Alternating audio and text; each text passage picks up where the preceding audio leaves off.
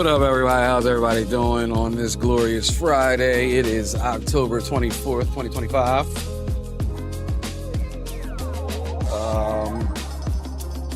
How's everybody doing today? Let's take a moment of silence for everybody who woke up today and was blessed by the Lord by waking up today on this glorious Friday.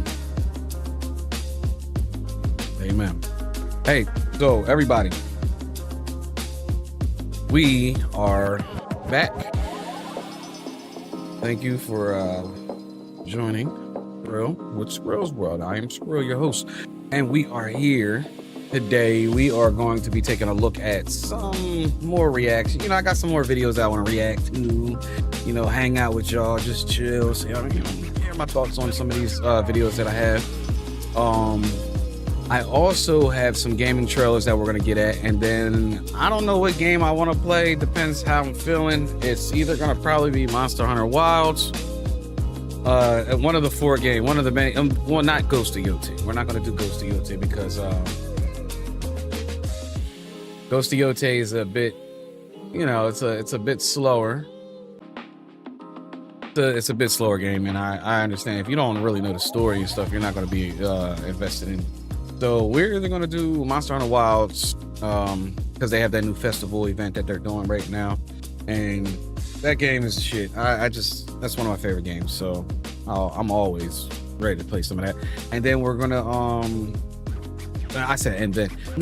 either Monster Hunter Wilds or Battlefield 6. I'm trying to get better at Battlefield 6. That game, it's a learning curve. I'm telling you, it has a learning curve. But I see that when people will start, adding attachments to their guns, and even I got a couple attachments on my guns, and it makes the game a little bit easier. You know what I'm saying? The aiming a little bit easier. I just got to remember, hey, you got to aim first before you start shooting. I like to shoot and then aim as I'm shooting, and the gun be going everywhere and shit. It just be acting crazy. So we're either gonna jump on Battlefield or Monster Hunter Wilds to check out the new festival, or we might jump on both of them. Also, I'm gonna have more days where we're gonna jump on PoE 2. I'm gonna start trying to do like variety game streams where I jump on one game to another, and just play, a couple hours of each, or an hour of each, or whatever, just to I don't know, get different flavors, But yeah, let's get into some of these reactions right now.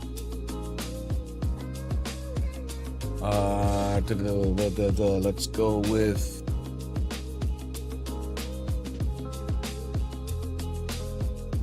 what am I doing? Why the fuck did I just pause like that? We're gonna get into we are going to get into, why? Because I'm trying to this fucking music shit, That's what I was thinking about. I'm like, yo, I gotta turn the music off. All right, so we're gonna get into this first reaction. It's a video about so if you're not familiar with Ab and Preach, they do like commentary videos on everything YouTube, like the other couple of videos that I did, a couple whiles back. That's the type of stuff I like to watch, what's going on in YouTube news, or what's going on with this and that. Other people react to certain things. I'm starting to get like some of those things myself, so I can just give out my original, just my original take on it or whatnot. But I do like reacting and seeing other people and how they react to certain things too. Put my spin on it a little bit here and there. So they've been going back and forth with a guy named Stevie Knight. He's like one of them. I'm not gonna say he's far right. He's not far right, but he talks like he's far right for real. He's a black dude. He's a conservative black dude. And I watch a couple of the conservative black dudes, just to keep tabs, not to keep tabs, but like I watched the Hodge. They went conservative and they talk mad shit. They go, I don't know if they're far right, but they are conservative and people don't like them for the takes that they have and this, that, and the third. Stevie Knight is one of those type guys. He's a grifter, but he's not, to me, he is more emotionally based on his takes. A lot of his stuff is not factual. Like he hears the facts and then he doesn't like bring the facts to you, like somebody else would, like Officer Tatum or somebody like that. he doesn't bring the facts to you. He's more emotionally based. So he went on this thing and he debated with Abba. You'll see him. He debated with this guy about, I don't know, that I think they were talking about like kids in America starving or something like that. And a lot of it was about, you know, the Charlie Kirk, you know, RIP him. Nobody deserves to go out like that. That was a very sad, tragic situation. I don't give a shit if you don't like them. It still is tragic. Nobody wants to see that, and nobody's kids should have to see their father get done like that on national TV. Like not national TV, but like it's on the internet. It's everywhere. You can find that fucking shooting, and that shit was horrible. It was horrific. Nobody should. So RIP that man and his family. Not his family because they're not there, but RIP him. And you know, prayers for his family. But yeah, they debated about that, and you know, he just was more emotional than factual, and now they're going back and forth, and you know, you'll see what this is. So we're gonna watch this. In this video, Amphorius's karma has vanished from the in this nation's video, he oppression. is talking about Panagone's dreamscape.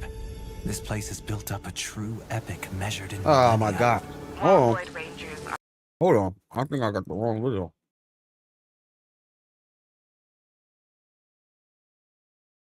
The movie Sinners. When Sinners came out, it was a movie by Ryan Coogler and Michael B. Jordan. What the hell was that? Set in Oh, that was one of the 19... that was one of the game trailers. Sorry about that. I'm gonna turn the volume up a little bit and we're gonna watch this. So yes, this is Admiral Priest reacting to what Stevie Knight said about this movie Sinners. I ain't gonna lie, I don't like Sinners. I didn't like the movie. I thought it was all over the place. It just didn't peak. It didn't catch my attention. I know there are some things in it, you know, that were said that, you know, I guess what'd you call them, similarities. I don't fucking know. There was a lot of like subliminal messages in the movie, and that's why, you know, sorry, that's why, you know, everybody's like so into the movie or whatnot and this and the third. But I didn't really like it. It didn't catch my attention. I thought it was a whack movie. I thought they tried too hard to you know, send this message out, and when they could have just had a great movie. I mean, the acting wasn't bad in it to me. I think the acting was the thing that kept me almost to the end. But then when they brought them vampires and shit out, I was like, man, this shit just got corny. So The movie let's take a look at When it. Sinners came out, it was a movie by Ryan Coogler and Michael B. Jordan. Yes. Set in 1930s America in the South. And Stevie had a review, and so I was curious because a lot of people had a negative impression of him. And it kind of plays into the image I have of Stevie. I didn't know how woke the shit was until after I read about all the double meanings and shit, dog. But once I realized what the fuck the movie That's was Stevie about, Knight it's just right like there. a woke Abba Preacher propaganda down at piece. the bottom. Abba's the one with the Because cowboy hat on. What was woke about it? Because the meaning behind the movie is the vampires are irrelevant. The vampire is the metaphor for white people appropriating black culture. The black people are in the juke joint having a black time. It's black owned. We having a good time. This is our shit. And then they playing the music, which attracts. Now, mind you, that's what I thought it was. I thought the vampires was that. I thought the vampires were like that's what I thought. I thought the vampires were there to show how white people took over black culture. Yeah, I did think that too. The vampires, which is also the white people, and they want to get in and get down with the black folks, but the black folks don't let them. So then the vampire. Now, I'm going to tell y'all something. I never watched the movie until I saw this review, and then I played the first 2 minutes, and then I'm like, all right, I'm just going to watch the movie, so I know what's this about. I watched it, and I was super confused by this review by Stevie. To categorize this movie as woke, as like white people trying to appropriate black spaces, it was so fucking stupid because it has nothing to do with that. They made the vampire, who's the antagonist, Irish, and I think that flew over a lot of people's head because maybe some people don't know Irish history, but it's actually kind of telling because even in the U.S., Irish people were very heavily discriminated against. Yes. But back in Europe, they were the proverbial punching bag for the royalty. Yep. They got fucked over throughout history. Yep. That's just a reality. And if you pay attention, at one point they start doing Irish music. They start doing Irish dances because that was the kind of stuff that helped them get through tough times. And it's a parallel between the black music and how, even in the beginning of the movie, if you paid attention to the plot, in the first 30 minutes, they're explaining what blues comes from. That's why when they talk about those very difficult stories from that slavery era, blues is what came from that and that pain. But all Stevie does is see race, and he didn't even see it during the movie. This is how fucking dumb he is. He saw someone else post something on Twitter. He's like, that's what it is, after the movie, which is very, very weird way to retroactively understand. And that's what the guy Stevie Knight does. He's emotional about stuff, but he also grifts. But I don't know if he actually grifts. Because he's married to a white woman, so you know, I don't know if he's actually grifting. I don't know what his deal is, but and I'm not saying anything bad about him. I just like, this is what I observed. I'm subscribed to Stevie Knight. You know what I mean? Because some of his content was similar to the Hodgins content and the Officer Tatum. But I'm subscribed to these guys who are completely different. So I just like seeing all different perspectives of what people's thoughts are.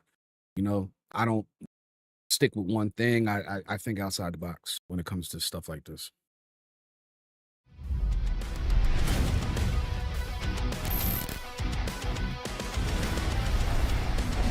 Solo Leveling. If you haven't seen this anime, go check it out. It's one of the best. The film. I watched the film, and if it was woke, I'm telling you right now, I would have fucking hated it. The movie wasn't hyper focused, even though it's in that area about race. It was more so about how music helps us overcome difficult things. And the vampire wanted the musician because he wanted to be able to create a utopia where everyone would have good music to ease the suffering that they had when they were living. That's what the plot was about. But there's a couple other themes, but that's the focus. So him calling it a woke movie is like, sometimes people have political brain and they go into a piece of entertainment and they just start putting their fucking political bullshit on everything. That doesn't say that there aren't movies with propaganda pieces in it, but this movie wasn't it. It's not even his own thoughts. He read someone else's thoughts and then put that shit on the film. There's a lot of movies that have, like, you could say liberal agendas, propaganda, and a storyline. A message is not propaganda. Propaganda is being very deceptive. You're not telling the truth. Trying to say a message without telling the truth. Get Out is one of them that has had a message in it. District 9 had another message that you could qualify as woke, where it's a bunch of different District classes, 9 was crazy. It was trying to mimic what happens with apartheid, but with robots, right? E.T. The movie E.T. was about being an alien and missing home, being an immigrant and missing home. E.T. phone home. That it was about. There is a message like that. That's like most movies you watch. There's a message. Yeah. The X-Men was off of Malcolm X Mm-hmm. and Martin Luther King. I mean, something like there's a bunch. Even when you take it at its face value, it's a lot about discrimination, about the fact that the mutants are discriminated for their abilities and the fear that they have because they're different. They eventually get in and they take over. So it's like the white people taking over black spaces, right? That's why they try to emphasize how important music is, specifically to black people. Did you like that scene, at least how they meshed all the musics together and stuff? No, because I was already off. I was already off at that point, bro. I was already. He doesn't like I just it wanna because say he just for doesn't a second, understand the that cinematography it's in the film fucking was good, truth. But that scene was one of the best scenes I've ever seen. Yeah, It's that the was scene a good where they're doing scene the music in the juke movie. joint, and it's a one shot and it's moving, Yes. and you're seeing what music and dance was like It literally- before 1934. They went back to Africa with the African tradition. Now, when the scene that they're talking about, I truly believe that scene was that. Like, black people do this, and then everybody takes from black people, which is the fucking truth. And Stevie Knight, he doesn't want to, like, maybe he does understand. I don't know, but it's factual. It's in your face. It's the truth. You know, it's the truth. Everything black people touch, black people do. Other cultures look at it like it's cool, and they want that. They want to be like that because it is the cool thing. It really is. Dances. And They went to the future. It was a really beautifully shot scene. Objectively, Yes, it was like, that really was good. just one of the best pieces of cinematography.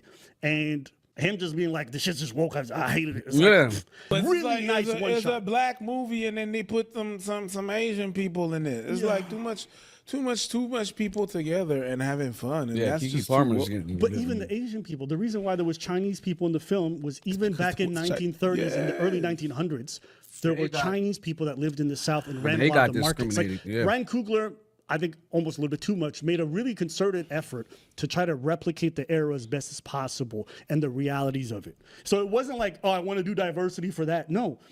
Back then, there were Chinese people who ran a lot of the supermarkets, and it's okay to highlight the history of different people.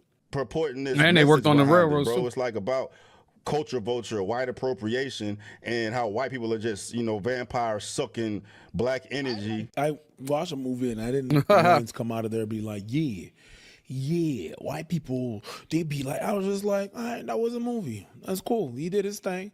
Black folks is just like they're obsessed about race, but like that's all you saw when you've watched the film, not realizing there are. And the thing is, it's the truth.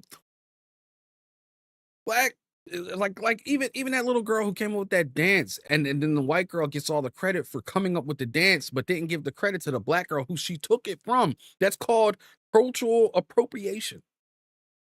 And then Nicki Minaj, I think it was Nicki Minaj or Megan Thee Stallion. One of them had to put the girl in their video and let people know that she came up with the dance. Historical There realities is a of such Irish, thing as cultural English, appropriation. and black folks that are quite different. So it's essentially the lack of nuance. We're not a monolith, but you went to the most brain dead, anti-woke rhetoric right away. But this dude is a stick. Yeah. He's one-dimensional. There's no depth in it. He had to put the tension that there is. Yeah. You can't be talking with white people like, hey, buddy, how you doing? I'm good. Yourself? All right, Mr. Jones.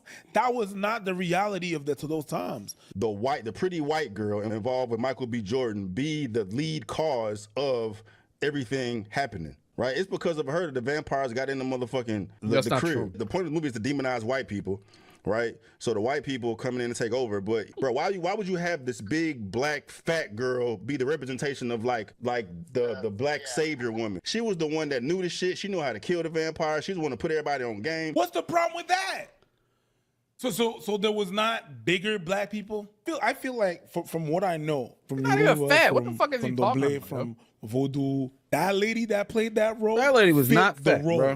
She's Turns not out fat. she wasn't fat. thick. She's No, thick. she's That's thick. it. That's Like it. you making it sound like this lady's morbidly obese. 1, 2. Like this is why people say you're a sellout. It's like, do you He's not married to a open up white- your history books?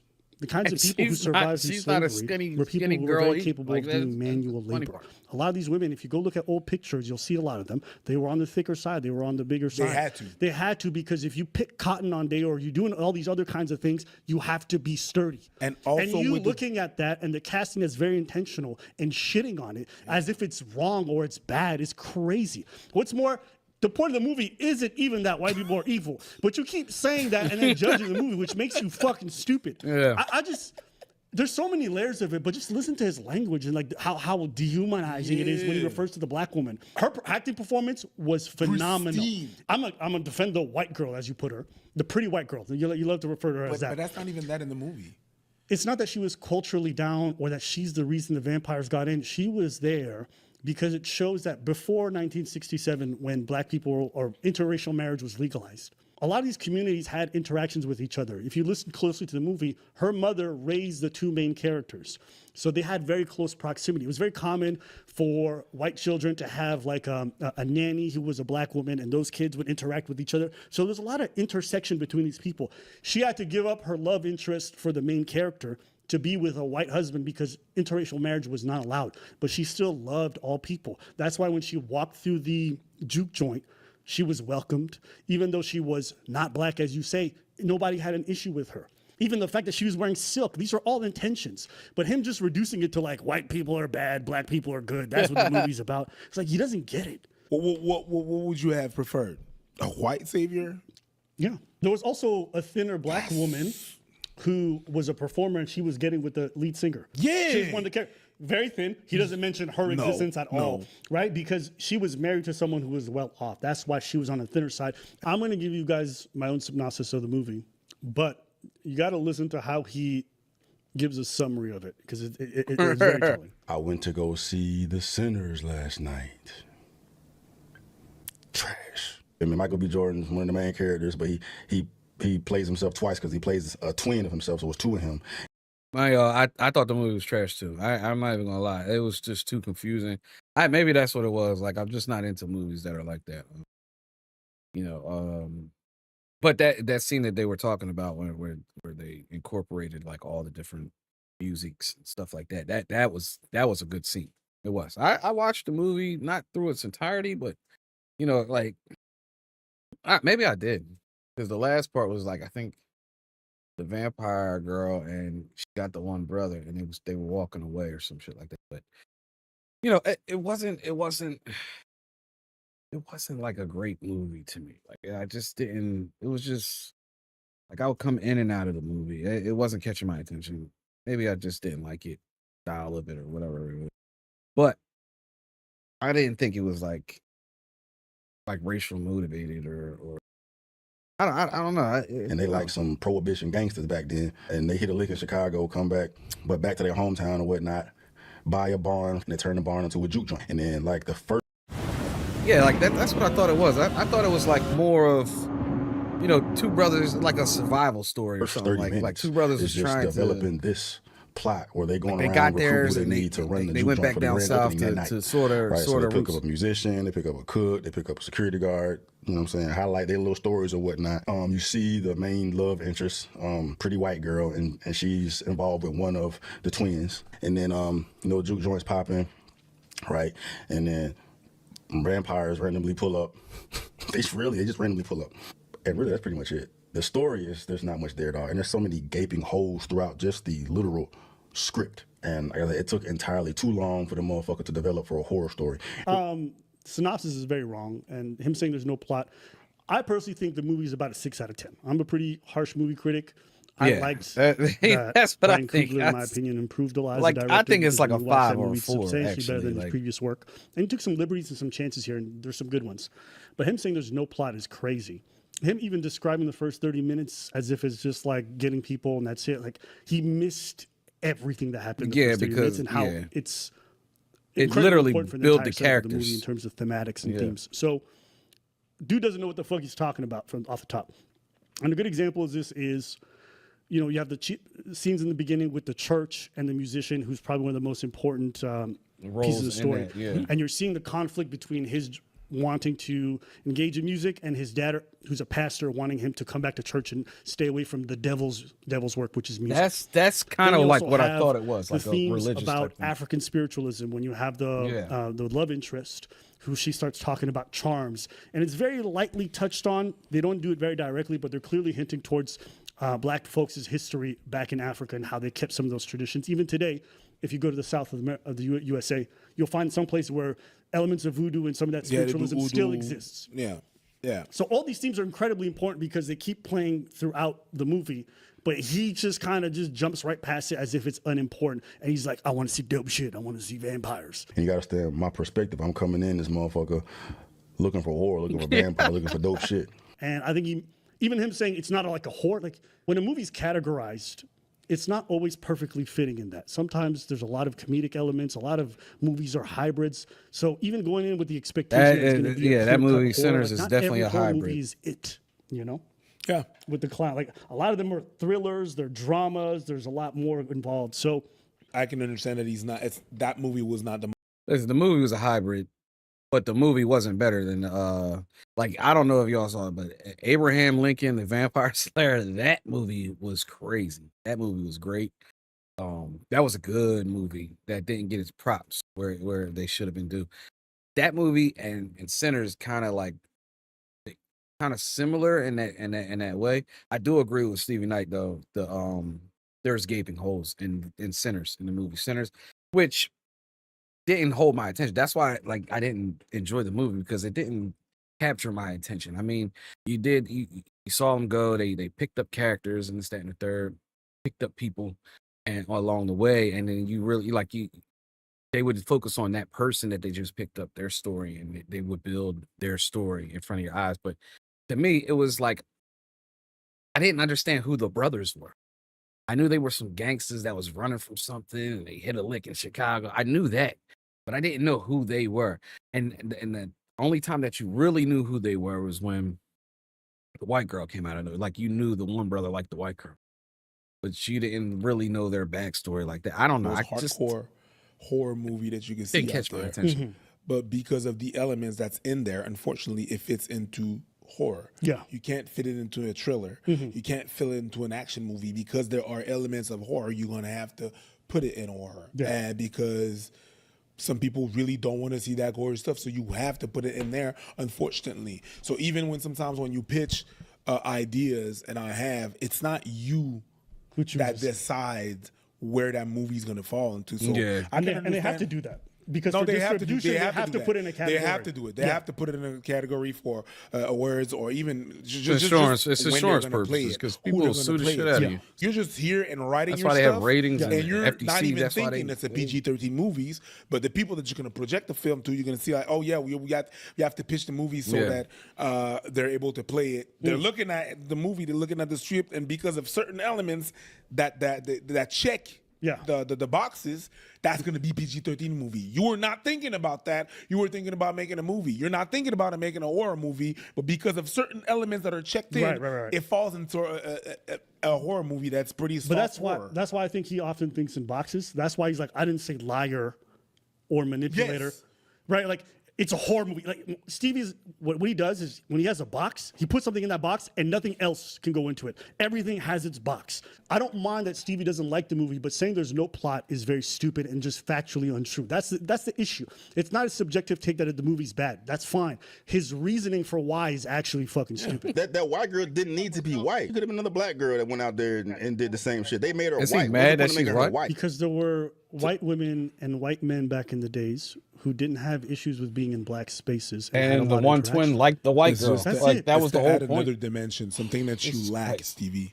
Message is to demonize white people. What's the point of making her Oh, so white? so Stevie Knight's allowed to have a white girl, but the guy in the movie can't have a white girl. Hey, man, watch how you say that white girl, because that white girl, she kind of bad. And then when she was a vampire, she was like, oh, well, you can steal from them, but you can't steal this pussy. Yeah, bro. What? I said, damn. This is him with his friend. He's She talking was shit. shit. You know what? I understand. Stevie's stupid because his friends are stupid. Jesus Christ. Oh, yeah, you know what? It is kind of weird. Stevie surrounded with some goofy ass people. So bad. You that white girl, you better watch how you talk about her. She said shit on this dick. And I was like, and but a big black bitch, no. But that white girl, she's kind of bad. You don't talk bad about my white girl. Shut your ass up, fucking goofy ass. And vampires heal, bro. And when that part when he shot Buddy in the face and Buddy's face didn't heal, I'm like, bro, you're a vampire. You're not a fucking zombie. Like vampires' faces heal. Tedious, but like I like vampires. You're gonna do vampires, you gotta do it right. Man, vampires' face don't heal, man. They get shot and that shit'll heal over time after they eat some more blood or something. There are about 15 archetypes of vampires. Yeah, like, what the Some fuck are you talking allergic to bullets, some are allergic to garlic, some are not, some fly, some don't, some morph. So depending on who are you calling, are you talking about Bram Stoker? Or are you talking about he went into detail. The lady Rice? Who are you shit. talking about? True. Which depiction of vampires throughout history and wherever in the world, everybody got vampire stories. You can with the original stories from Transylvania, the original stories of vampires in West Africa, the original vampire stories from what they have in Native American in this land. Which one? There's like 15 of them, and then after that, you could pick and choose and change that. Yeah. So which you like? Yeah, I'm hardcore about vampires. You're one type of vampire. You like one type, and that's the original. And that's Yeah, it. that It's is true. really- Like It's not the original. the vampires in Underworld. There's different. The vampires in Interview with the Vampires. You saw Dust Till Dawn? Yeah. They were very similar to those ones. Yes, exactly. They So weren't super strong. there Like was- they weren't super powerful. They were killing very easily. A lot of the vampires, they were grabbing them and chucking them. But Yeah. like vampires are often, werewolves are also not depicted the same way all the time. Yeah, they prefer definitely the word, not. the word liking. But anyways, My bad. just tapping in my nerd side. You guys gotta see this comment section because it was ripping this dude apart. Wow. Yeah, I get it, Stevie. You hated the shootout because you hated seeing your masters. yo, that's crazy, yo. That's crazy. Oh shit! I didn't know they was gonna go in on like that. Hey, Yeah. Oh, Damn. shit. Oh. Yeah. I got the baby oil ready because we getting cooked. No, you're not putting all that, baby. All right. I genuinely feel bad for you, even though you aren't smart. We have got to the point where literally anybody. who is fully I got to do working something out about these without knowing how to these ads, code. but whatever. This is Smart enough to feel bad for yourself. That white baby mama in the car is definitely Stevie's handler. Sinners was Ass. ass. That's his wife. I don't get it, bro. I mean, we get it. We get it. But It was made for. He probably didn't even want to do that, you know. reason. The movie was made for what, ma'am? Fact that the only thing black people can say is the acting was good, the costumes were good, the set design was good, shows zero intelligence, the story was garbage. Okay, just watch this. He's reading the comment. White, blame your ancestors. Oh, see, it's a whole. See, now my whole. Okay. You see how you didn't keep reading that comment? Go back Well, 2 seconds. yeah, I'm going to yeah. read the last part of that sentence. It says, blame your ancestors for your current shit you are in. Black people never learn. This is just proves other races see you as inferior. Now you know why. You see how you didn't read that? Oh, he comment? didn't. Oh, You see shit. that? You see how you skipped Oh, over that because the shit? guy was talking he about to show him. that comment some love. But Yeah, watch but the how he guy was ignores the talking racist about part of him. it. Such a Yeah. silly and- people. Black Africans sold other Africans to white. Blame your ancestors. Oh, see, it's a whole. See, that was my whole point, bro. That was my whole point. That's dog. your whole The point? or the whole comment was your point? What But the you fuck see is how he you ignored talking the about? racist Yes, part of yes, it? yes, yes, yes, yes. See what I'm saying? That's like self-hate. That was self-hate for him to say that. That's my whole point. He's not a monolith with that comment. That's disgusting, yo. He appreciates That was it, self-hate right there. Yeah, yeah. Nah, He just But witnessed listen, that shit. I don't think we should keep going. I think we've kind of, beat this with We've been going for too long on that a shit. dead horse. You know what I'm saying? Shout out to Stevie. But he talks a lot about how he used to be a lot more liberal and now he's a lot more conservative and he's woken up and he's seen the light. I think he just changed one box for another. I think he was ideologically captured before and now he's ideologically captured now. And that's why he sees everything through a woke lens or a lens someone else. Like he didn't even have the original thought that the movie was woke. He read someone else's interpretation and then he made his review. Yeah. But you can't picture me with this cowboy hat, boy. $200, one of the worst investments I ever made. Hi everyone, Wathany Gross Tano here, and it's time to take a second, a minute, a moment to talk about Playboy Cardi, rapper. All right, Playboy Cardi is disgusting. This is not one of the videos. And I was looking at my phone. Sorry about that. Yeah, but yeah, in all, The movie Sinners. all in all, this it just shows, man. Like people on the internet, man. You're gonna find all different types of people, and Stevie to me, I don't know. I think he's really like that. Like I really think he hates. I don't know. He's just showing his true colors recently. Just showing his true colors recently. I don't. I think there's some of those grifters, man. They just grifted and they're doing it to play to a narrative so they can get paid. And I mean I've had a conversation with my friend about this. That's a very dangerous game to be playing, you know what I mean? Because as black people, we should be sticking together. We're the only race in America that doesn't do that. Every other race in America sticks together. They monolith themselves. They create like structure and family within their race, and we're the only race that really doesn't do that. We don't stick together. But they all, that's the saying. It's, crabs in a barrel. There's always crabs in a barrel in the projects or in our neighborhoods or whatever. I don't even know why we even call them the projects. Like some of these low income housing units or whatever are nice looking houses. They're nice looking houses before people go in there and destroy them. You know what I mean? Like us as black people, I honestly do believe, we need to be taking care of our own and taking care of our own communities. Not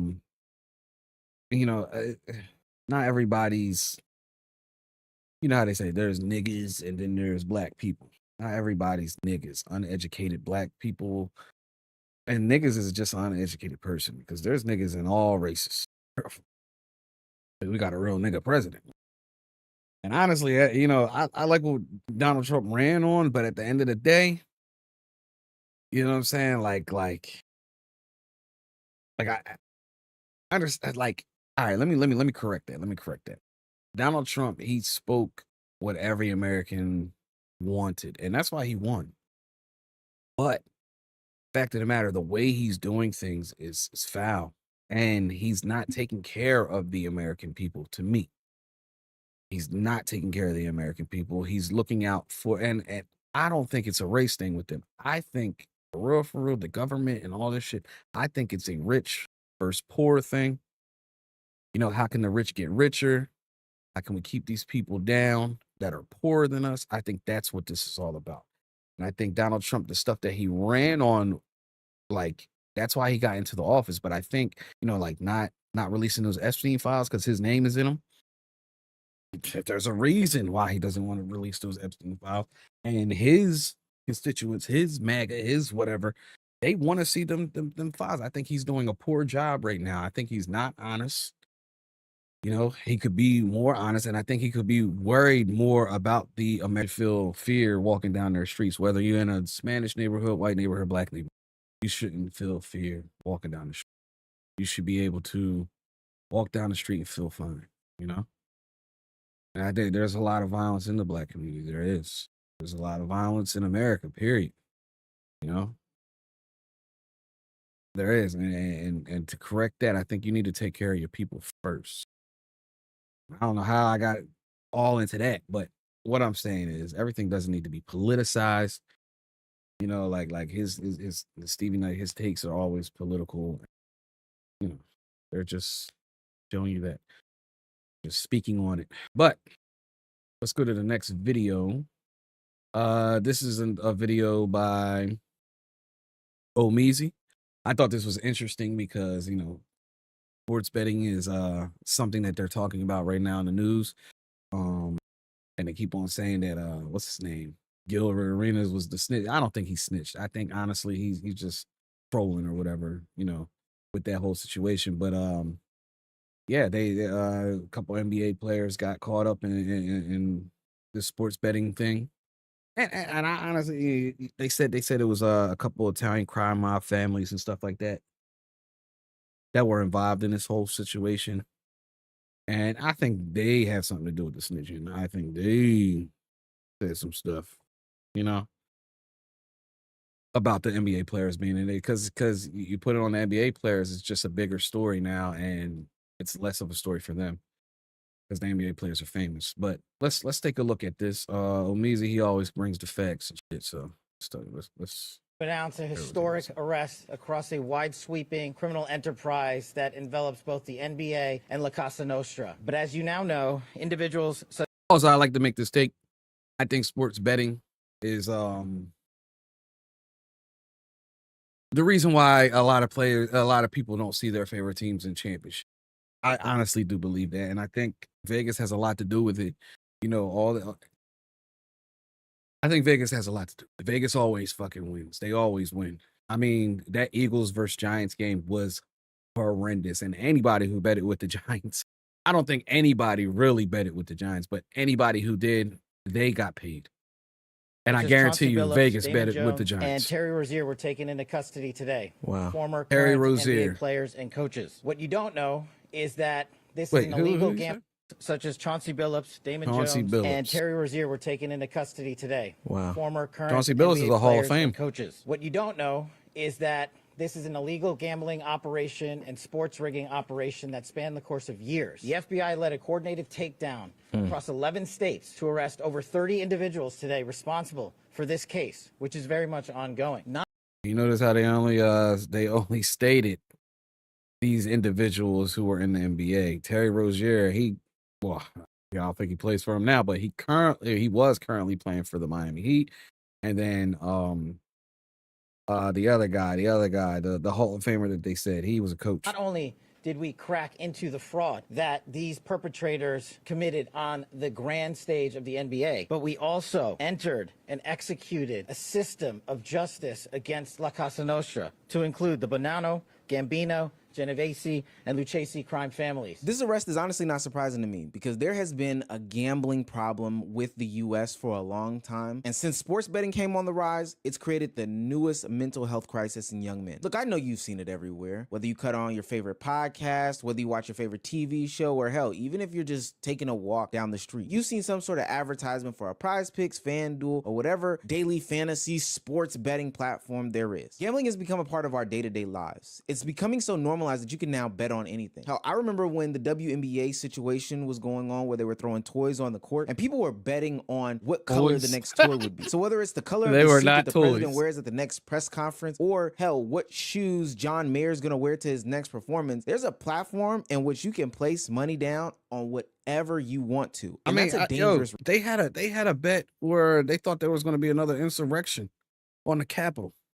Reality. Now, that's just because a lot of these things are tied to sports betting and it's so easy, the athletes are going to get involved. But this specific thing that happened, this arrest this morning, cracks open a whirlpool of nasty behaviors that I think will continue on if we don't address it. One current player, Terry Rozier, and two coaches and former players, Damon Jones and Chauncey Billups, were arrested in this FBI investigation. Now, this investigation did include some poker games that were illegal where, you know, they were using high-tech equipment to do some sort of cheating, but that's not really what I want to focus on in this video. The main thing was this big illegal sports gambling / rigging fiasco that spanned over across 11 states and had 30 individuals arrested. The first indictment involved 6 defendants accused of participating in a sports corruption scheme that exploited insider information involving NBA players and teams. The defendants leveraged their connections to place prop bets based on confidential insider information, winning tens of thousands of dollars per prop bet. The FBI says that NBA player Terry Rozier told the defendants that he was going to leave a game early on March 23rd, 2023 with an injury. The defendants then placed more than $200,000 of wagers on the unders for his prop bets, with Rozier leaving the game after 9 minutes. Those bets paid out tens of thousands of dollars in profits, and the defendants and Rozier's counted the money that they made at his house. How dumb can you be? I think that's just the stupidest thing in the world. At some point, it's not even about the money anymore. Terry Rozier is a player who's made tens of millions of dollars in his career, so there's no need for him to really be risking an entire basketball career, because there is life after basketball for a couple of $100. Like, I don't know, even if it got into the hundreds of thousands of dollars, it just doesn't seem like it's worth it in the grand scheme of things. But the story gets even worse. Even if you aren't directly involved in these situations, you may be susceptible to have your name involved in these sports rigging operations. Former teammate and current coach and friend of LeBron James, Damon Jones, is involved in this because he used the insider information that he had about LeBron James specifically and what he will be doing on and off the court, how injured he was, etc., etc., to give insider information to others as they made sports. How do they get? So I know you'll probably see some headlines about evidence? My Glorious King,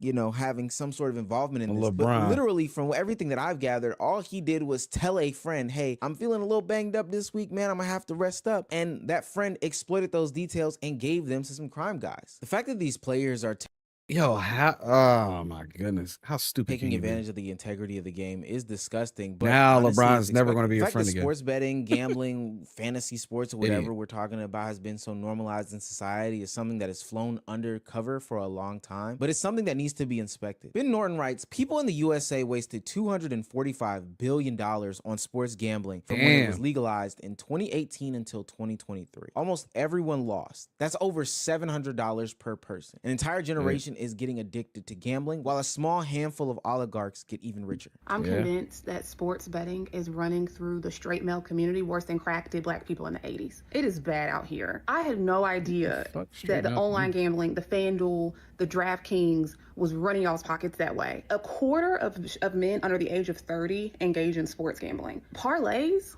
The dumbest bet I've ever heard in my life. A parlay? You need multiple things to be true to win your bet? What? Are y'all all suckers? Sports betting is people be hitting them parlays though. Happened to this country. 90% of people that do sports betting, by the end of the year, they're not profitable. The illusion of money coming in makes them continuously do it, even though they're not really making money. I would pay copious amounts of money to watch sports and not have sports betting shoved down my throat every 30 seconds. People aren't watching sports anymore because they want to watch sports. They're watching them because they have $100 on this fucking parlay, and they're gonna get insanely pissed off at this man or woman because they fucked up their parlay. Nobody cares about your fucking parlay. Back in 2018, the Supreme Court ruled that sports betting was legal, and now states could allow these different entities to come in and set up sports betting operations, whether it be via mobile or in person. Now, because this is a big money maker and another avenue for states to get more tax revenue, it flooded the streets. Everybody and their mama started allowing sports gambling that didn't allow it before. And that's when you started to see all these different ads pop up everywhere, left, right, and side. As you can see, Timo is a very small, tiny little character. And in fighting games, that usually becomes a big issue.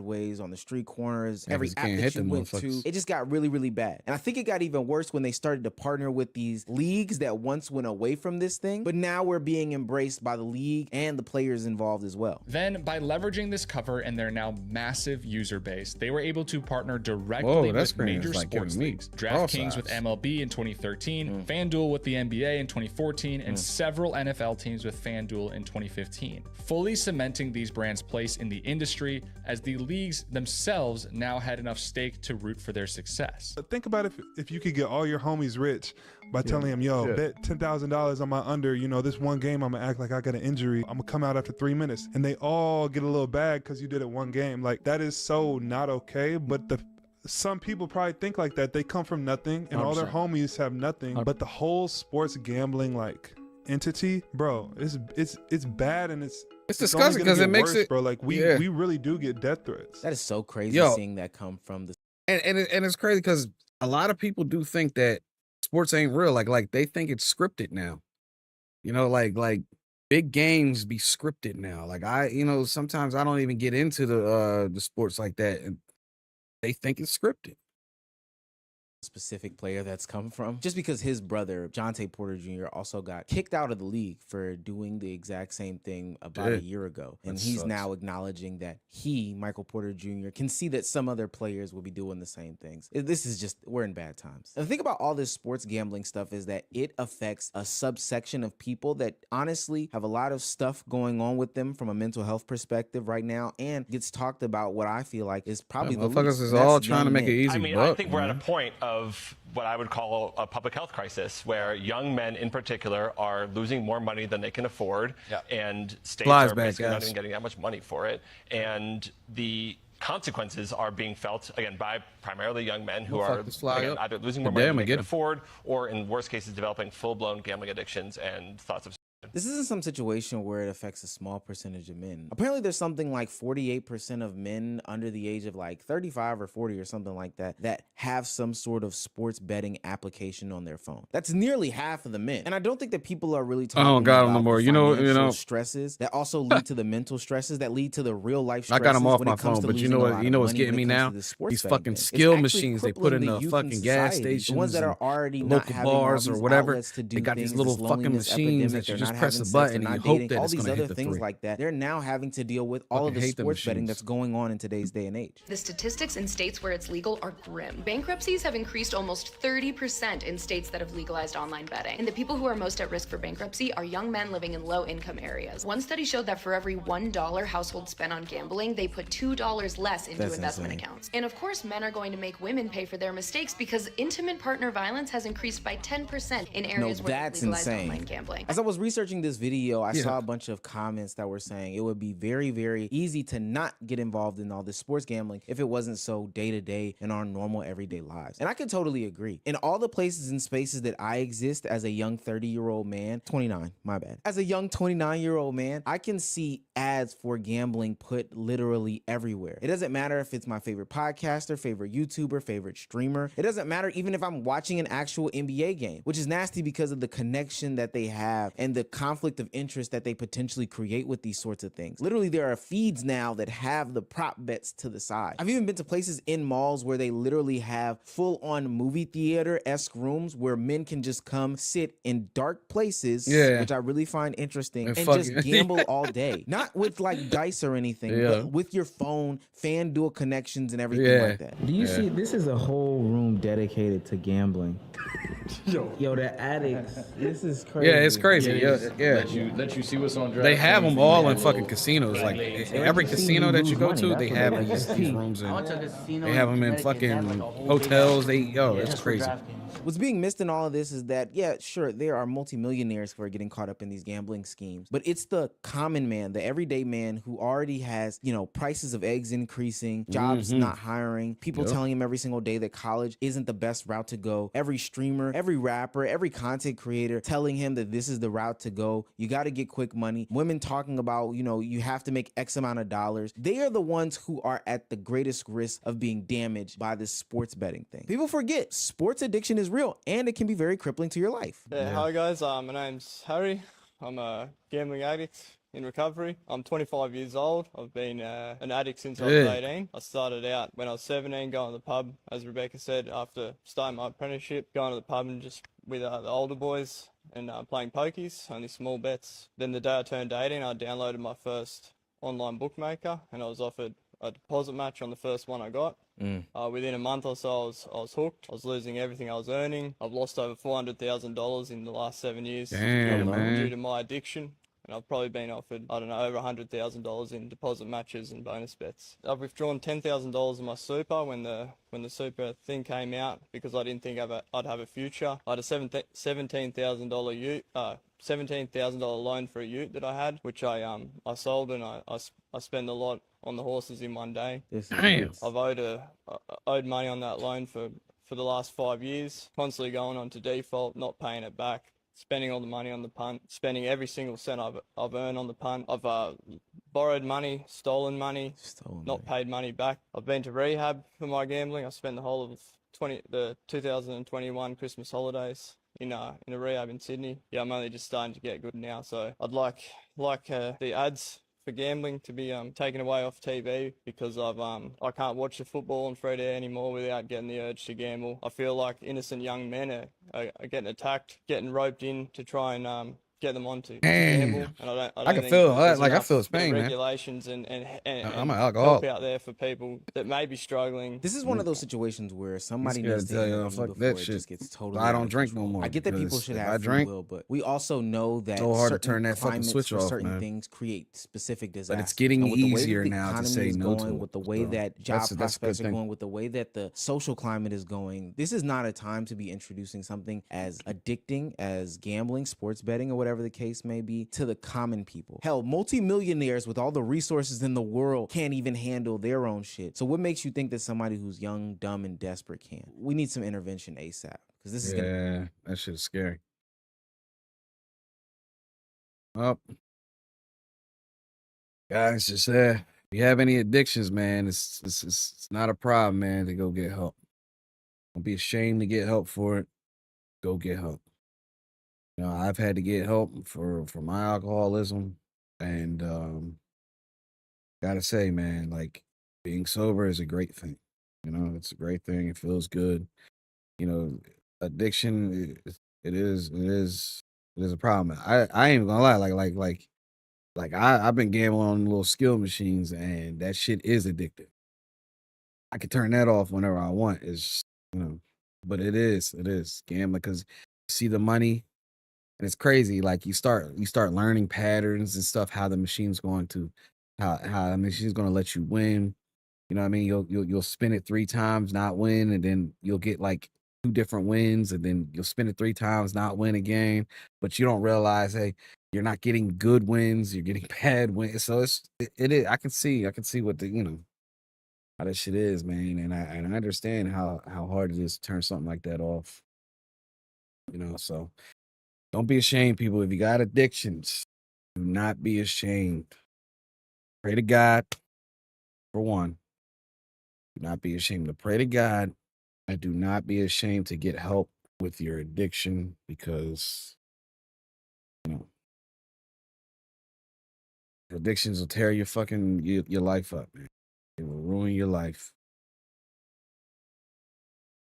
So over the last week, Now, I don't know who this is. I just, I like Jamari. And it said everyone hates her. So I just decided I want to watch the video. this has been kind of like the I'm gonna watch the video and the situation kind of heard around the internet. A man named Austin orders DoorDash, selects the option to have order left at door, sees his DoorDasher me has a female name, falls asleep on the couch with his pants and underwear to his ankles and his front door wide open in 59 degrees Fahrenheit. So this is what I see when I have to leave the order.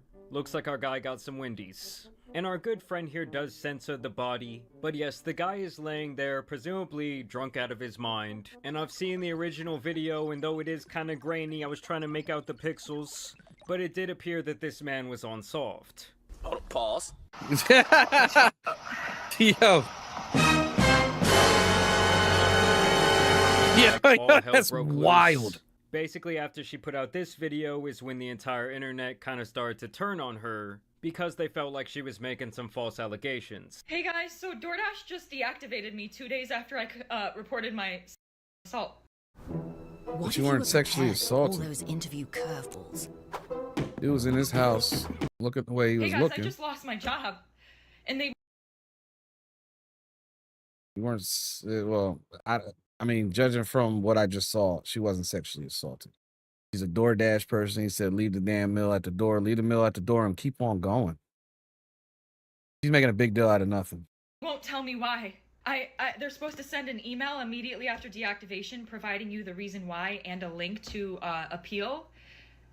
And they didn't. So I contacted support and they made me sit on the phone with them for 50 minutes just to tell me that they can't tell me the reason why and I have to just go ahead and appeal without knowing why. Well, yeah, let's be honest. The support she was talking to was probably some dude over in India picking his ass. Yeah, and he didn't And the give a only fuck. reason I know that is because I'm like a DoorDash aficionado. You know, a couple years back, your boy was deep in the DoorDash trenches.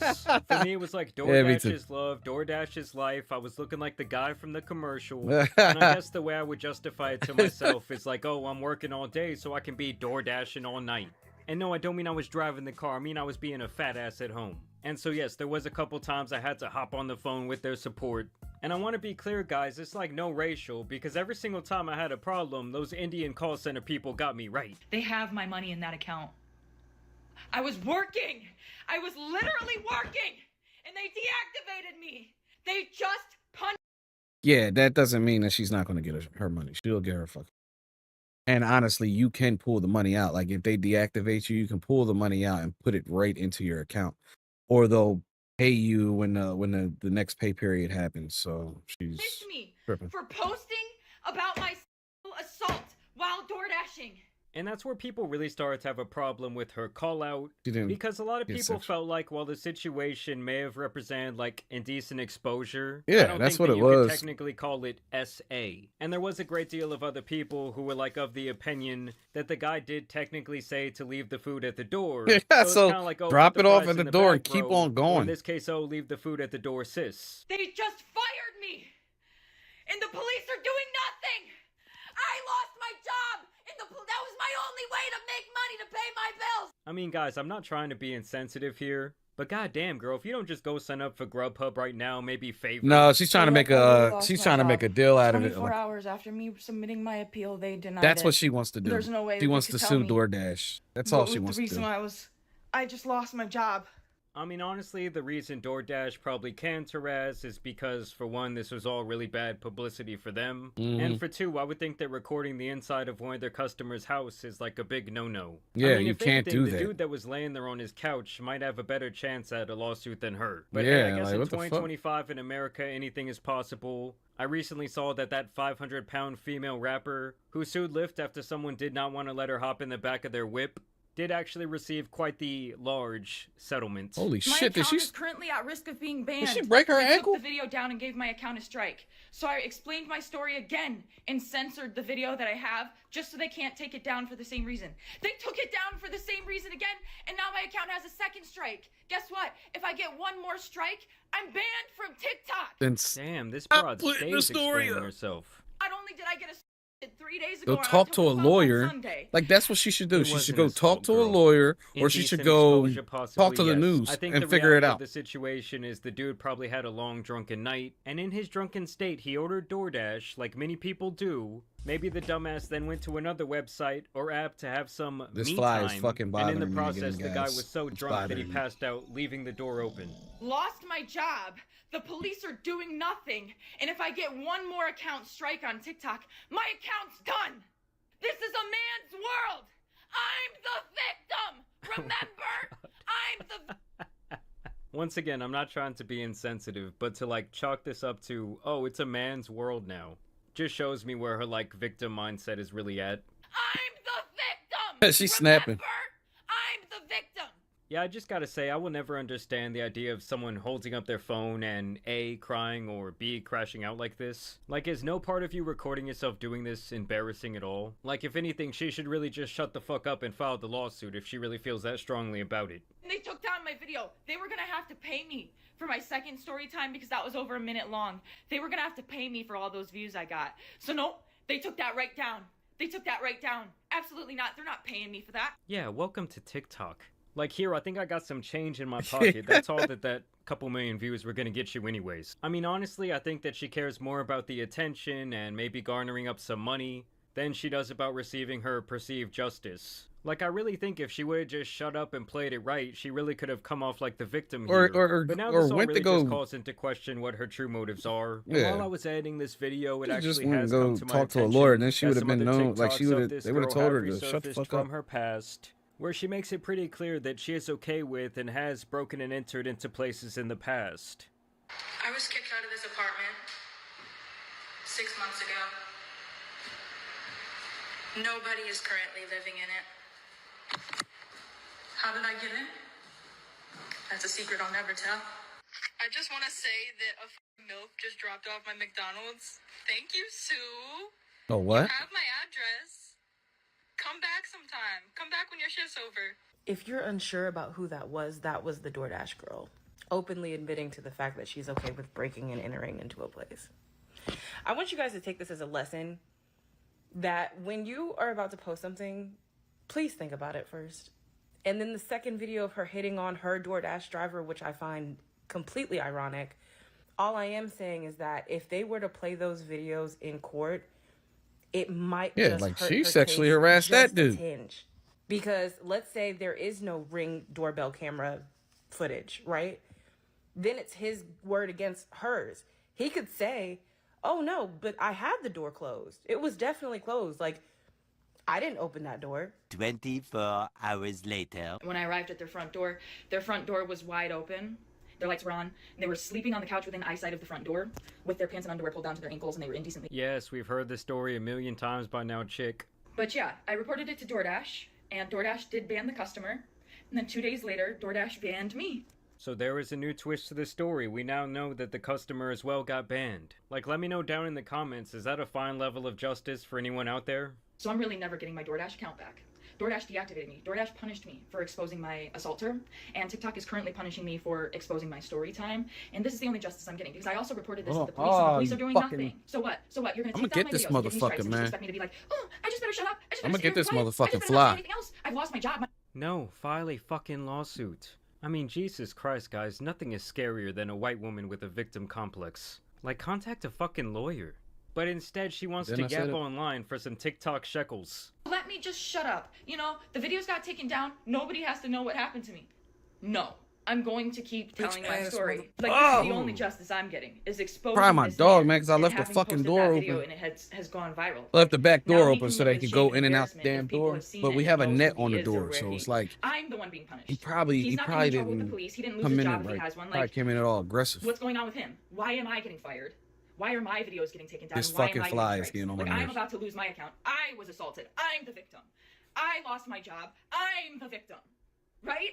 No. And look, I'm not trying to frame this like the guy is in the right in any capacity, but to me, I just think that her true agenda here is really fucked. I also wanted to show you guys the public statement that DoorDash did release in this situation. We've seen some tough and sensitive posts over the past few days, and we want to clear the air. No one should ever have to experience SA, harassment, or abuse, and DoorDash never deactivates someone for reporting it, full stop. We take these reports incredibly seriously and work closely with law enforcement to investigate and support those affected. In this case, the Dasher let us know about an experience that made them feel unsafe, and that's exactly what we always want Dashers to do. Our team immediately began investigating and has been in direct contact with law enforcement and is prepared to fully support any of their efforts. However, posting a video of a customer in their home and disclosing their personal details publicly, which is doxing, is a clear violation of our policies. That is the sole reason that this Dasher's account was deactivated, along with the customers. We've also ensured that the Dasher has full access to their earnings, so they did pay her out.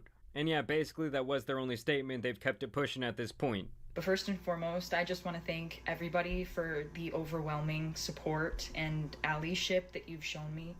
I and the entire rest of the world found out why I lost my job at the exact same time. I didn't find out before you guys. The people that saw their public statements and made me aware that they made those public statements knew why I lost my job before I did. Oh my god. Honestly, it's like boo fucking who? Get on that Grubhub grind, bro. I got him. I got the fly, guys. I gotta give myself some claps. But I will say it is crazy to me that she is just getting like cooked online for this. She's getting absolutely demolished. I mean, I would honestly think this situation would be like a little more polarized. Listen, I mean, it is what it is. But you never know what people will do to you, man, to try to get ahead. She knew what she was fucking doing. Like she thought that she had something going. She should have just went to a lawyer and talked to him. I mean, shit. I remember when I had something in my sandwich from a fast food restaurant or whatever. And the crazy thing is the thing didn't damage me. So like what I had in my sandwich didn't damage me. And I talked to a lawyer because I had a lawyer for something else that was going on. I talked to a lawyer and the lawyer was like, no, they really can't do anything. I mean, you can't because I didn't swallow it or it didn't cut my lip or something like that. You know what I mean? Because I caught the shit before anything. He said like the most you can really do is just take the sandwich back and then get your money back or something like that. So, yeah, like you stuff like this, go see a lawyer, and a lawyer will tell you straight up, no, you're not going to win anything, or a lawyer will take your case. More likely, if a lawyer takes a case, you're going to win something, because they think they have a case, basically. This is just stupid. She tried to play the victim, put the shit on the internet so she could have a whole bunch of people, provide around her and this, that, and the third, cheer on this, that, and the third, come at DoorDash. Nah, it ain't gonna happen. So yeah. On to the next video. This is a video by 40 Shams. He's another commentary. So this must be like the new trend now. I don't think this is a new trend. I think this is a very old trend. So yeah, let's see what this trend's all about. Men's mental health. I don't give a fuck. I'm tired of hearing all this men suffer in silence. Motherfucker, they don't. Women being twice as likely to develop depression, whilst men having the highest suicide rate. This lets me know I told people before, they're like, "Oh, you hate all men." I'm like, I've never said that, but if the shoe fits, wear it. I don't give a fuck. But fucking also, hates like, yeah, don't you? Haven't you ever spent time with one? They're fucking awful. Like, I don't care. I don't care. Okay. I really don't give a fuck.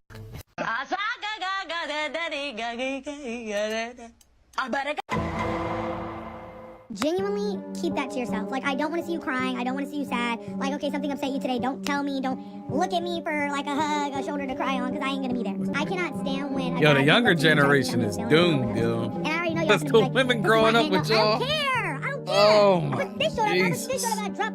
I never cared about a man crying. Guys will and I'm talking about like early 20s. This is early 20s shit. I actually don't care. Whenever a guy tells me about his past, I genuinely associate that with him wanting to be done dirty. Like, you're willingly telling me everything that, all your trauma, like I am shiesty. I'm going to use that against you. You're never going to go a day, a night, an hour, a second without hearing your worst memory.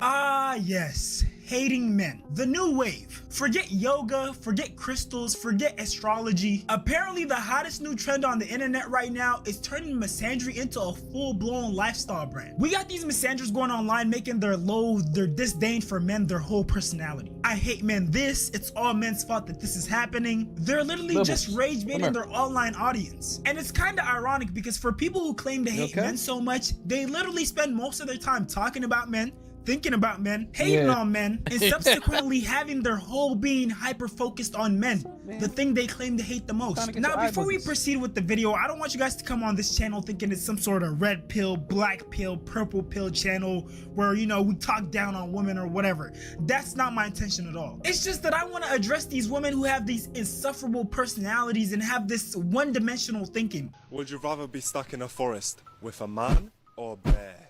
With a bear. What I've heard about bears, they don't always attack you, right? Unless you like fuck with them. So maybe a bear.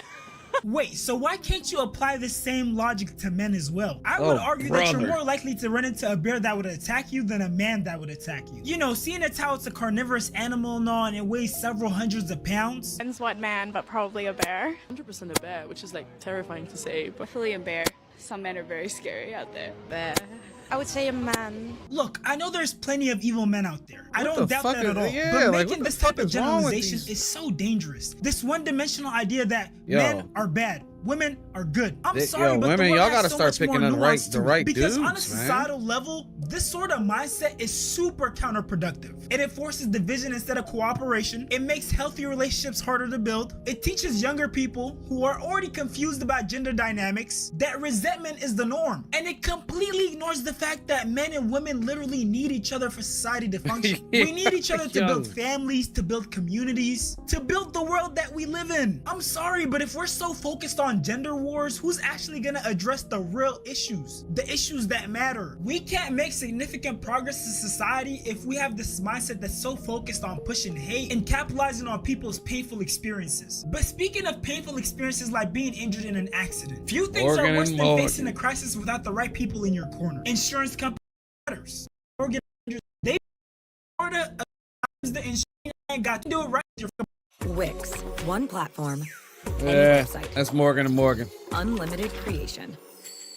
About this enough, but misandrous women like Drew Afualo and these red pill guys like FedEx Fearless, they're actually some of the worst people. Because when you really think about it, they're taking advantage of damaged people. These misandrous take women who might have just gotten cheated on, have had traumatic experiences with men, and have this deep hurt, and they just add fuel to the flame. And on the like I said, you know, in our first video that we was watching earlier, this is grifting. This is grifting content. Like people.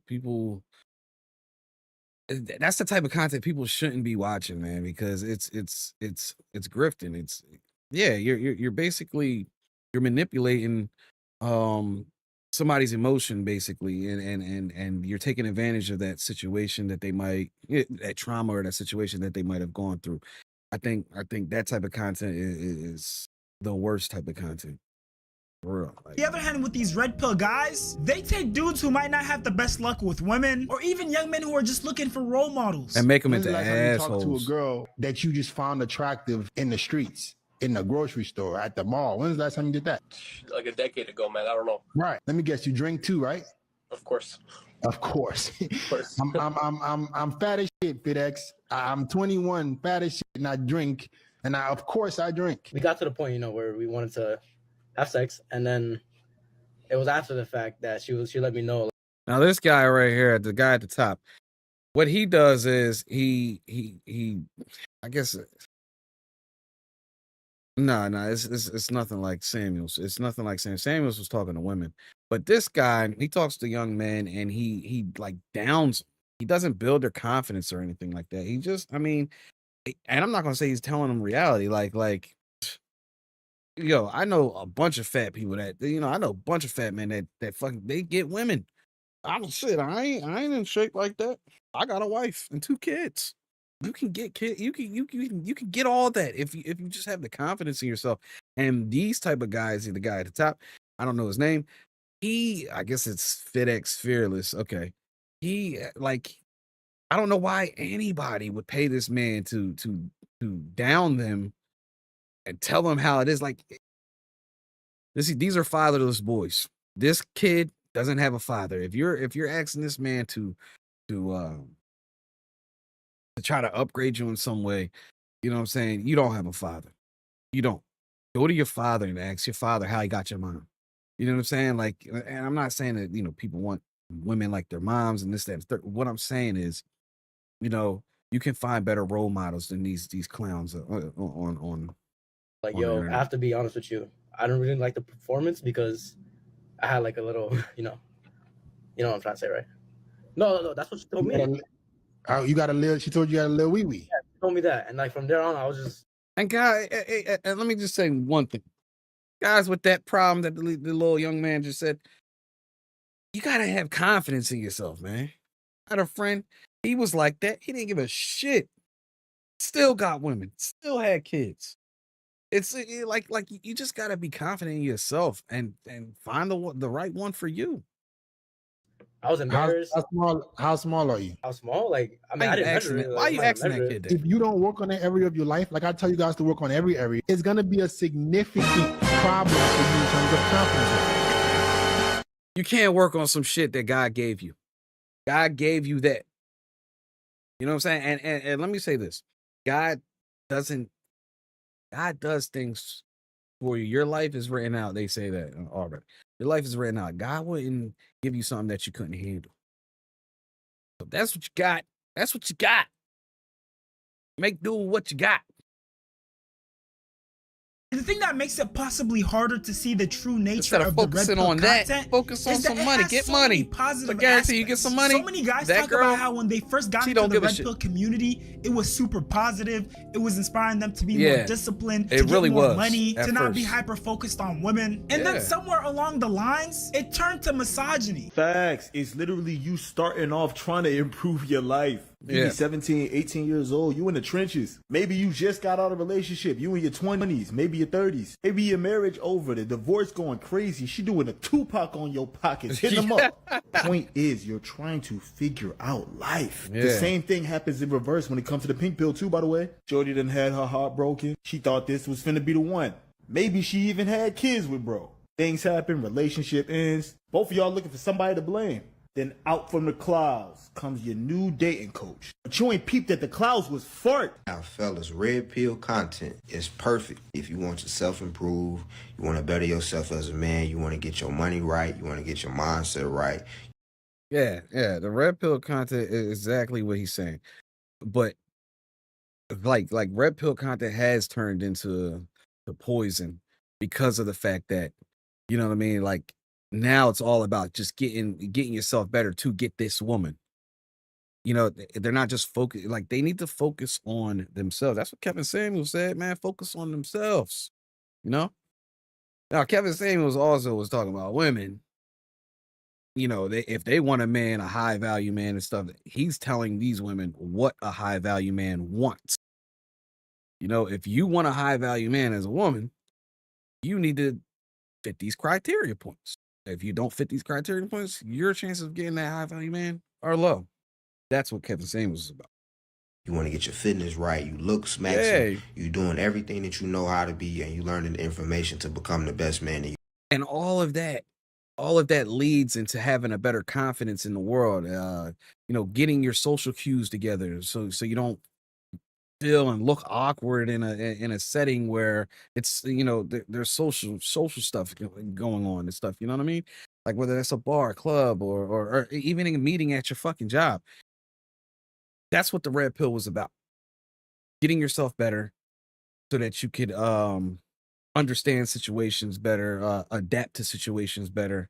You know what I mean? And feel good about yourself, because you got to feel good about yourself before you know, you got to like what you see in the mirror before, you know, you can go out there and make somebody else happy. You got to be happy. You got to make yourself happy. Tread it with a thin line and tread it with a developed mind. The so-called red pill movement was originally about waking up from societal illusions, waking up from the matrix.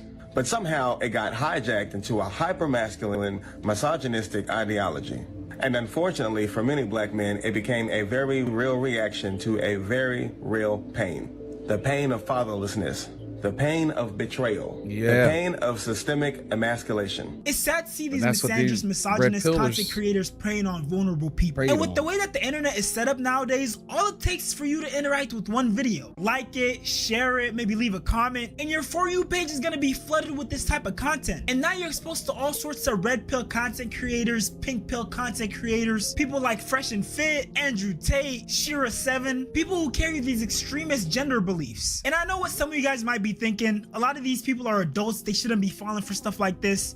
If they're falling for stuff like this, they probably deserve it. But see, these people are professionals. They probably dealt with hundreds of people in similar situations. They've probably heard your story hundreds of times. So they know which words to use to trigger you, which words to use to resonate with you. They know all the buzzwords that are gonna get you to invest in their product. But even if you exclude those factors, a huge part of the reason why they're able to sell their products so well is because one part of their audience is young people who are super impressionable and sometimes easy to manipulate, and emotionally unstable adults who are also easy to manipulate, because there's no regular human being out there who's not emotionally riled up, emotionally unstable, or just super young and inexperienced who would listen to someone address them like this or give them this sort of advice and think it's okay. Yeah, 500,000 subs, but what's more important than that, how many people I've helped by just not being a soft ass bitch like half the people in the comments who swear the fuck they could ever f with a motherfucker in person because they're badass keyboard warriors. He's going back to jail. A fucking routine and just stick to it. I mean, what is so difficult about that? What the fuck is so hard about sticking to a routine? Oh, you're busy? You ain't even making no money. Busy with what? Busy scrolling on Instagram, watching other people kill it, than killing it your motherfucking self. Like I said on my YouTube video yesterday, I've never watched a fucking YouTube video, and I've never watched a fucking podcast. The irony of someone who makes his I don't like it. See, that dude's a fucking douchebag, yo. No, his message wasn't bad. Like, yeah, get your gains, do what you got to do. But that dude is a douche, and bullying people into, like, that's what he's doing. He's taking you weak guys and he's trying to bully y'all into submission to do what he wants y'all to do for money. Like, get the fuck out of here. That dude is a clown too. You know what I mean? Because I've seen people go to his gym and, well, there's this one thing. This guy went to his gym and challenged him, strictly him, to a fight. And then they jumped his ass. They jumped the bull. Bull was scared, man.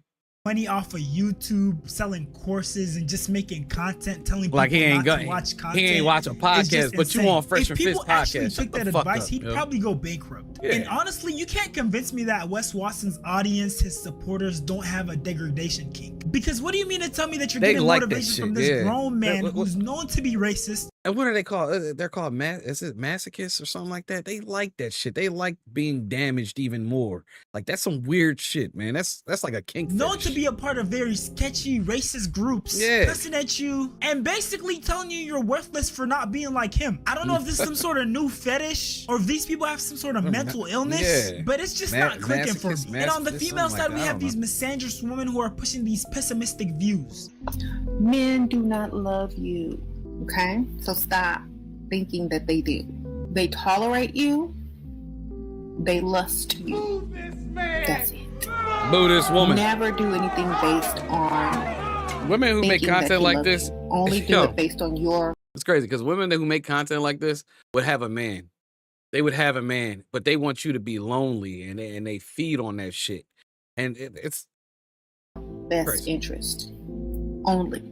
She's telling you all this shit, but she probably has a man. Benefit. I genuinely don't know who hurt this lady, but she's such a sad existence. Like, imagine having this one-dimensional mindset. And the worst part is, not only is she telling women not to pursue love, she's pushing women, especially young women, to pursue financial gain, no matter the cost. Even if it basically means prostituting yourself for a check. If he's ugly, maybe imagine yourself spending his money. Imagine him taking you shopping. That's the look you're gonna need. So this is my imagine him taking me shopping look. What do you bring to the table, Miss? Nothing. I'm not no waitress. And if I was, I'm putting extra food on that bill so you could give me extra. How do you know if a dude is lying if his lips is moving? Sprinkle, sprinkle. When a woman says, don't worry about it, I will find another way. That means another man. If you don't like old men, Yo, people really be on the internet saying shit like this. Yo, this shit is funny, yo. Worry about some cars. And you know the ironic part is, even though these misandrists preach about hating men all day, they're in relationships. Have you ever wanted to see your home from space? With this free satellite Holy Earth Maps tool, you shit, can zoom right down. Yeah. So while you're falling for the hate on men propaganda, they're either happily married or they're on their way to be happily married. And I don't think people really realize how bad these gender wars have really gotten until they see videos like this. Would you rather be trapped in a forest with a black man or a bear? Definitely a bear. I ain't going cap. The bear. A bear. Let's go with a bear. Oh, a bear? I take my chances with the bear. A bear. Why the bear? Look at these generation of men. I don't trust these men. I ain't no telling what he'll do. I know what the bear try to do. The bear try to like grab me and I had to beat the bear up or something. You know how they got these 100 against the gorilla? I would be one of the 100. I don't know the black man. At least I would know his intentions. You don't really know what his intentions are going to be if you're alone with him. I don't got no answer, just the bear. I feel like the bear wouldn't try to me. You know, I'd rather die than to get, you know what I'm saying? Would you rather be trapped in a forest with a black? And what's even crazier is that it seems that women who don't have this crazy fear of men are actually the minority. Would you rather be trapped in a forest with a black man or a bear? A black man.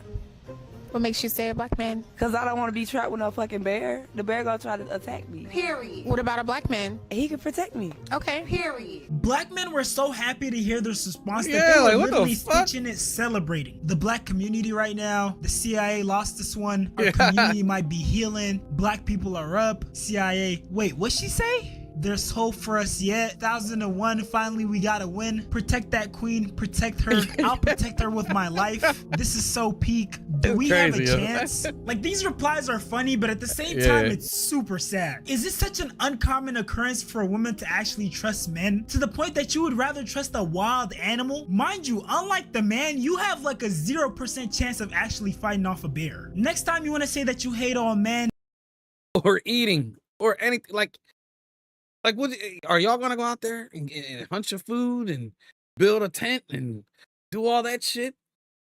Well, they might. They might. But you have a better chance with another human who can speak your language rather than a fucking bear. I wouldn't. What? Well, nah, maybe a dog. I keep a dog with me, because me and the dog will win. Here, look. Give it to me. Here, get. Let go. Hey, so you gotta catch it on camera. I ain't Hassan. I ain't gonna shock you. Here. Let go. Can you let go? Let go. Yeah, you gotta catch it. See, Hassan, that's how you let your dog. You just let your dog do or what he say wants. something that aligns with that type of him with that ideology. collar, man. Think about the men in your life that care for you, love you, protect you, provide for you. Whether it's your father, grandfather, brother, uncle. I'm sure there's a man in your life who, if you saw any woman telling them that they're trash, you wouldn't stand for it. Now, I do want to highlight the point that men are nowhere near perfect. I know that there are a bunch of evil men out there, but I don't think taking this route of making hating men your whole personality is the solution. Because there are real consequences when emotional pain, trauma, and resentment go unaddressed. For example, this article by the National Institute of Mental Health shows that the highest rate of suicide is in men 75 years and older. When you take those stats along with articles like this that talk about men's mental health and the stigma that comes with men sharing their issues, men are more than twice as likely to die by suicide than women. Despite these higher rates of suicide, men have lower reported rates of depression, a significant suicidal risk factor. Implicated in this discordant relationship is the stigma around mental illness, which can restrict men's help seeking, hinder treatment adherence, and deter men from disclosing their depressive symptoms and or suicidal thoughts. So really, on both sides of the gender spectrum, it isn't a good idea to hold on to that resentment. If you don't let out that pain and trauma through a healthy outlet, it's gonna end up presenting itself in an ugly way. Whether it's you falling prey to these red pill, pink pill content creators and developing these extremist views, or holding on to that resentment to the point where you actually end up taking your own life. There are just so many things that could go wrong if you choose to take that route. So please don't take that route. Find healthy ways to deal with whatever issues you have, whether it's going to therapy, journaling, talking to someone who you genuinely trust and you know is a wise individual. Don't just... Hey, good video, man. Check him out, man. It's 40 Shams, yo. Check him out. He does a lot of these type of videos where he's talking about, current culture. That's what he's doing. That's what he's doing. All right, so now we're gonna do like a couple memes. I got a couple of funny videos to react to, and yeah, we're gonna get into games after the trailers. And yeah, come on, Charlie. Got both of the dogs down here now. They're brother and sister, and they're both fixed. What the hell was that? All right. Hey, Mom. Yo, ever since I downloaded like so there was like a new Windows patch that, update or whatever. Ever since I downloaded that shit, man, my Windows been acting fucking weird. What's going on? Why you sound like that? Is everything okay? Or This is Nazi Niles, man. It says, I'll be trying to explain your mental health to your parents. It's just what's happening? just going through some things, Okay, I mean, we all go through things. I mean, is it something that do you wanna talk about it, or like? It's not. I don't even know if I want to talk about it right now. I mean, well, I don't want you to suppress yourself, so let's talk about it. What is it? It's one of the things where it's like, like the older you get, it just be something where they always come back to my mind. I just be like, I just wish that I had certain information. Right. If I had certain information, like life would have just been a lot easier for me. You know what I mean? And it becomes harder to understand. Now that sounds like he about to blame her for understand things when you don't have the information given to you and the foundation is not set before you're here. So like now you're just trying to figure things out and there's no information. You know what I mean? So it's just hard. It's hard. Yeah, I mean, things do be hard sometimes. Yeah, that's true. And that's just been putting me in a place where I feel stuck. And I'm not saying that it's your fault. Hold on, because that's exactly what it sounds like you were doing, No, I'm not. Because when you start sounding like you're framing me and blaming me. Yeah, because that's what it sounds like. That's what it sounds like. It's your fault. I'm but saying you're that. creating a sense of fault when you're saying I didn't give you the information. Mom, I'm just trying to tell you how to... No, there's nothing you can tell me when I've been on the earth longer. And it's crazy because I'm on the parent side right now because of the fact that as a parent, all we got to do is make sure that you're fed, you're looked after, you got clothes, you got a good house over your head. We got to make sure that you're doing, that you survive, We got to make sure of that and that you're well taken care of. At the end of the day, you go to school for this. Use your brain. It's not a comparison thing. I'm not saying like it's your fault. I could have been better. I know that you want the best for me. It's just okay. Stop using that as an excuse then. I'm not using it as an excuse.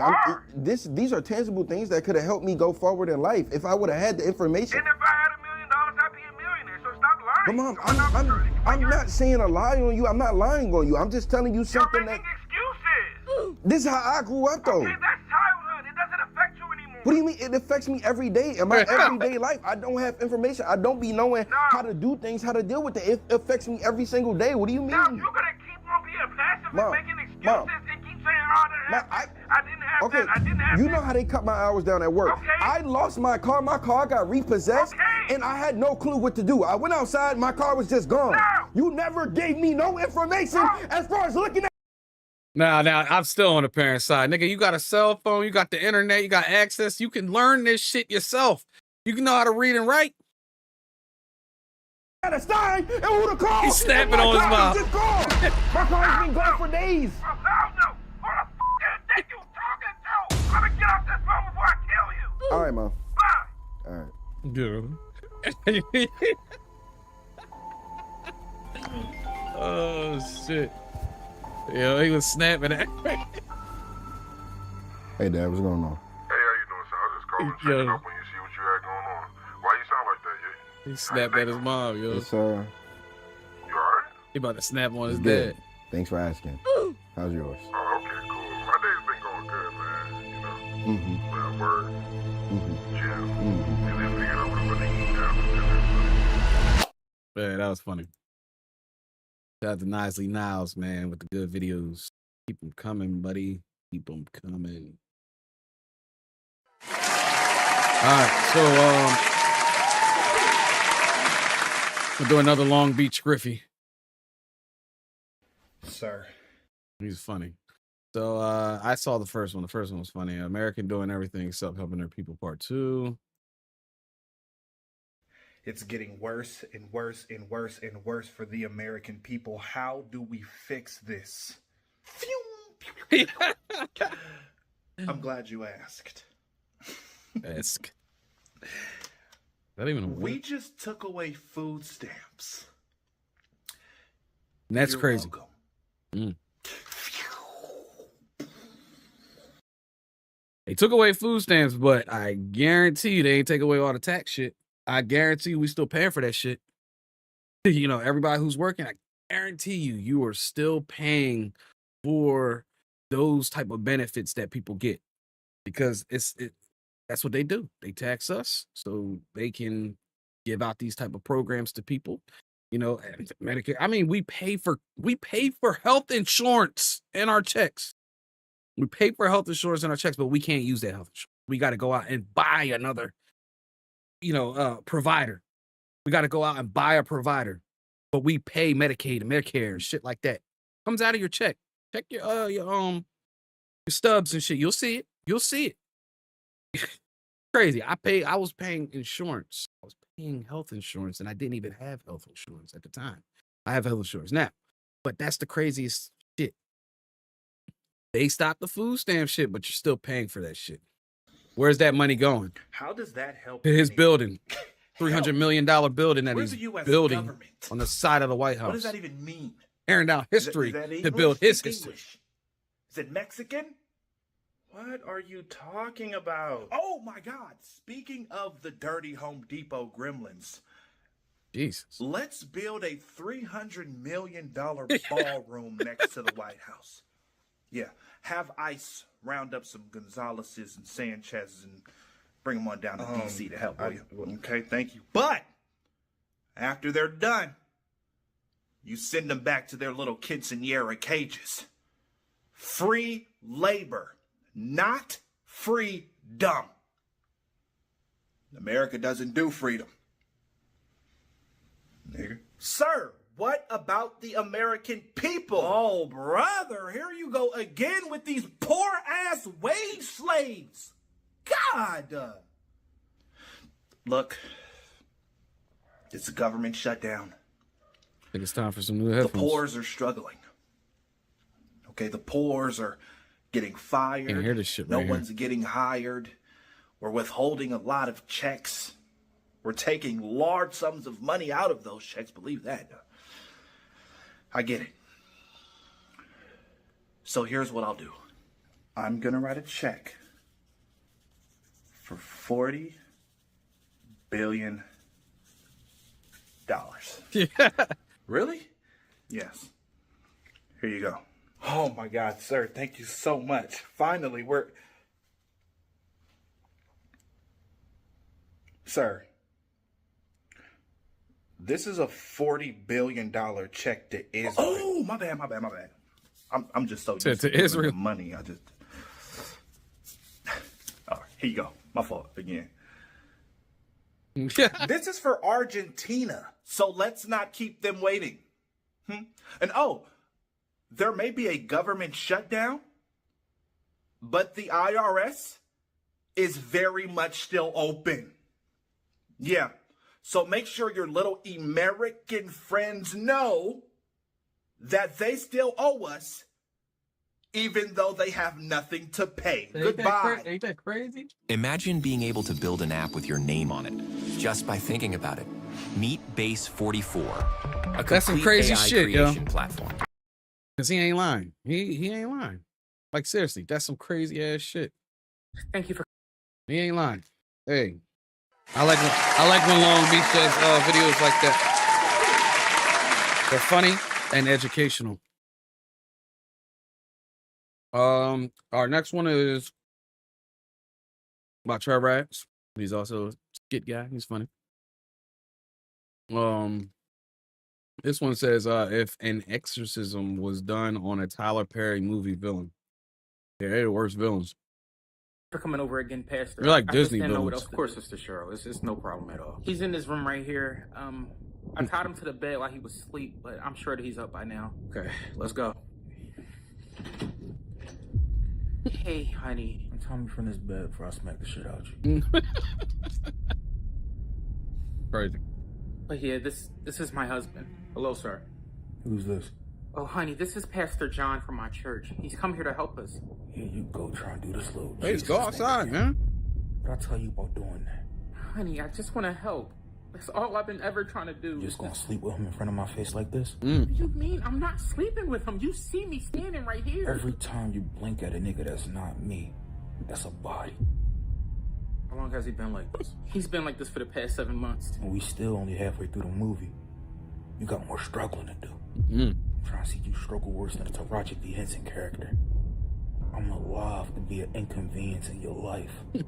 Every time when you go to work, when you on your period, I'm the one that take the tampons out your purse. Jeez. You wanna know why every time you straighten your hair, it curls up soon after? Because every time you turn around, I spray water in it. I don't know why, I just love fucking with you. Goodness. What happened in your life to make you this way? Tyler Perry don't write that part of the story. All right, I'm gonna get this started. Well, what are you about to do? Yeah, he definitely don't. Better not put that on me. From the power I Exodus demon releases him. Release him, demon. Black woman. Black woman. I'm sensing so much hate. The demon is disturbed. Release him. Stop putting that McDonald's spray on me, nigga. You know what? McDonald's You know exactly what to do. What? We're gonna make you lose weight, change your hair, and randomly get a better job. Oh yeah, and last thing. I want you to meet this homeless guy that fixes sinks at our church. Okay, we got him. Come on, let's go. Stupid, though.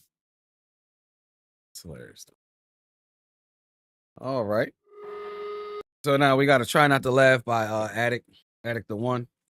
But in a second, I'll be right back because Mr. Ace right here bothering me.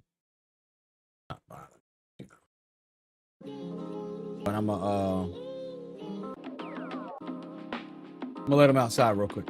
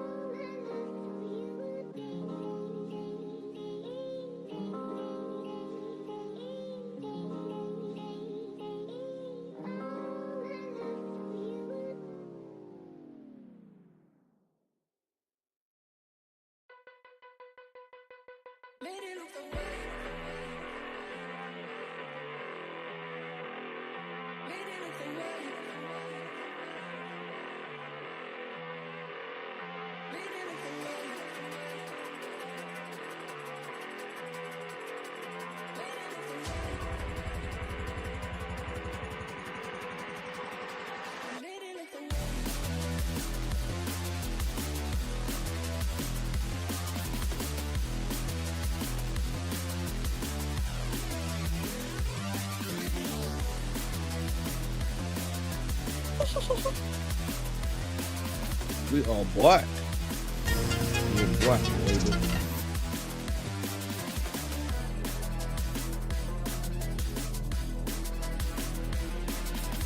Yeah, that's true. We're black, baby. We're black. All right, let's do this. I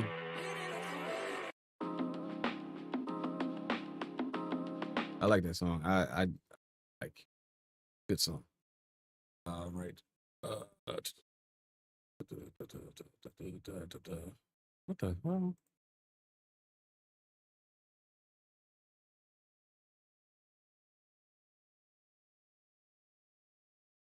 Oh man.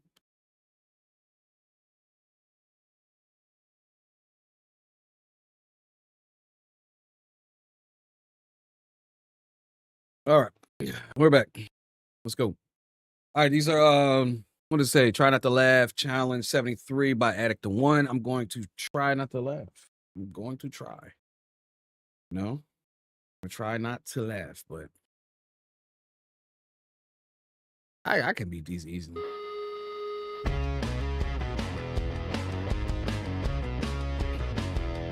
Oh, shit.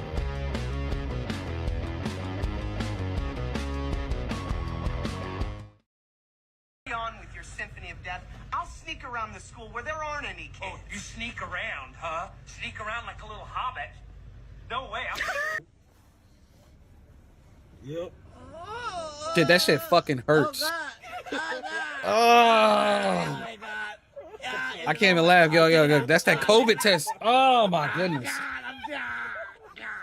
I feel his pain because I used to have to take those shits all the time. He's lying. We're definitely gonna do something to you. Shut up, you fuck. Yo, no. If any of you, it's oh shit, damn, I laughed. That was funny though. All right, try not to laugh now. Okay, is there anything else I can get for you guys? I'm gonna go ahead and get you on the camera. Okay. How are you doing today? Welcome to Hooters.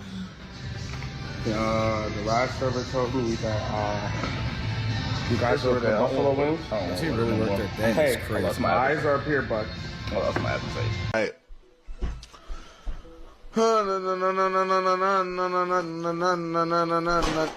What the hell are you doing? It's uncle. Gesicht ist so! Oh, das Gesicht verblasst! Oh, Donnerstag!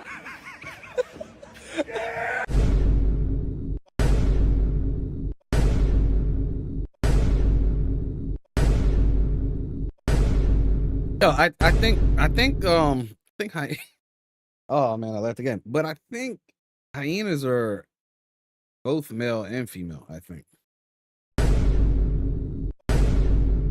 Alright, all for banning lazy horse jokes, say yay! Yay! All against, say it. Say it, motherfucker. Why can't you look at me? Why couldn't you love me? I do. All of me! Why won't you adopt me? Because you're black. I'll meet the new generation of Ninja Turtles. I'm finna train them better than Master Split. Okay, guys, I only need 4. Only 4! Yo, stop! That's a lot of turtles. Because I fucked you with my dildo, right? And you loved it. You fucking nutted everywhere. That's why you said you wouldn't fucking say that shit, right? You said You never fucking. It's not pink. It's fuchsia. Oh. He's a knitter. Knitter. No. That's crazy. No, I'm not a knitter.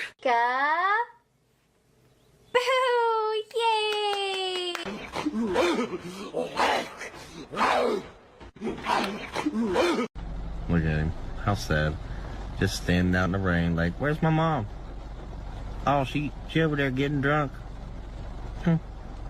Talking to my new stepdaddy. What am I gonna do? Bust a move! I want to sing this man because he's very cute, you know? Shut up. Don't shut up. I'm just talking. Jess, don't talk to a woman like that. Don't talk to a lady. Are you okay? Are you alright? Nonsense. I have banana.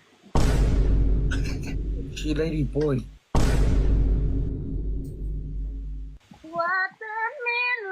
Shut up, shut up. Stop singing, shut up. Shut up. Yo. What's good, dog? You gonna blast me? No. I want to give you a warning. Up here, you're going to see a dead body on this bridge. There's a guy camping this bridge up ahead. That's why I turned. That's when you duck down.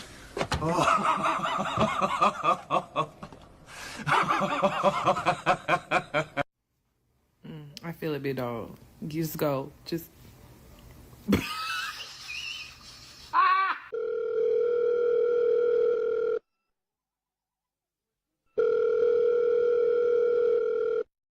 That's hilarious.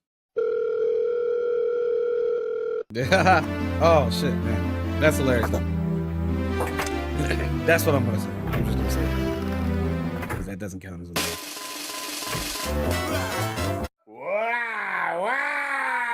Schools in America be like.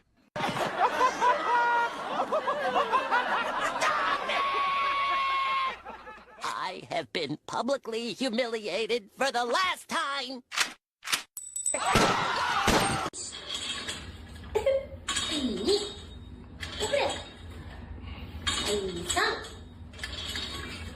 That's hilarious. If you can't handle me at my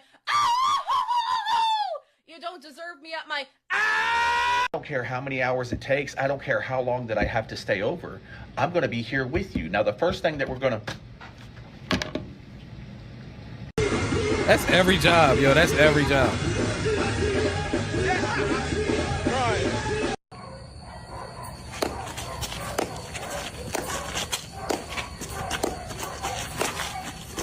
Yeah, all right. Anything can happen. Literally anything can happen. You know. How far are you guys on the drop?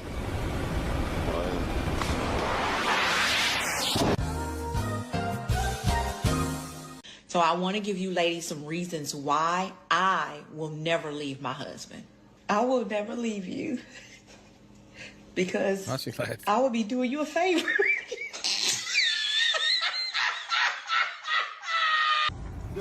Can I do your windshield for some money, please?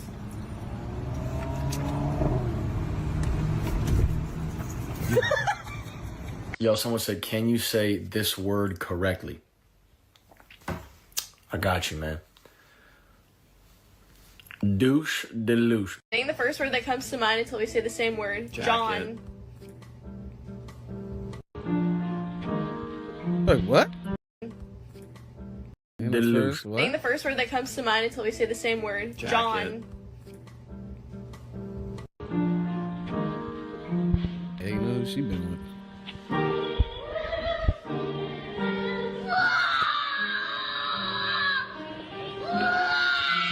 Guys, would you like to guess the value of my iPhone case? So Yo, there's there's I got gold. those You're little not in a kids. hurry. You're There's not one in in a every hurry. class. You got time.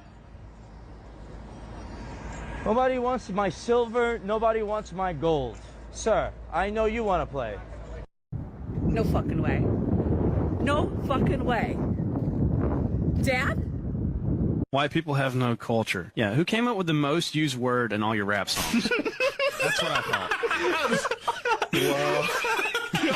Me and Downsy are going to be trying this booger sugar. It's his first time, so we won't overdo it, will we, Downsy? Yeah!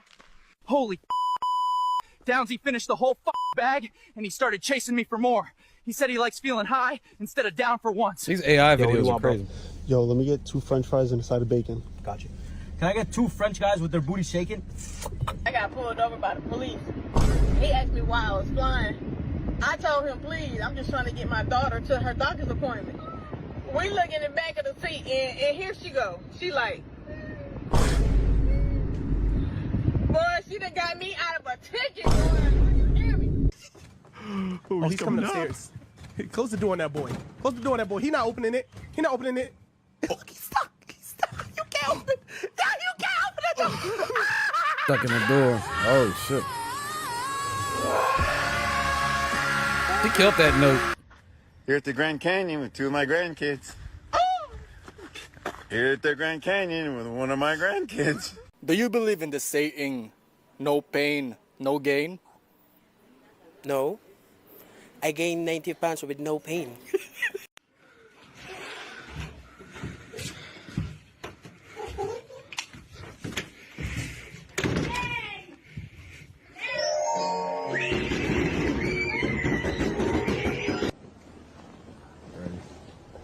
Five Nights at Freddy.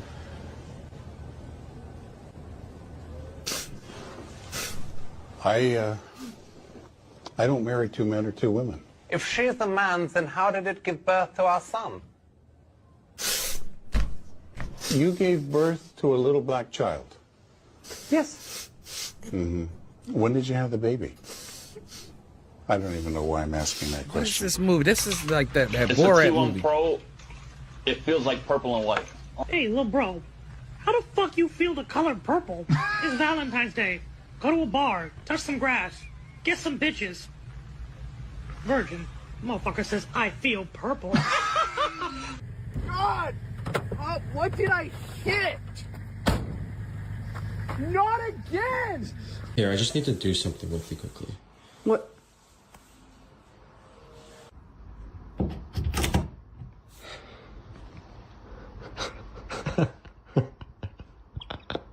Mom, where you get such so a giant childish. chocolate bar?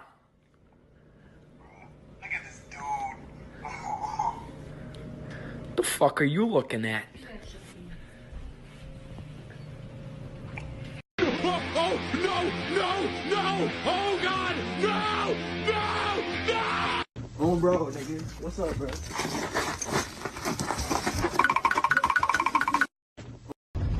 It hit me like an earthquake. It hits me like a earthquake. So good. You literally fucking promised me. You literally fucking promised me that you were gonna stop fucking gooning. No. Like you literally fucking promised. No. Hi! Can you tell me about your dog? This is Honey.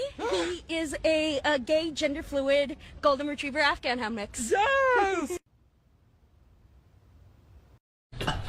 Dear Diary. Jackpot. The dude up in that building. 3 dudes coming. On me. Give me them cheeks, boy. I'm on top. Now I'm on bottom. He's inside. 2 more guys coming in. Oh my god, now they're rotating. I'm coming. This dude is insane. He literally ate my shot. Oh, these videos are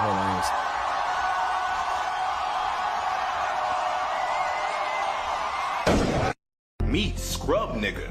He's the perfect YN for all of your scrubbing needs. Trying to get that stubborn stain off your plate? Scrub Nigga. Old dry food on your spoon? No way. Scrub Nigga. Right, here's that classic cheeseburger you asked for.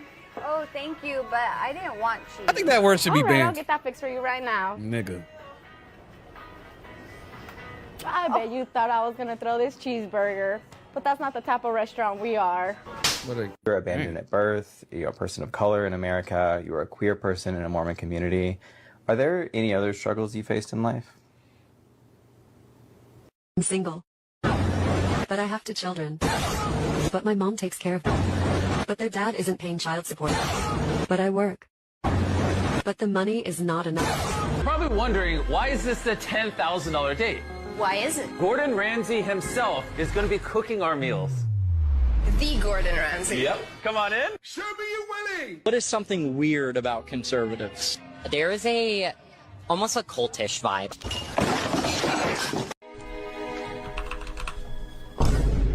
We got it.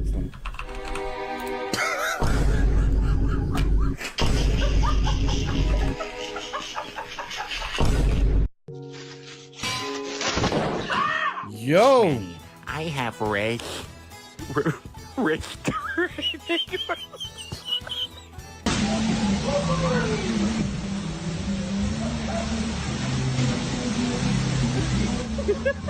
he wearing? It's a stupid ride.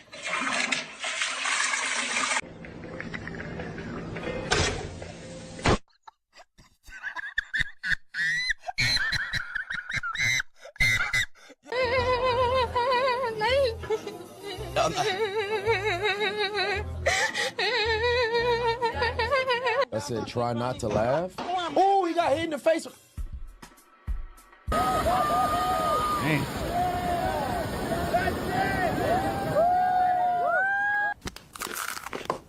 What? Is this all vegetable? That was just wrong. Isn't this the one I made at the factory? Oh, sheet. You might think that Americans never ever use the metric system, but that is not the case. In fact, American students get to experience the metric system firsthand with a 9mm. Thanks for watching. Crazy. This challenge was made with the help from members of my Discord server. They share videos there on a daily basis. Also check out my other social medias. All the links can be found in the description of this video. See. Hey, shout out to Addict One. He does a bunch of these try not to laugh challenges. I'm gonna continue to watch these. I like these. I want to try to find them Family Guy try not to laugh type things. You know, I might start trying to do that too. Something to do.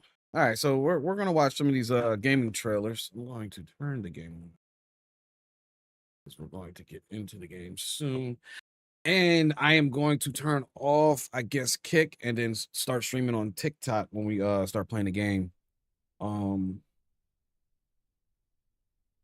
I should just try to multi-stream to all 4 platforms, but I don't know, man. I might do some damage to my CPU. Well, my CPU is not like I'm not using it. That's the weird thing. Like I'm at what? 35%, 34%. Yeah, like I'm at 28% using my CPU while I'm streaming to 3 different platforms right now. I'm on Kick, Twitch, and YouTube, and I mean one other platform. I don't think that would damage my shit, but I don't know. I could try. It'd only be the gaming part of the stream where I put on TikTok, so you know. But these are some of the gaming trailers that we're gonna look over. Hanukkah, ScrillzWrld, official version. I think yeah, we'll just watch it. I don't know. The anime game, I think. Amphorius's karma has vanished from the matrix of prescience. Unlike Panagoni's dreamscape, this place has built up a true epic measured in millennia. Wild Void Rangers are probably one of them gotcha games. Pawns of the destruction. The real wild cards are The Lord Ravagers. Everyone, time to move out. In 13 heartbeats, they will begin recalculating the universe. Welcome to the Trail of Genesis, friend. You want to show us some gameplay? Are you prepared to awaken the ripples?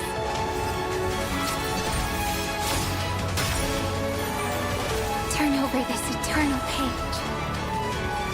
Countless stars, please nice shine colors for the heroes. Remember me with love in that beautiful tomorrow. Finally, the end of this journey. With this fire, I wish you eternal victory.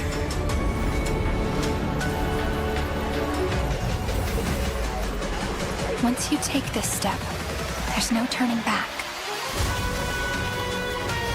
The infinite cycles have been broken. As the ruler of planet Skrull. Connecting audience system to Scepter. Hardware overclocking.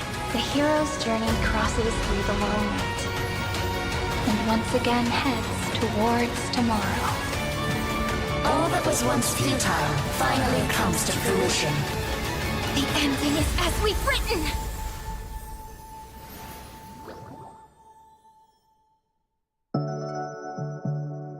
I'm trying to do something.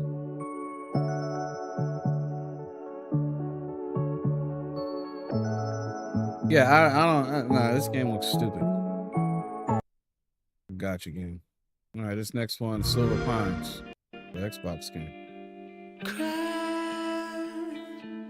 Good things aren't made to last. Silver Pines. Isn't that like the name of a show? It was like a murder mystery show.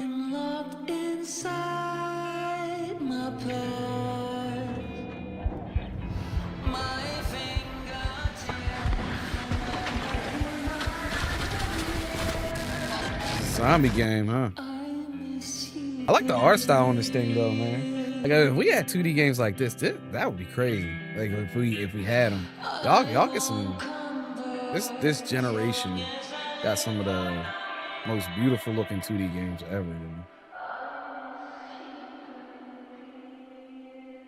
They are the most up to date. But yeah, well, looks alright. I mean, it's not something I'll play, but Rika Ashes and Ancestors. I guess it's an update.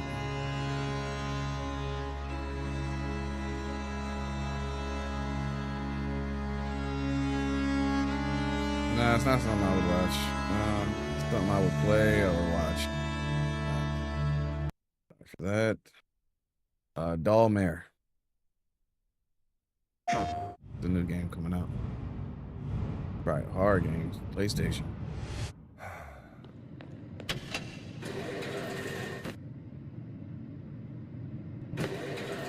So you're a toy maker? Oh, he's missing a leg. You gotta put him in a disposal, huh? Whoa, that one just moved.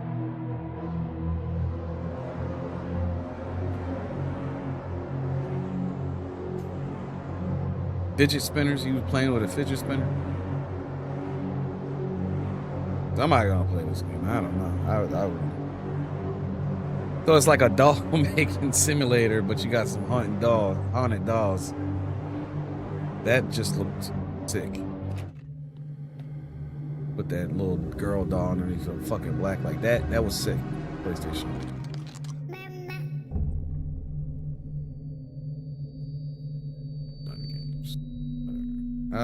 It's not something I would play or recommend to anybody to play. Sorry. What is this? Fast and Furious Arcade Edition.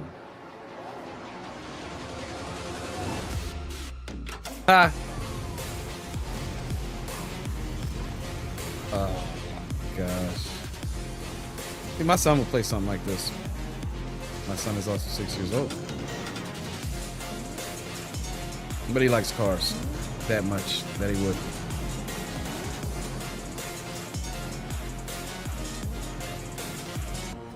Yeah, it's not something I would play. Hyrule Warriors. I do want to get me a Nintendo Switch too. This is like a Mushu, like the Mushu version of Hyrule Warriors. Oh no, it's Hyrule Warriors is a Mushu game. Like one of those games, just go out, you lay down a whole bunch of fucking enemies. One hero character. Just like the secret stones. The old Dynasty Warrior games. It seems you can be used for good or evil. At last, my triumph is nigh. Let Hyrule suffer beneath your boundless might, and make known the Demon King Sarge's supremacy. In times to come, my husband will be faced with countless difficult decisions.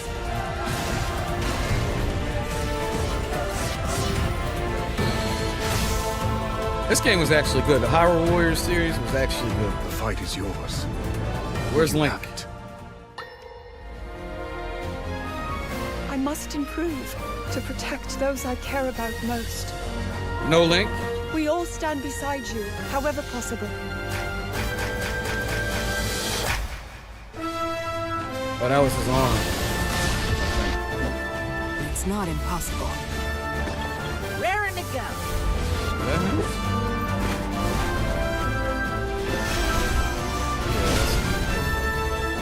We'll find strength in our allies and save these lands. To serve Raurin, the King of Light.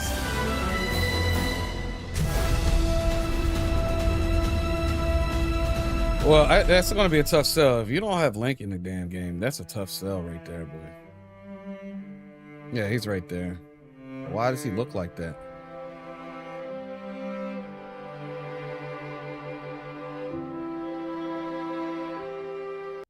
I don't know why he looks like that, man. But yeah, that's gonna be a tough sell. All right, so we're done that portion of the stream with all the reviews and all that tough stuff. All the reactions. We are going to get on the next part, and that is going to be the video game. See, should I try? Yeah, let's try. Fuck it. I might as well. I mean, what the fuck? I'm not using my damn I'm using the CPU, but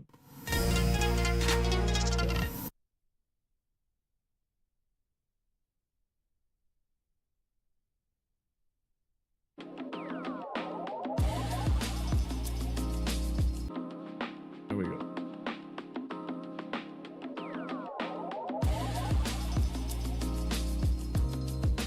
I'm looking for studio.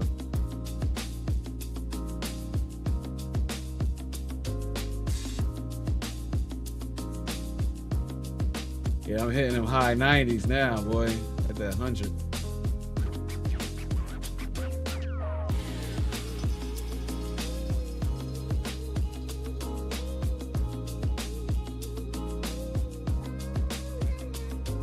All loading.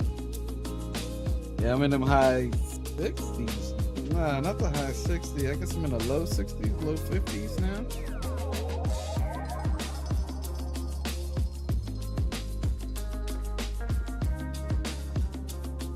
My computer knows what I'm about to fucking do, and I don't want to do that. So it's like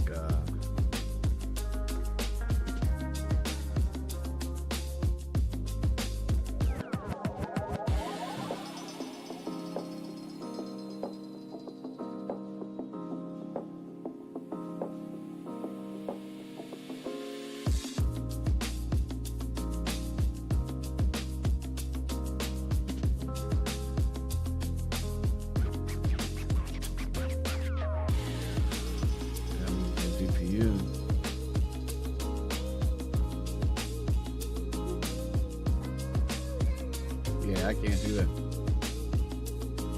So what we can do is do this. I can thank everybody from the kick stream, and I'm going to turn the kick stream off. And then we're going to go and we're going to stream on TikTok. Yes. That's what I'll be doing. Like this.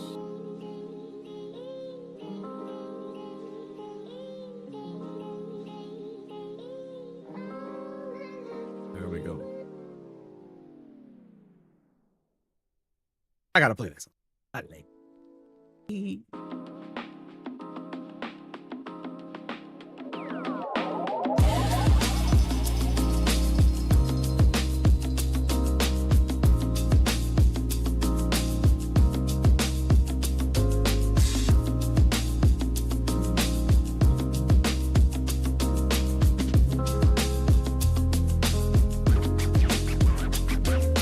Now it's about the game. I gotta figure out the game that I want to play. I'm guessing. I don't know, man.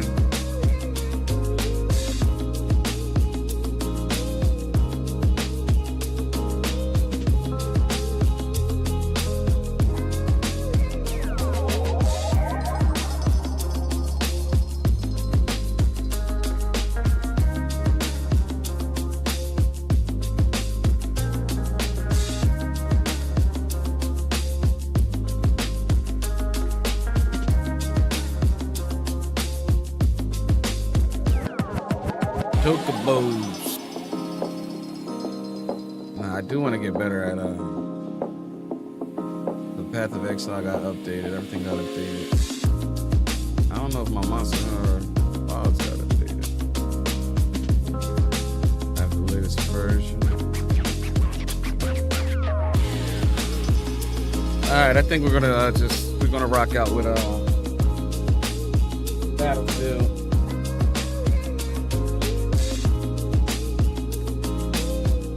Grab some of those clips. I gotta send some of these clips to somebody, you know what I mean?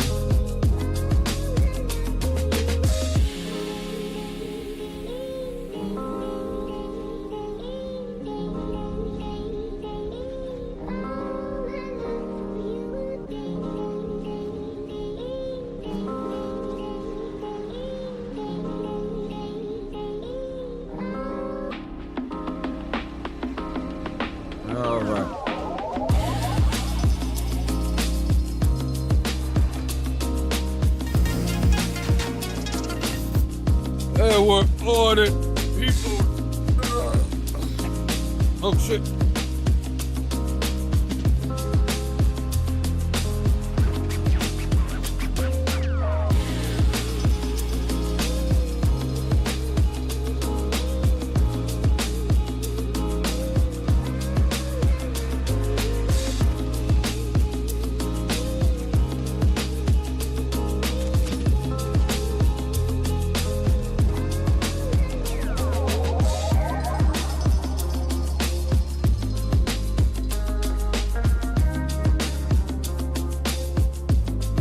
Alrighty. Let me see.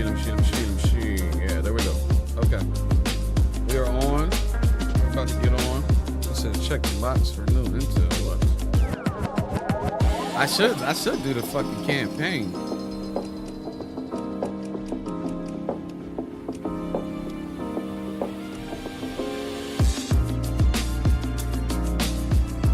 Should do the campaign, shouldn't I? I should play the campaign. Nah.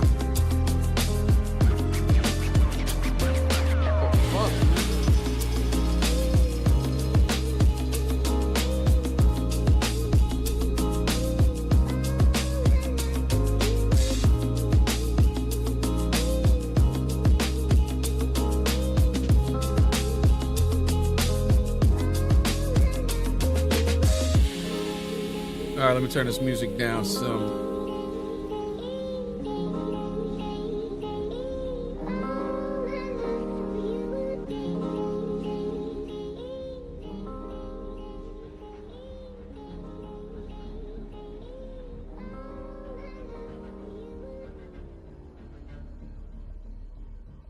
What I want to do, I do want to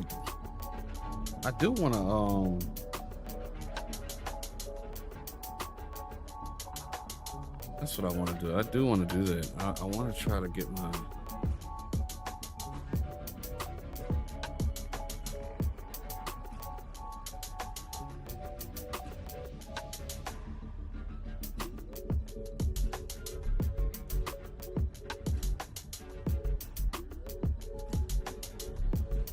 so where's my fucking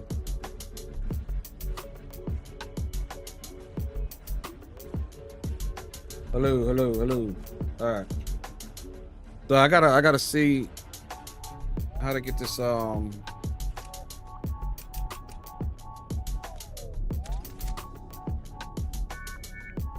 dismiss that.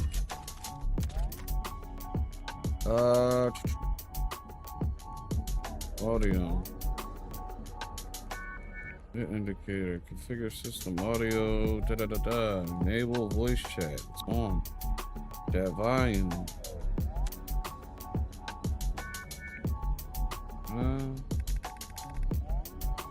I'll turn it down to 85. 5.5. What's that? Voice chat ducking. Audio. Do some speaks. Open mic. Open mic. Like for threshold.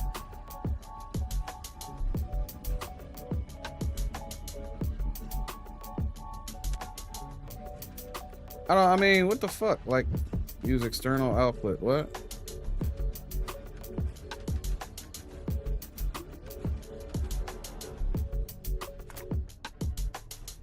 I don't know. I don't even know what the fuck that is. Hold on.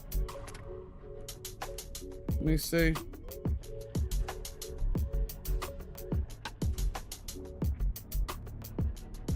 How can I tell if my fucking voice is working though? All right. I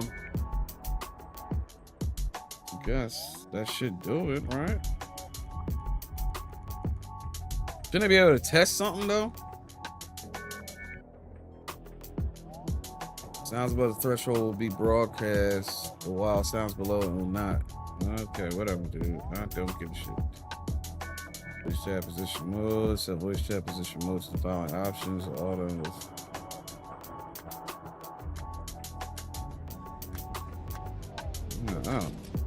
I don't know. We're gonna go with multiplayer though, and then we're going to go Who's living All Out Warfare? All Out Warfare?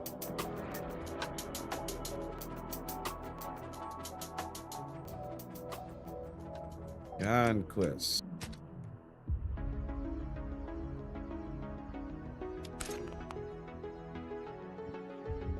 Now we on.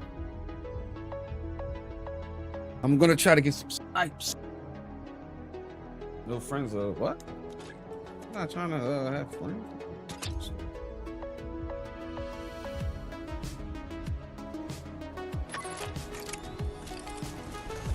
Dog Clay, generate box. Kill.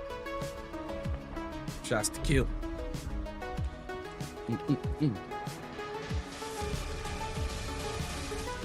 Hello. Is my mic is not working, I don't think. Slap shit. Their mic is working, but how the fuck can I tell if my mic is working?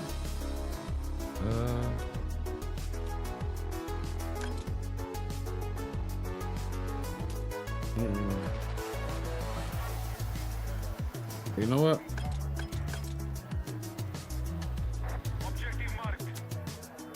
Hello. Oh my God, is my mic on or off? Is it on or off? What the fuck, man?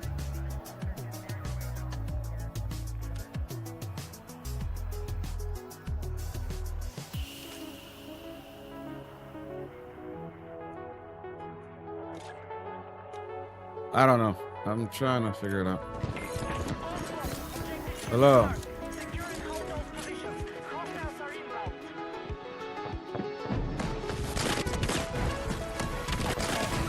Damn, he was trying to blow me the fuck up.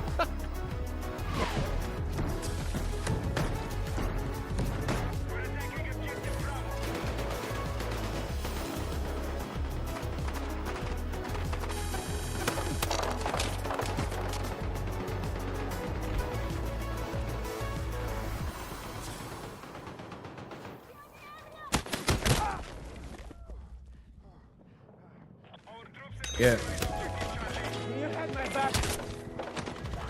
Thank you. Fuck, man.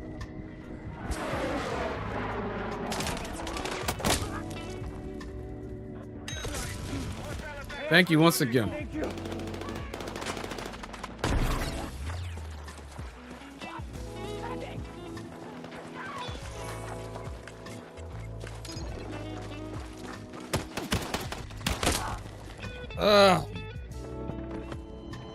That was horrible. That was horrible.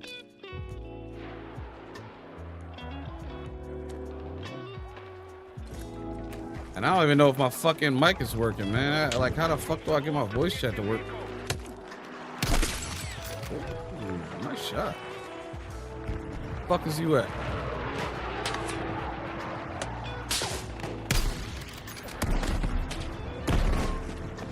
God damn.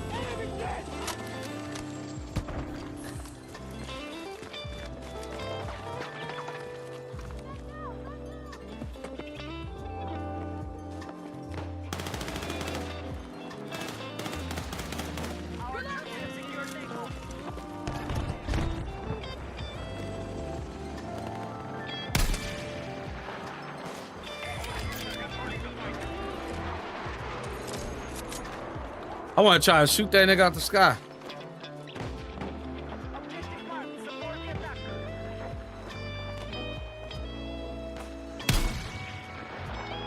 Damn, I missed that shit.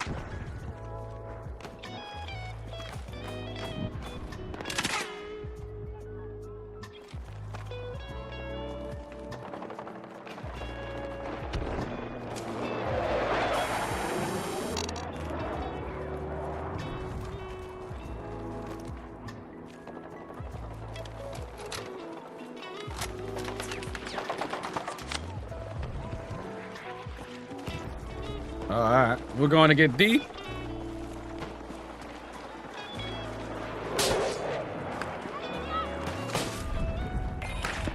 We're going to get D. I feel like, man, this fucking audio shit is not working for some reason.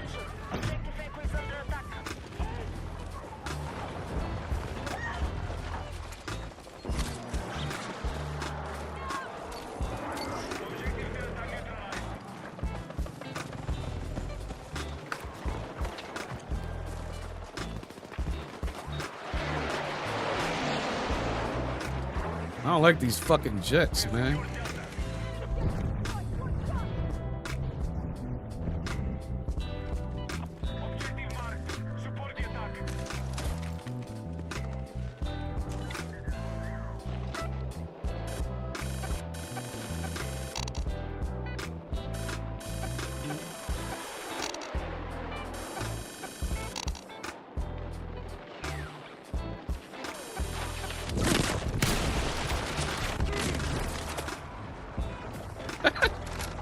That was crazy.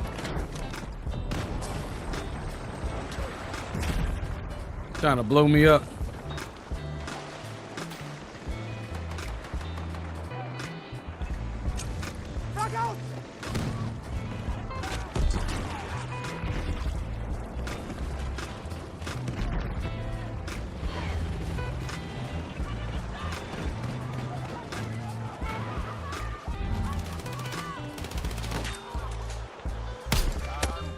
Fuck, man.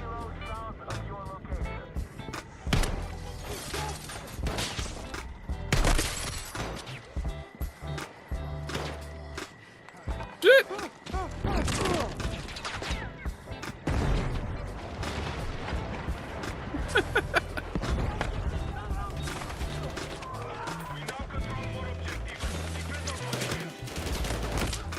Mm.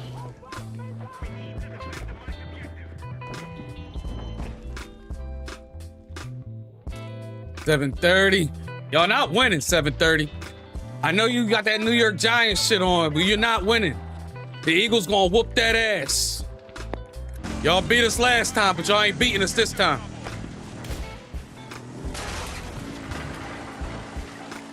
Just let you know, 7:30.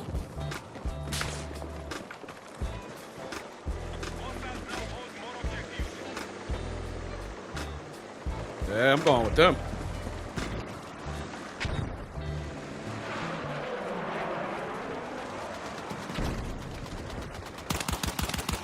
Nigga, what do you think you was doing, bruh?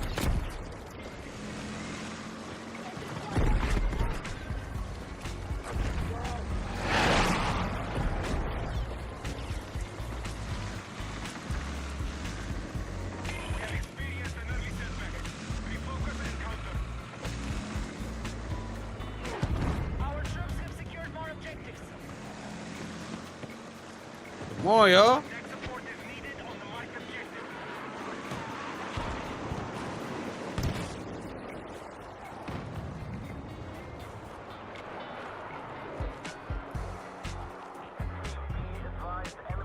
Yeah, we're getting F.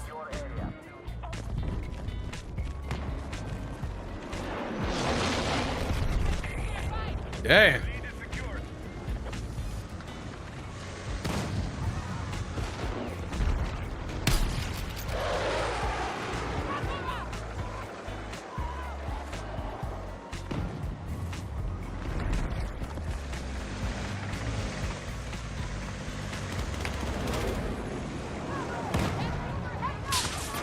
Whoa! Somebody tries to take my head off.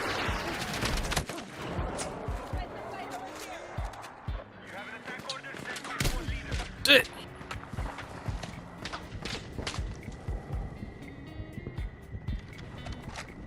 Yeah, get his ass.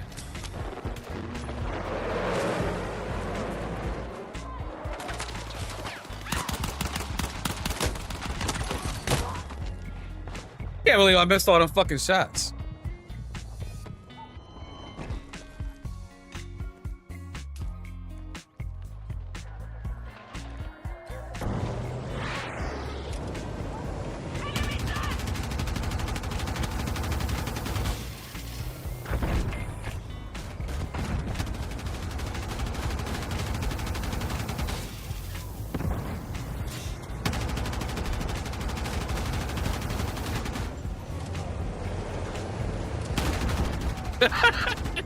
Tore that dude up. Where we going?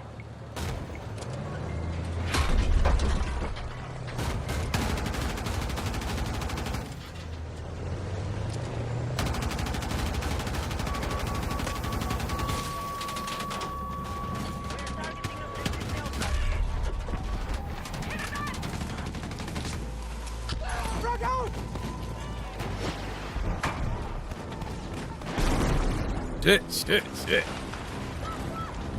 I'm in the shit.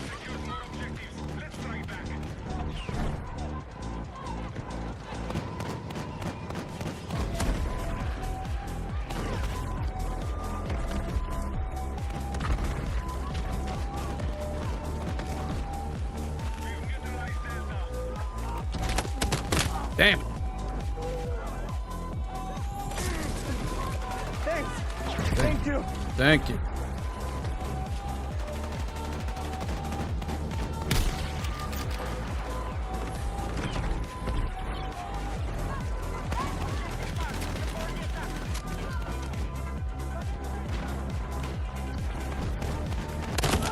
Fuck, man. Stupid ass helicopter. I need a medic. I gotta figure out how to get my my audio to work.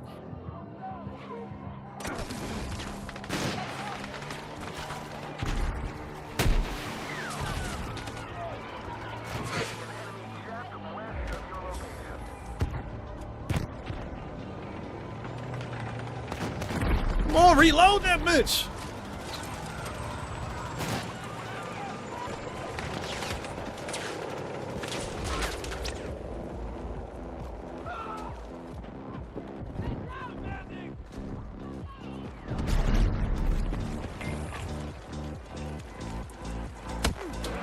Shit. Somebody just sniped my fucking head off. Hey, appreciate the follow. Jose Lopez. Hey, thank you.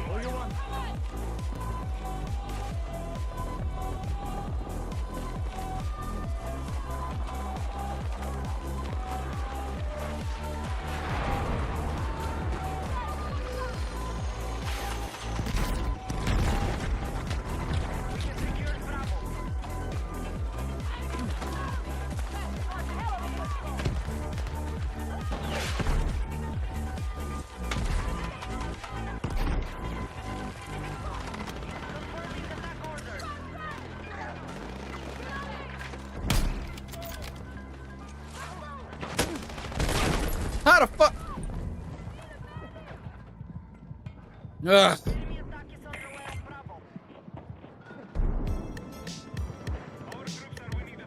Jose, the game is going well, man. Going well. Yeah, look, it's a lot going on. It's fucking hard to like concentrate. Look at chat and all that shit. It's too much going on. Oh shit, I thought I got him. He got me though. I need a fucking medic. Yeah, this game definitely got a learning curve though, man. I keep on saying this shit though. But it is fun to play though. I wanna try to do the campaign. I think the campaign would be fun to do.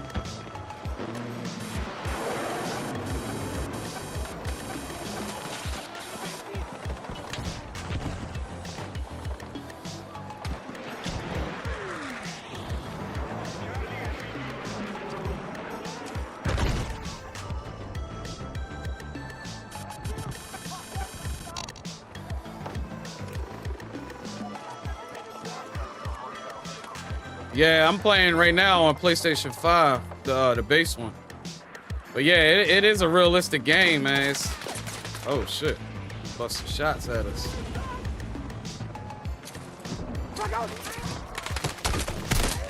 Fuck, man. And when you sniping, man, you can't get up. Yeah, it's not like COD 6, yeah. When you're trying to snipe people, man, it's just like, damn.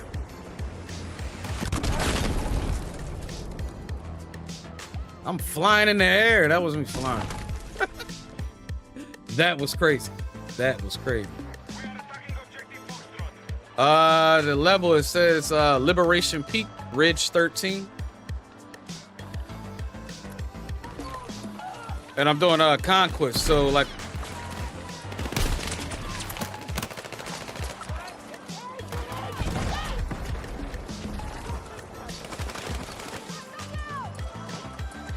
Got that, dude. You got him.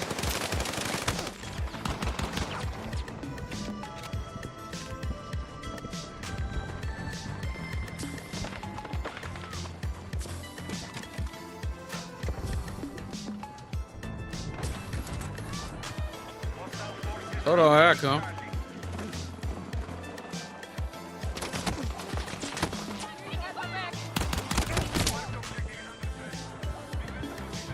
There's a guy over there. There's an enemy.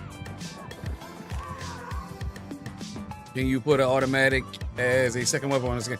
If you play as the assault character, the assault class, you can.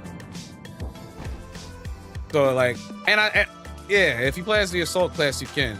The class I'm playing right now is recon. I like to paint people. But yeah, I think you play as the assault class, you can put on 2 primaries.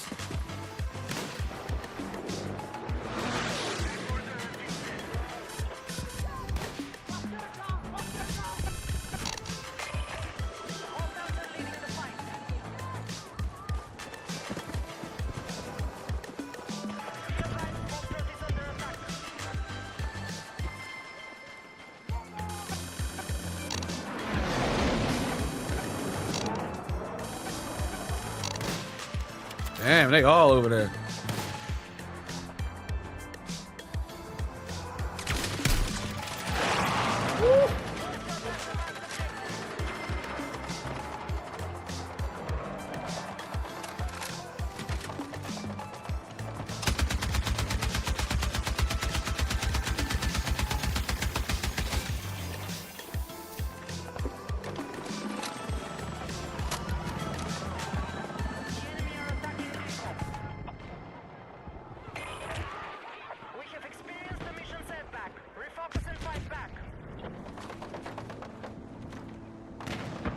Damn, I get on him, but I don't shoot him fast enough.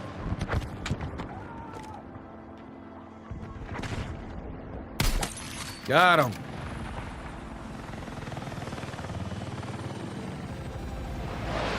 All them smoke grenades.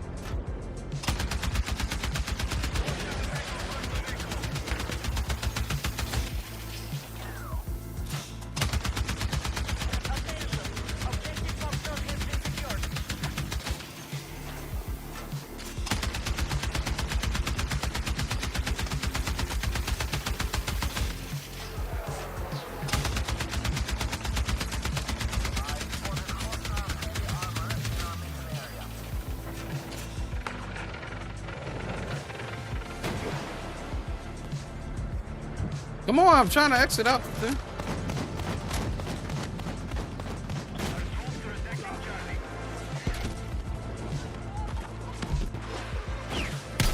Hey.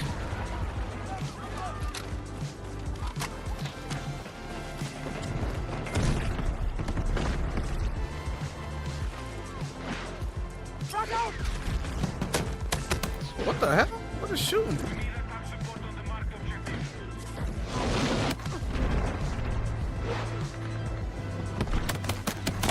What the hell was shooting?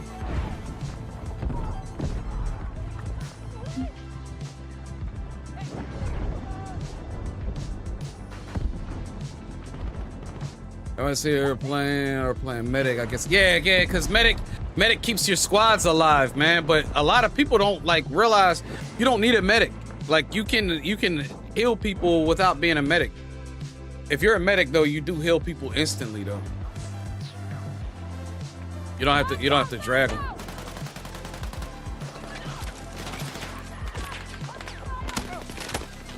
They're up here. Shit. Oh, he's gonna try to save me.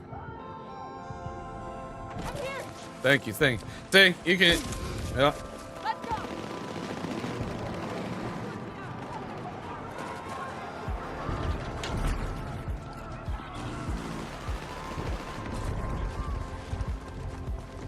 Oh, did I pick up his weapon? I think I did.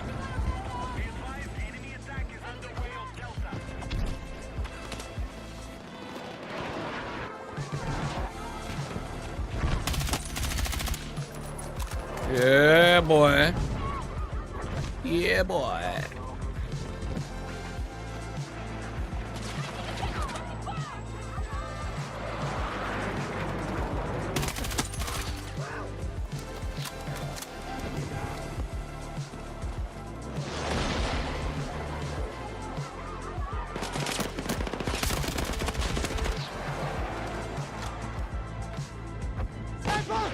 Oh, that boy got a sniper right there. Oh, shit.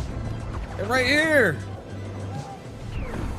Bro, he's right there.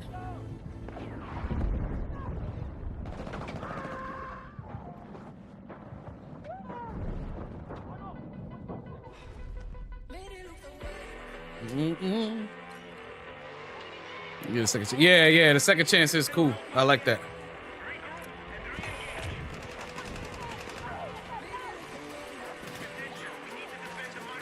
I don't like this sight. I gotta put a different sight on this damn gun.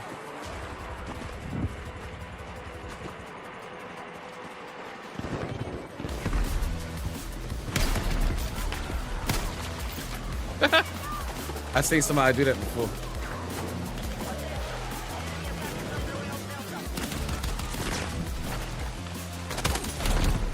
Yeah, take that to the face. Oh, damn it. Damn helicopter. He got us all.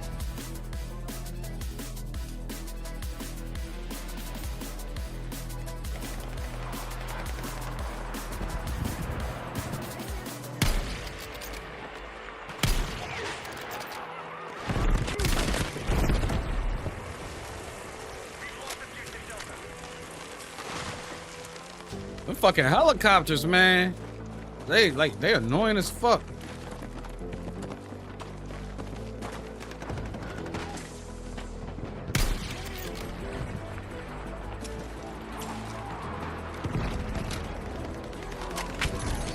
Yeah, got you, bitch. Got you too, bitch. Got you too, bitch. Got you. That was cool.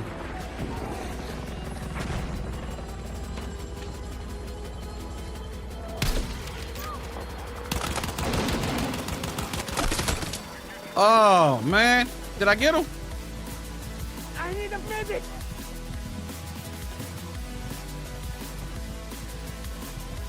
Oh, yeah, don't come over here.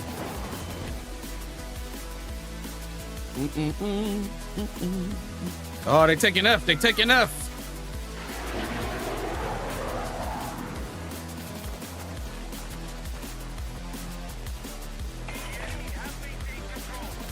Yeah, they're taking F, man. They got some good fucking pilots, I know that much.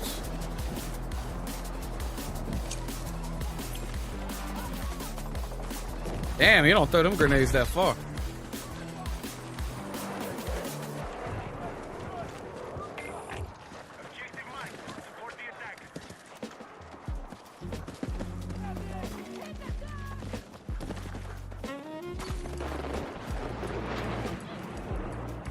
Sauce.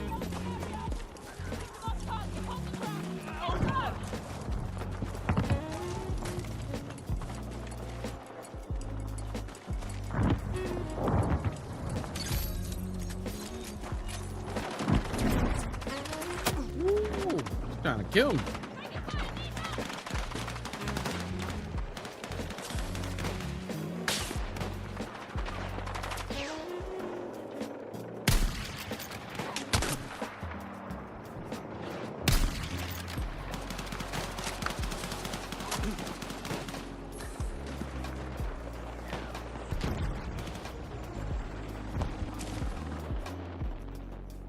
Oh, shit.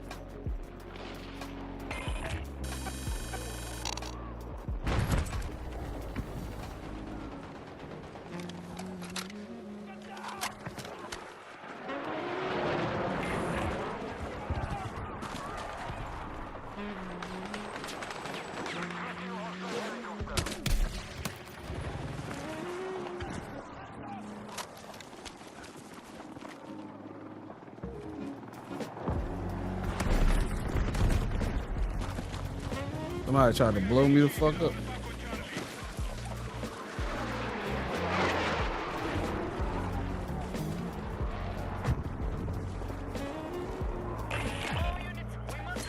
Come on.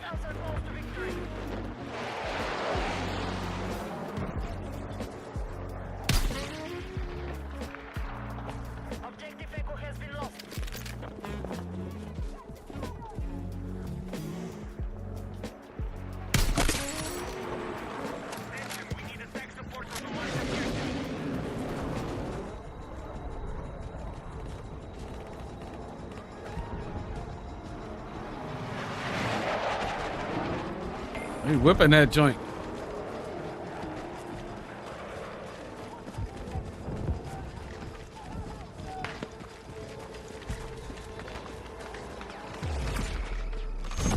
Yeah, they got us.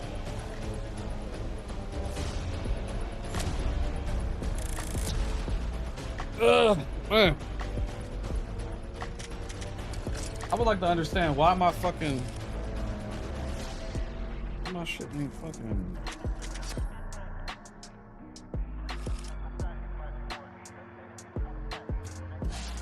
Like, why my fucking headset ain't working, man? What, Ace? What do you want?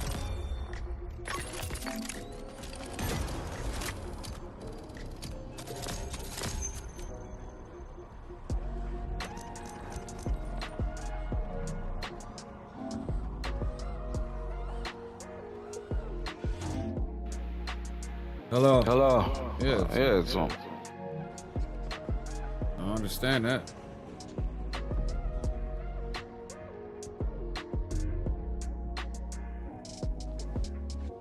Maybe you can't, you should be able to.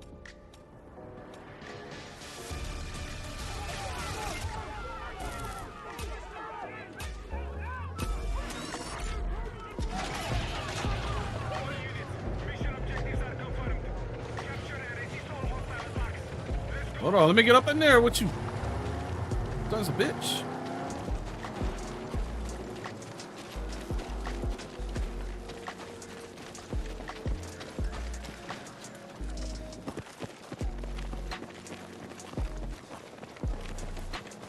I'm running with Bloodstorm.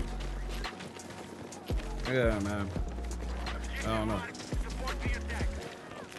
Going to A. Going to D.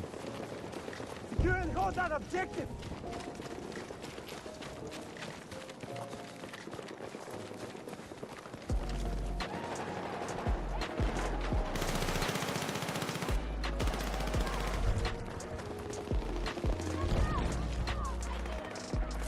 Just set, stand by. Hostiles have seized Delta.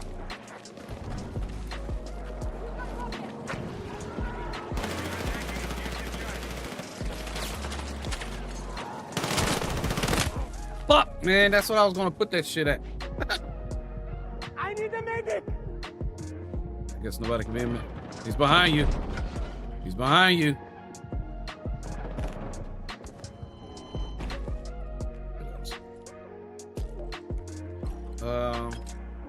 Try this. Try this. I'm gonna do the assault shit.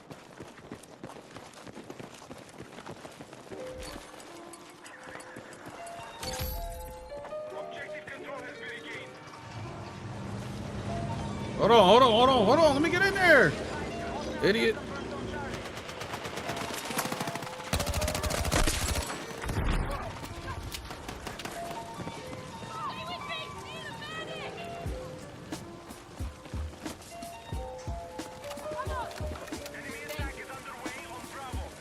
Going to E. We need to hit that objective.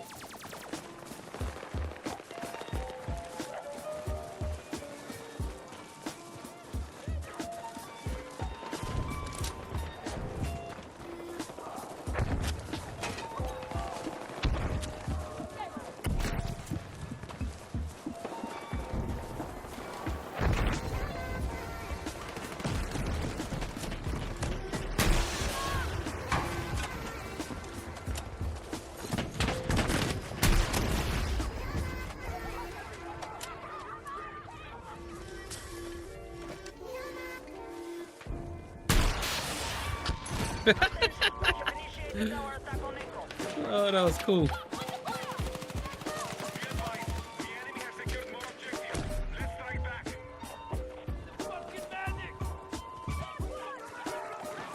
Where's the medic?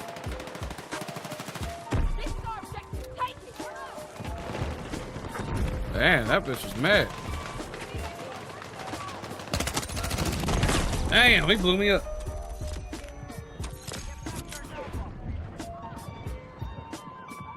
I'm bleeding out! Medic! Medic!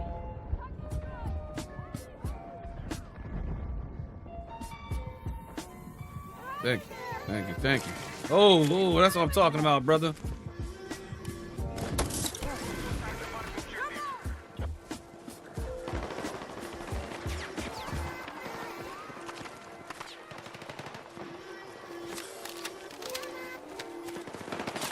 Oh shit, somebody's trying to shoot us. There you go. What was he getting shot from?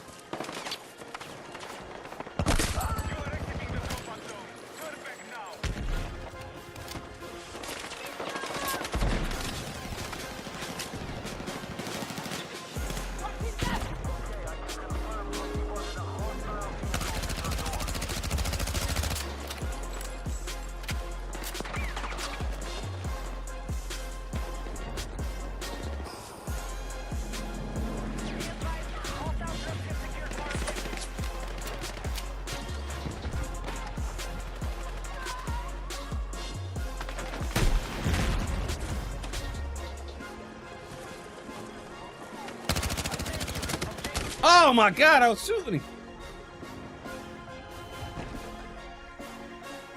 They everywhere.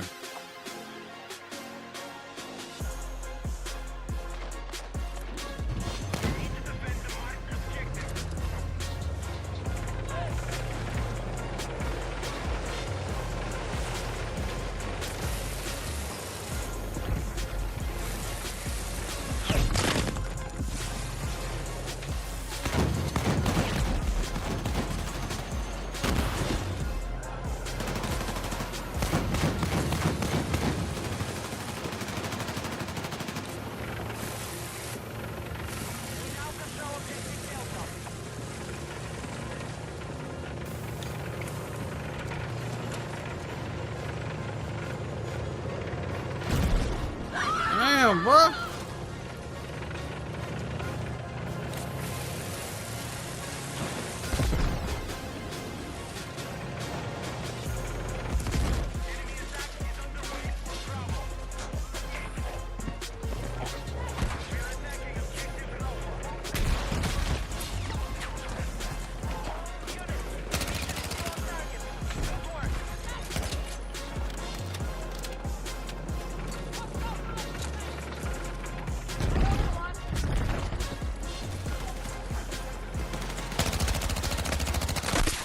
Yeah, nigga.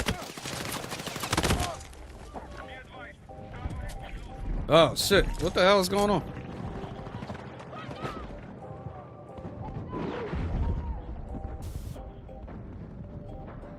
Shit, man, my shit was like frozen or some shit, yo. What? Hey. You home?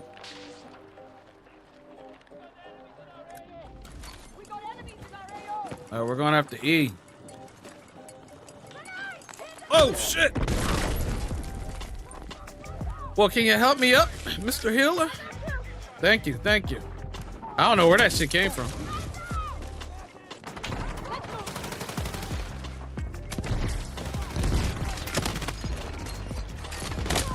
Yeah. Fucking bitch. Right there. Yeah! That's what I'm talking about.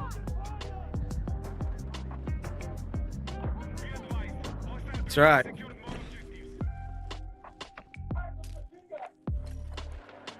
Oh man, yeah.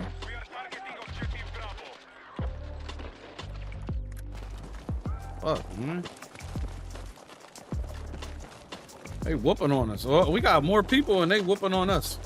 They taking over the stuff. I need to be an assault guy.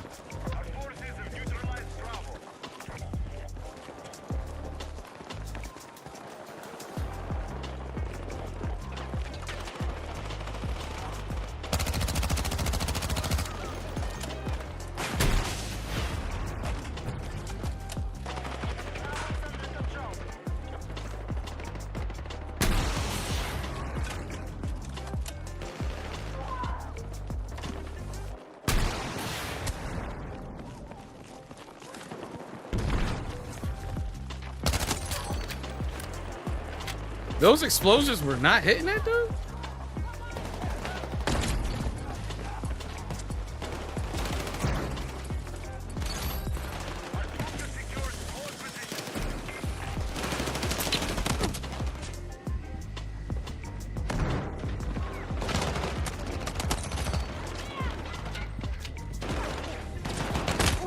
Up.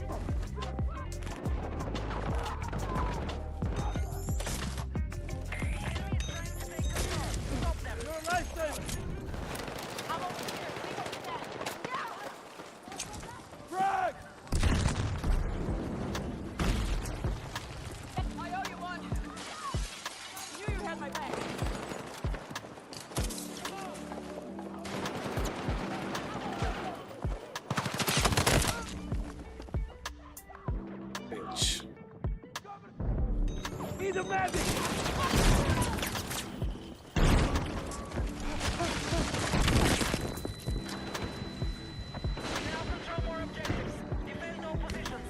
Stay with me!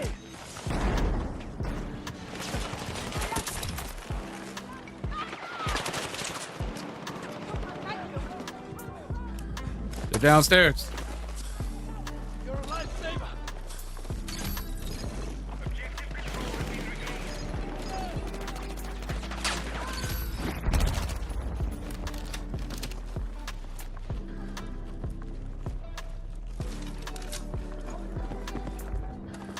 Explosive set!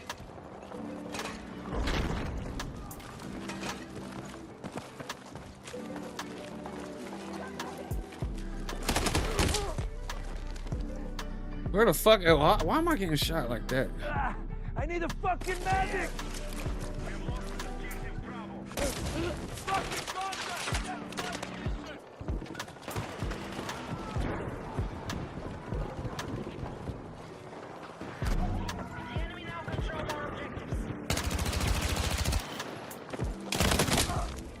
What the? What just happened? Where that was crazy. Like I just fucking jumped in the air for no reason.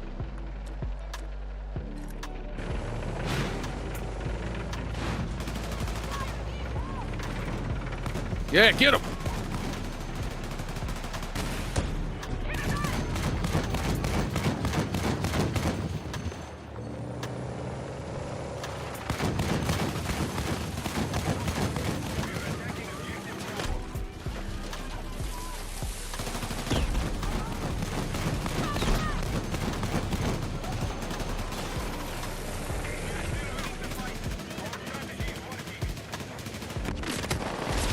Yo, there's people behind us, buddy.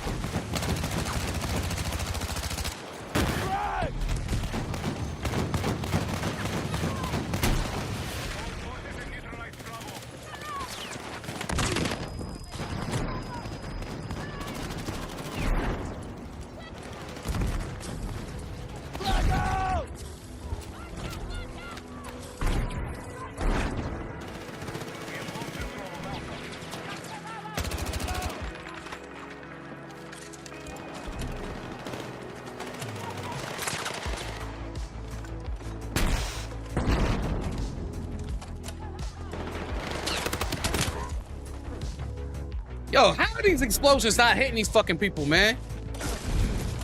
You're a lifesaver!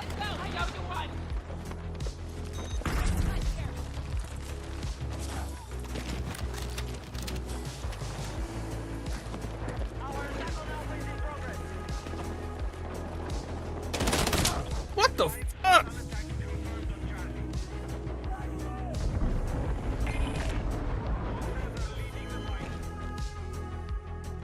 Do something.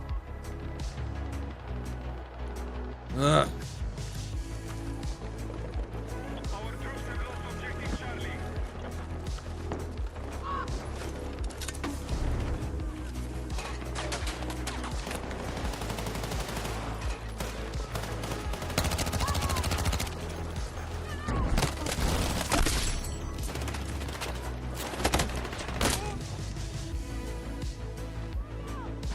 I hate people always dive into the fucking ground.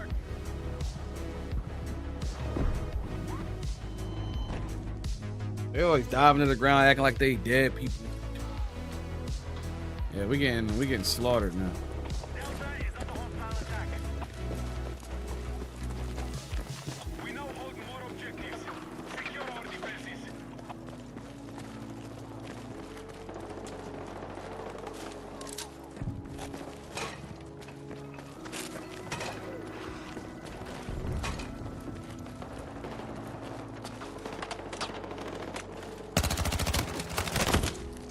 Are you kidding?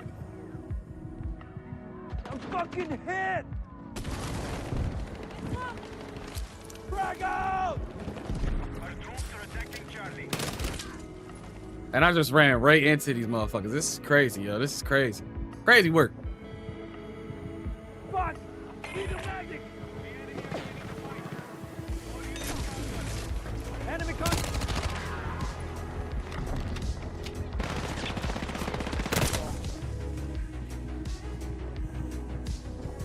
Yo, they're coming. They're coming.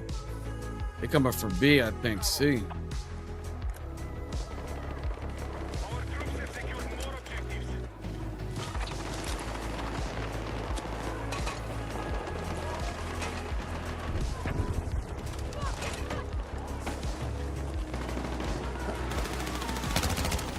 Frag grenade out!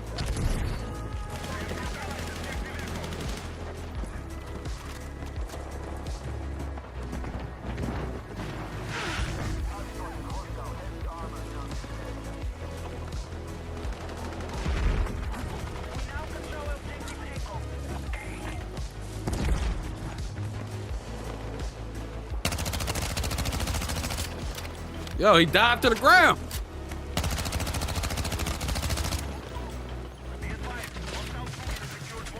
That's what they do. They be running and they start diving.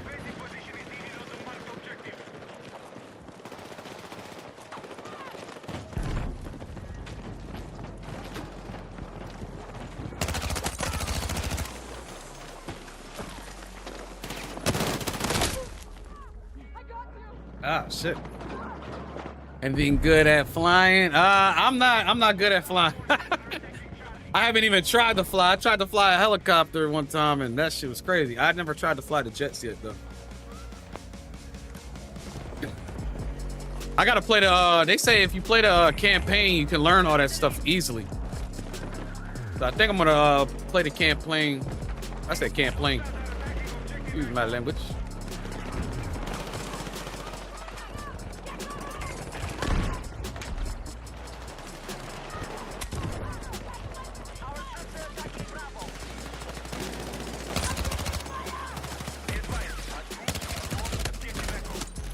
Got him.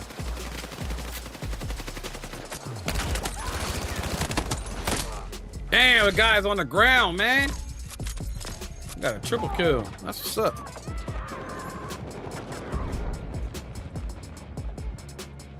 Get his ass. Come on, man. What are you doing? Just ran past me.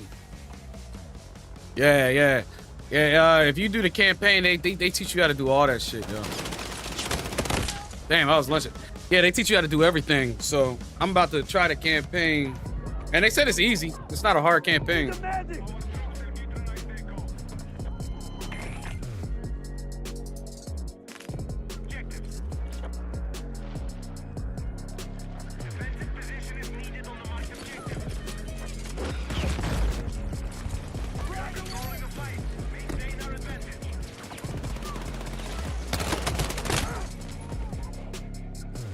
Dude, right there, man. You could have killed that dude for me. Fuck! I'm bleeding out, medic! Yeah, they taking us over, man.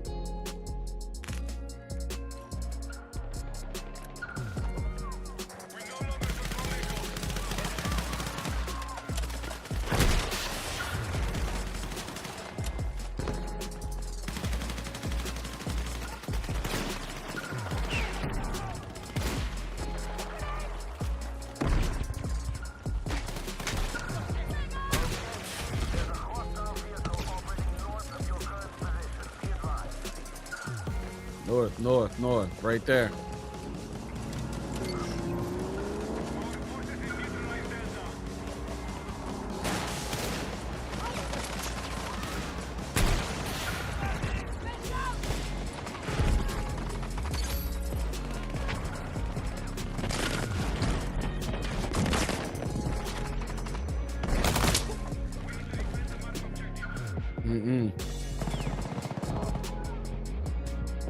What up, Woodis? Come on, man. How do you make it play less bright? I can barely see anyone on my screen. That's probably because I didn't. These are all defaults. I could probably turn it down a little bit, but let me see if I can real quick.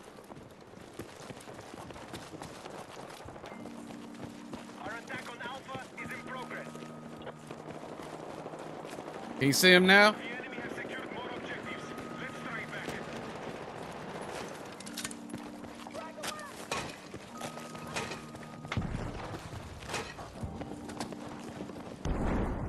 Good. That's what's up. Yeah, and by the way, I'm playing on the PlayStation 5. So, because I got the capture card hooked to the PC. God is that.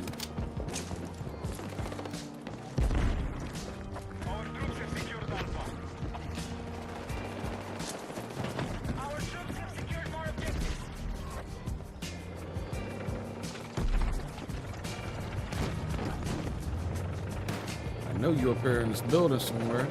I just saw your ass.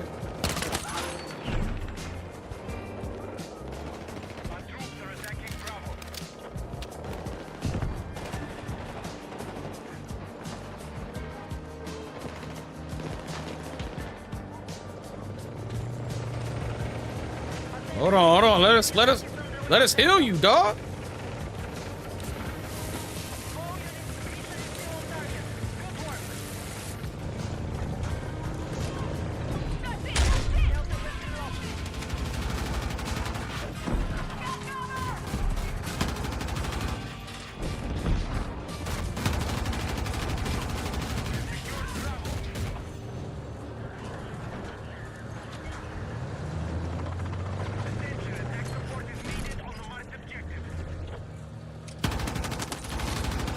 Got him.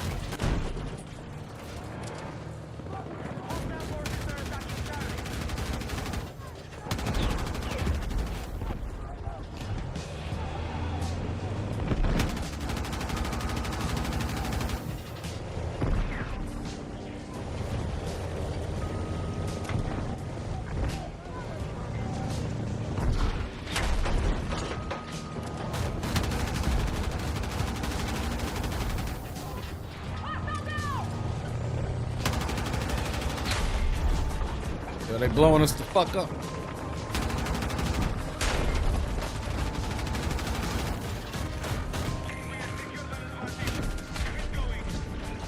Come on, go up them steps. Got him.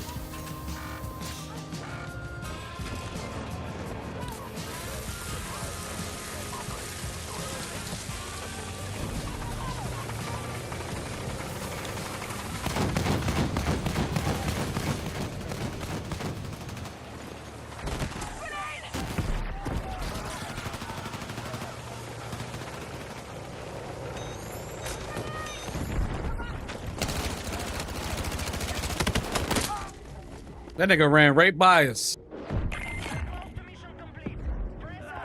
I need a fucking medic!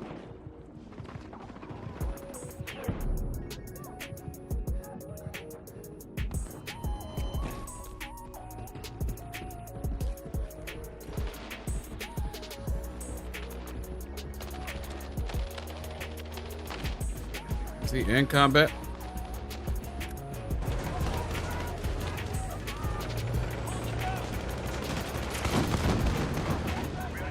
Man, move. I'm on what?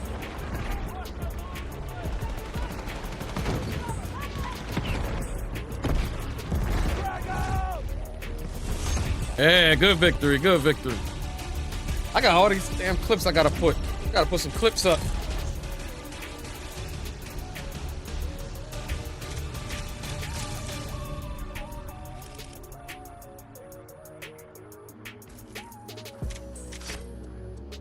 I'll be right back. How do I...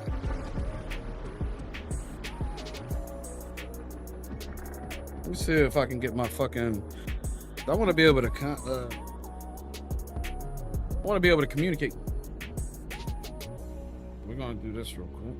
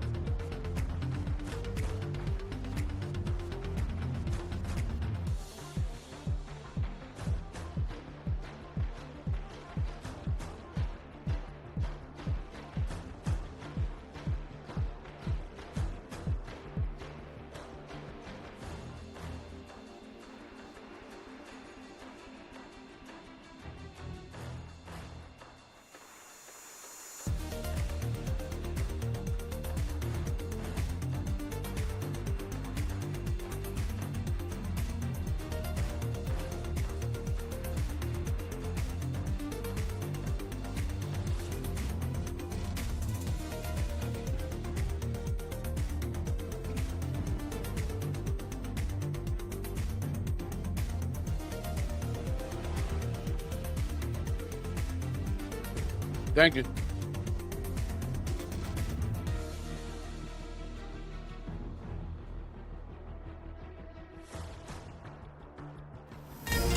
Oh, shit. Now we're back. All right.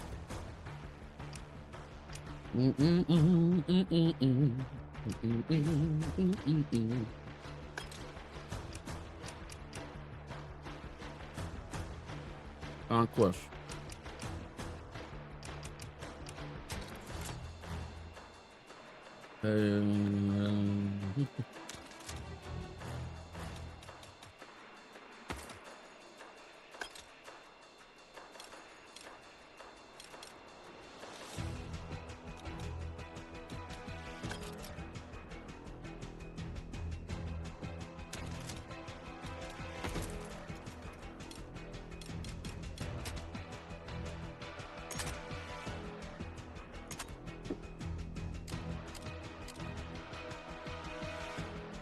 Oh, it's good.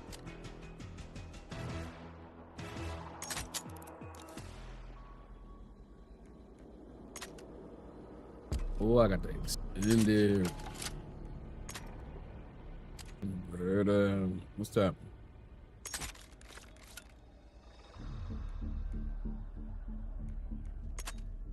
I definitely digging some different stuff. Mount.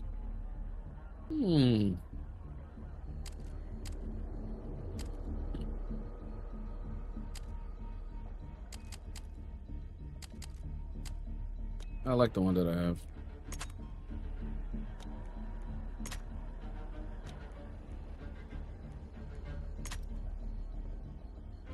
Yeah, I got that 2x sight on the bitch. Green laser. All right. Carbine. Oh, they got different types. It's assault rifle.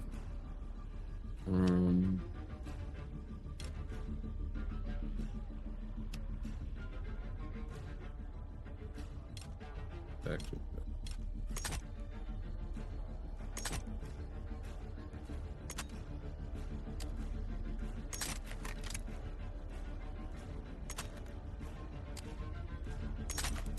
Yeah, that had fire on this thing.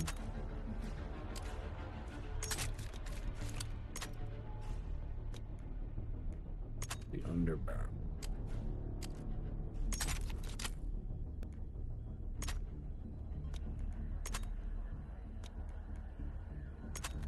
I actually like this site. This site is decent. The one what is it, 1.5? But then how do you change the okay. But how do you change the reticle?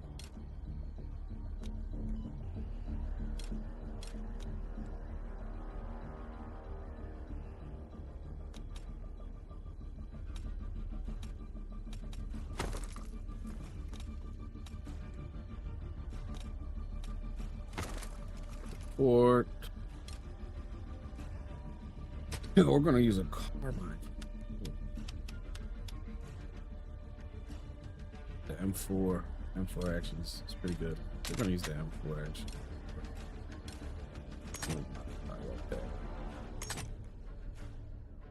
I like the 1.5. Yeah, I like that.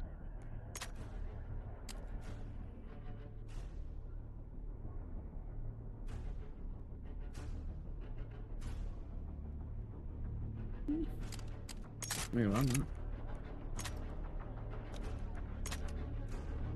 Yeah, I haven't used this weapon yet, so we'll be when we rock that, we'll rock that.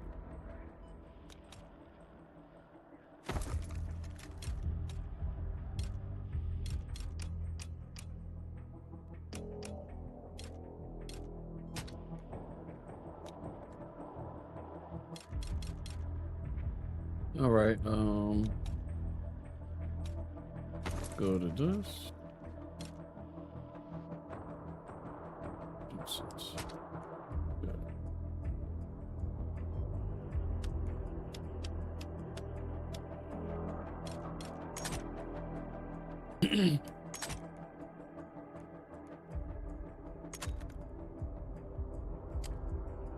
Bipod, that would give me better hip fire, but it won't give me better mobility.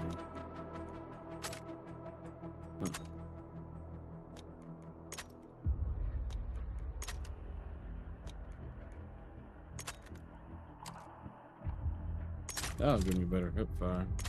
Go at this point. And this side.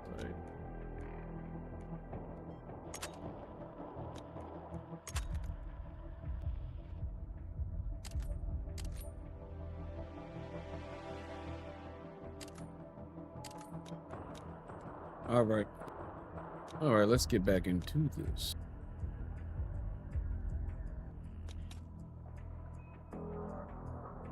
What happened to my music? Where's it going on?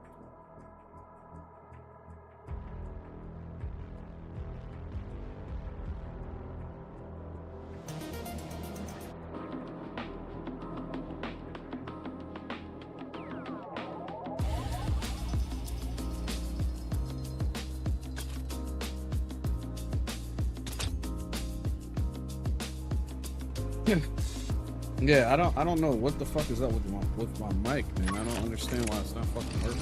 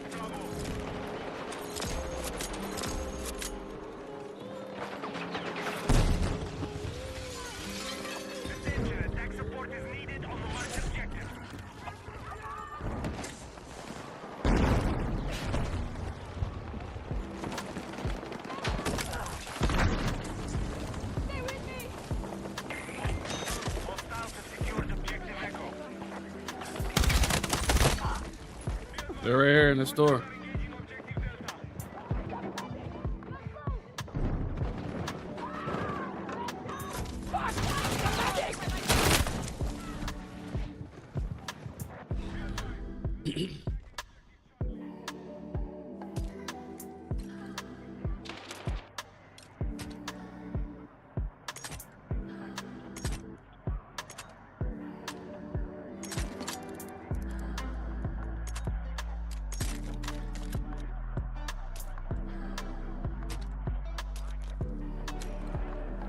Why the fuck does it keep on doing it, man?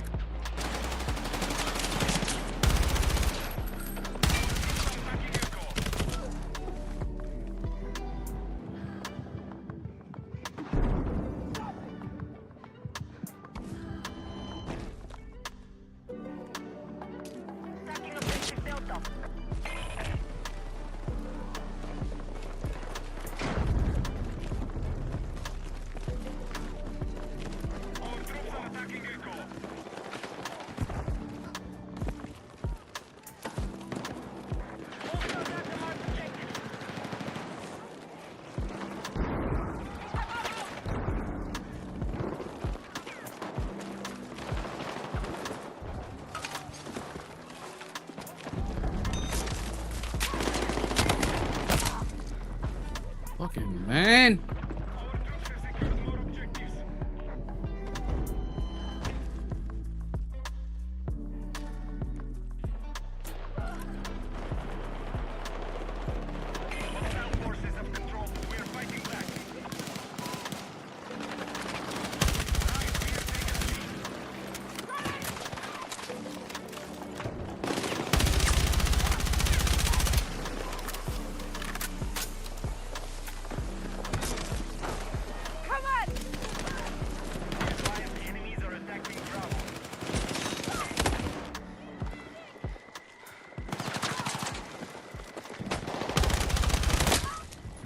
Oh, my shots don't fucking hold.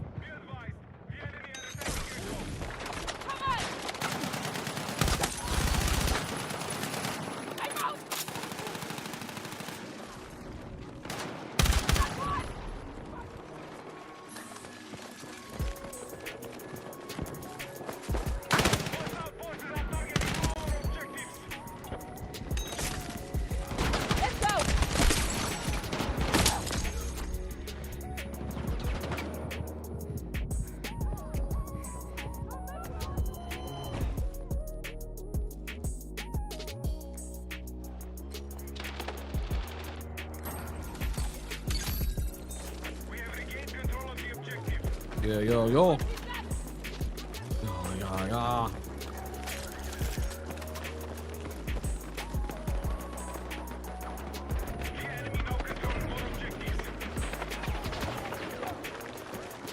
Gotta bust some shots.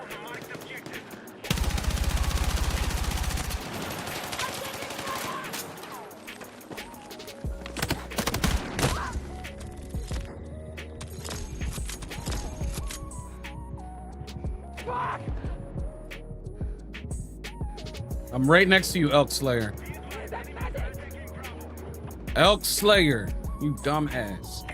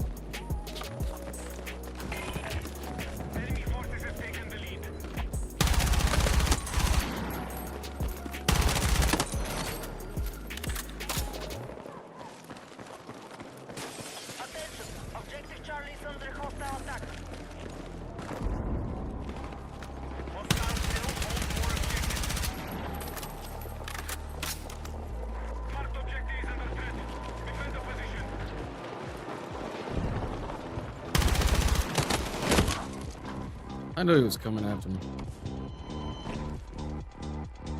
Ugh. Fucking game, man.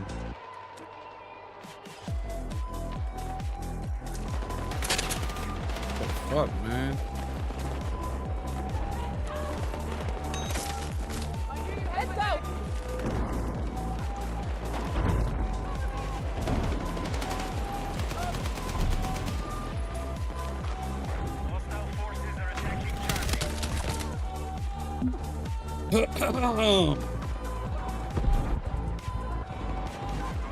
And they're sitting right here. Cheers! Thank you!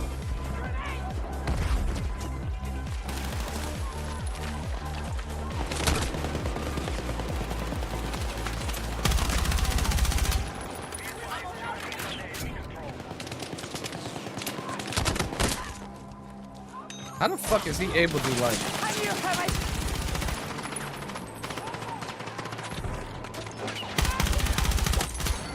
Got him.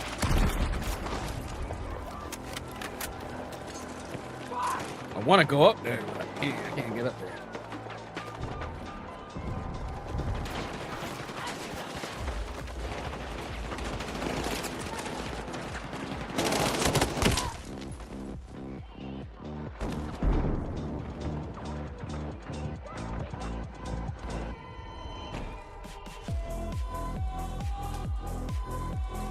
Yeah, we're getting dominated, man. This shit's crazy. And my headset is not fucking working.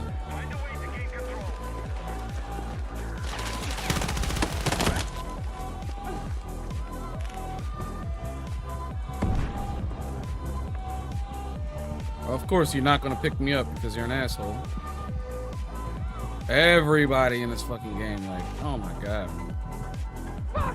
Need a medic! Ugh, God, yo. Like, anybody can pick you up, and these motherfuckers don't pick you up. It's the stupidest thing, you know.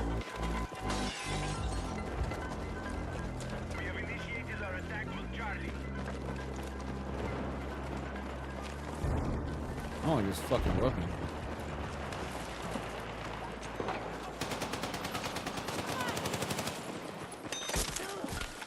Come on!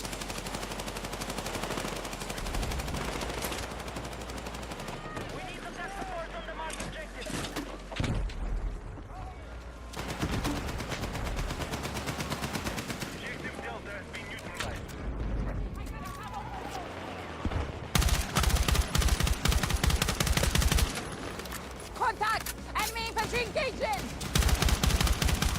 Let's go!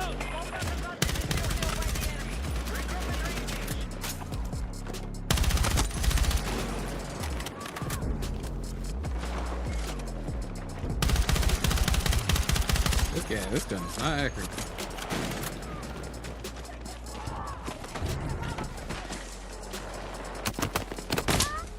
Oh. Magic!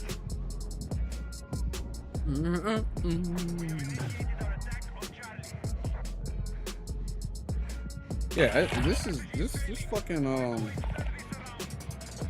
oh shit.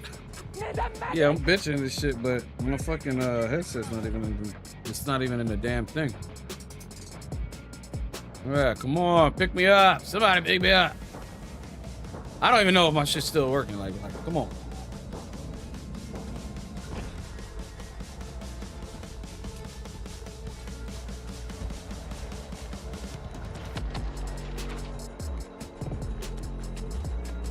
Man, we're getting fucking dominated, yo.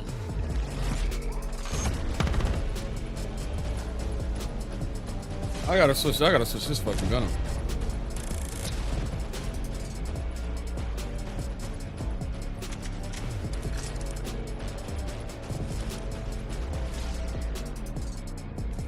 Not even on the scoreboard, huh?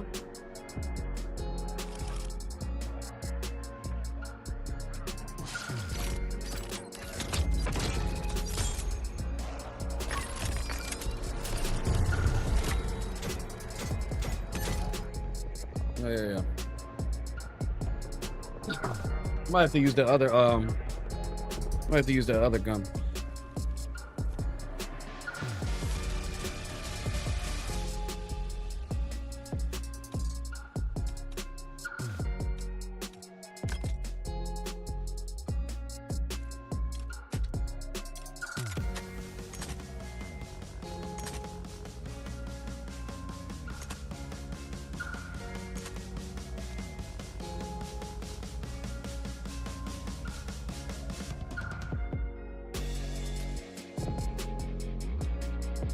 All right. Come on, man.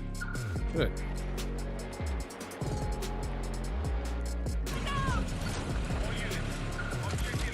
This nigga is crazy.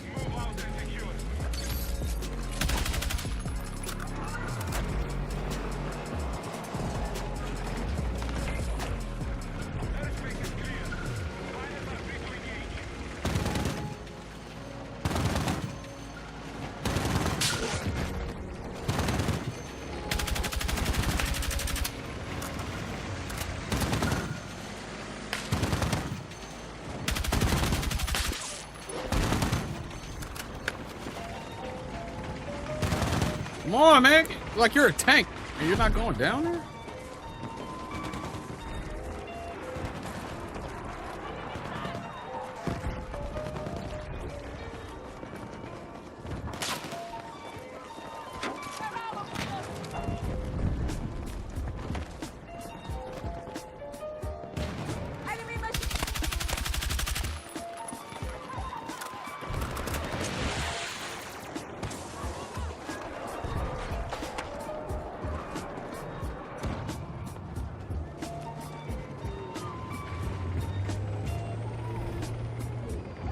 They got a tank. They got a fucking tank.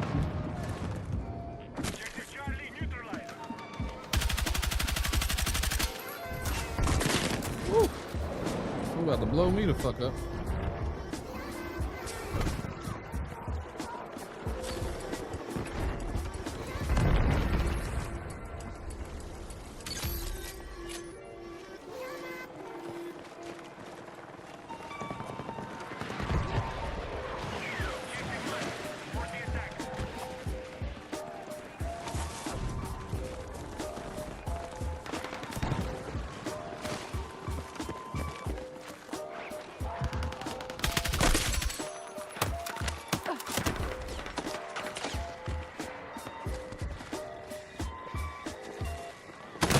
fuck, man?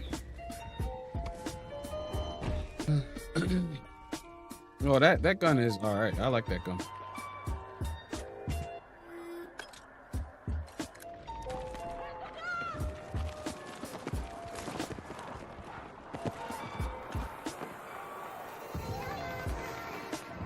But how do you switch that fucking stupid ass reticle?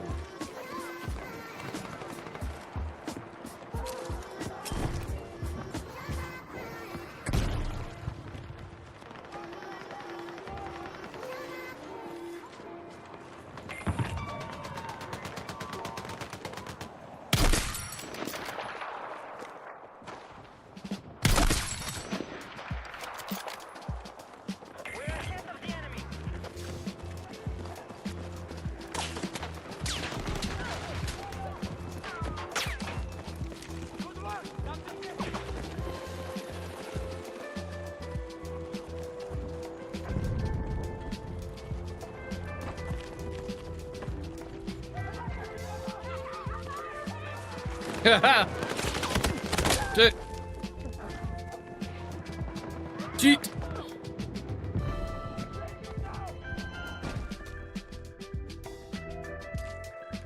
Man, you know,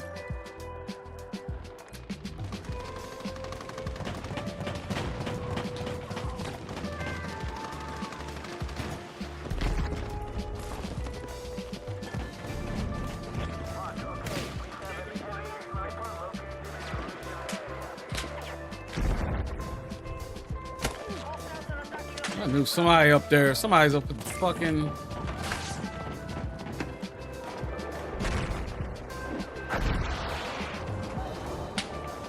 There you go. That's it. Fucking bitch. Yeah, of course you're not gonna come get me. That's just like easy.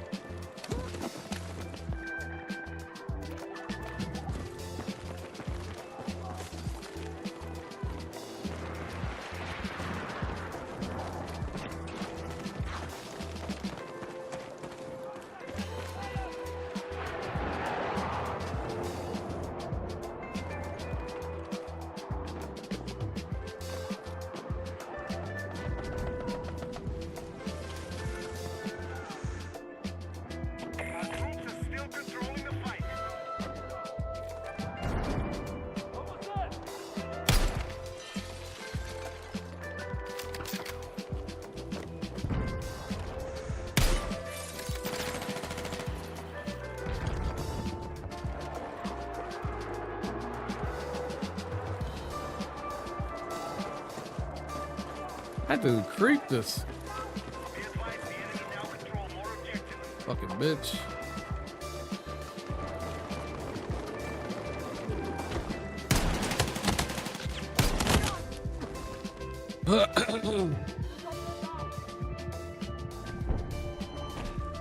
I hate that reticule, man. I just don't like it, man.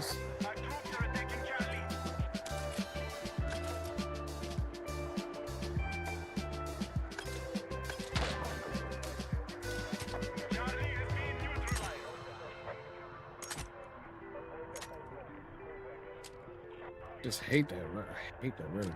Basically.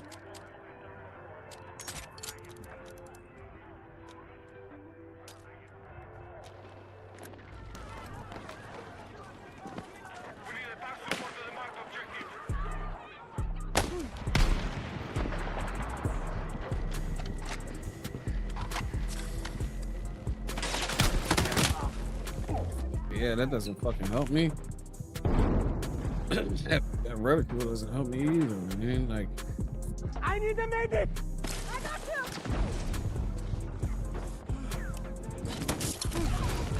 Let's go!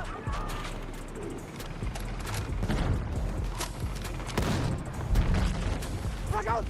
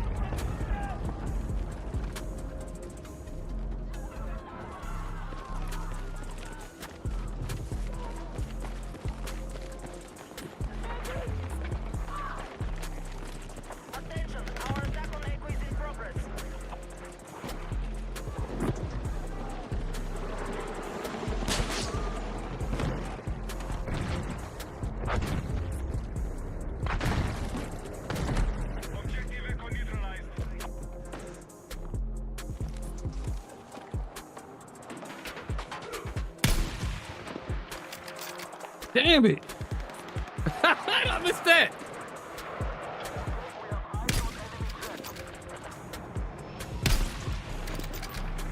How am I missing these fucking shots? How did I miss this fucking shot? Dude? How did I miss those shots? Our troops are still controlling the fight.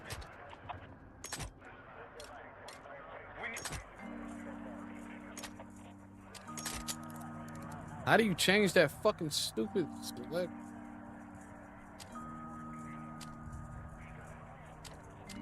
You can't change the reticle? You have to use that shit?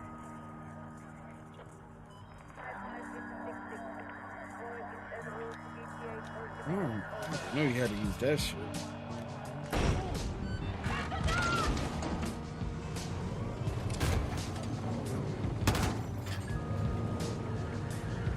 You know how to drive this thing, buddy?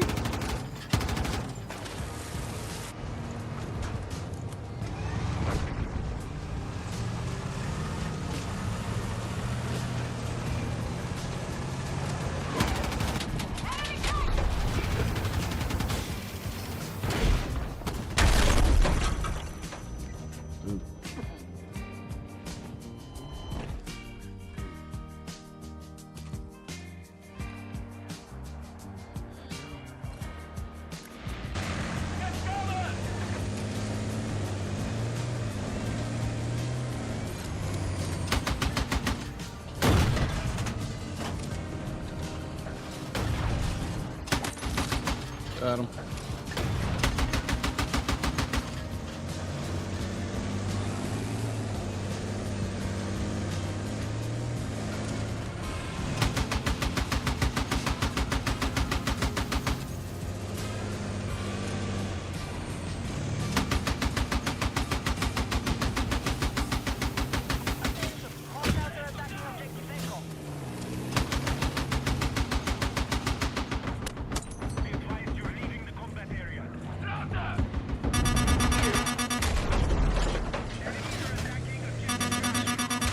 Where that shit coming from?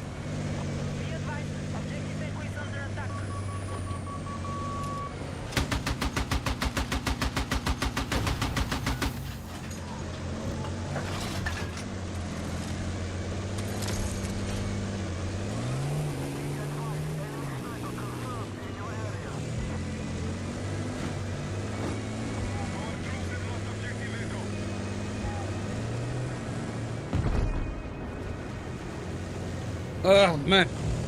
Come on, let's go with our tank. Our tank reverend.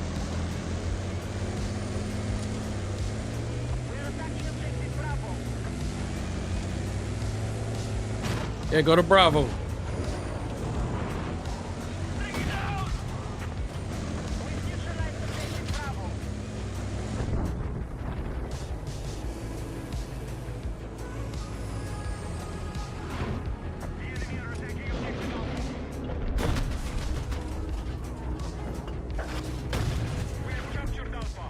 Dude, what are you doing? Why are you just sitting here?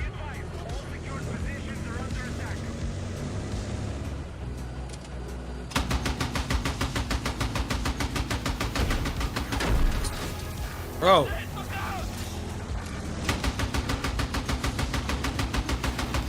Got him.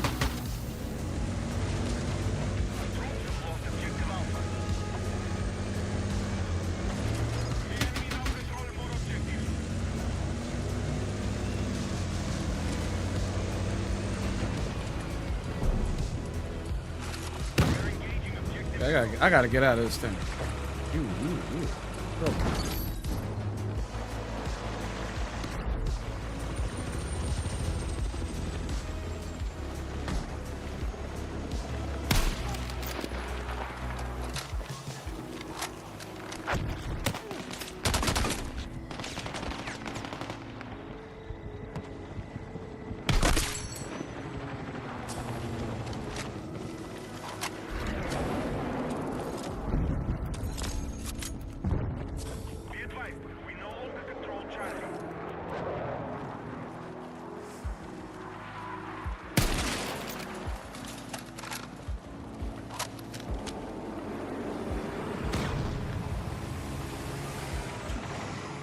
That tank is moving.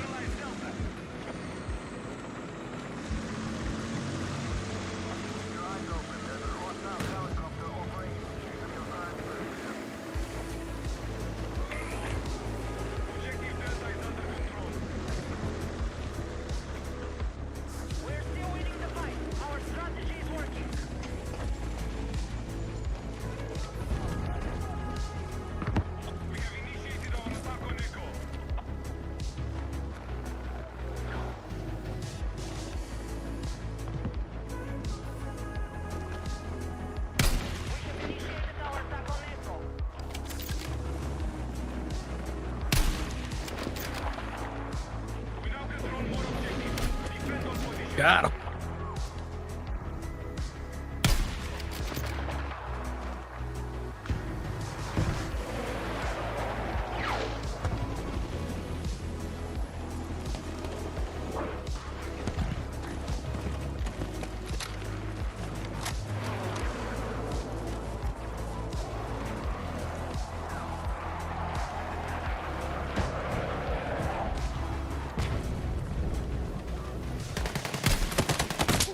Damn it.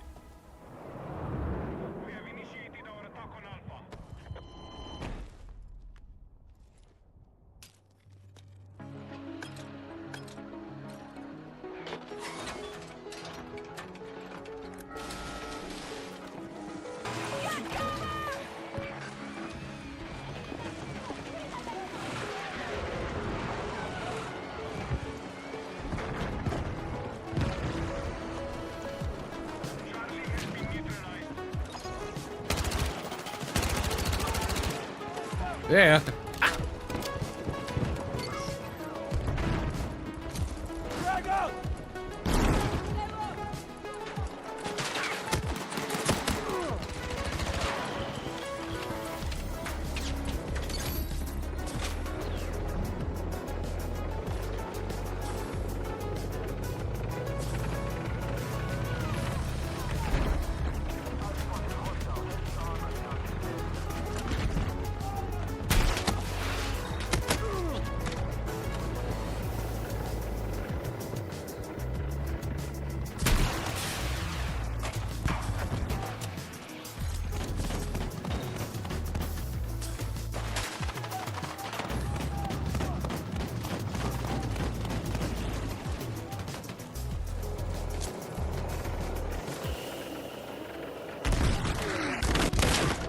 Damn.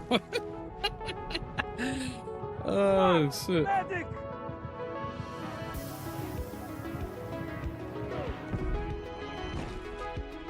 Yeah, you gotta understand.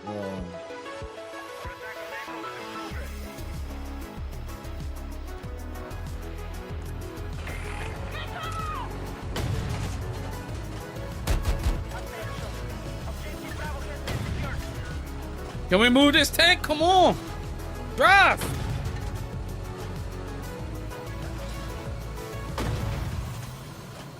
I don't know what this dude's doing.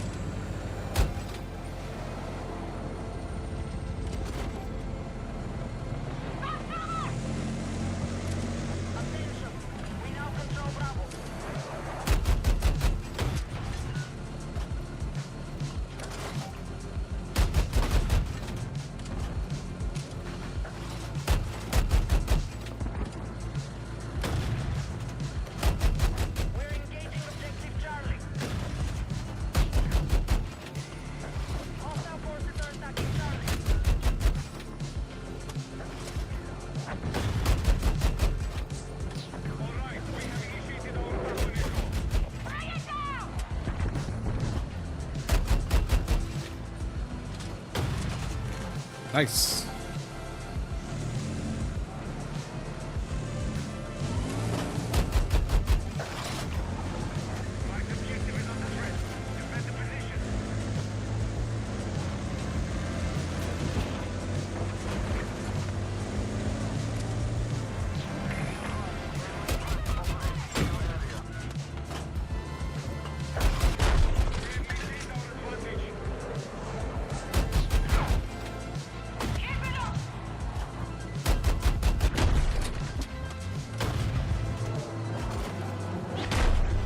Come on, man.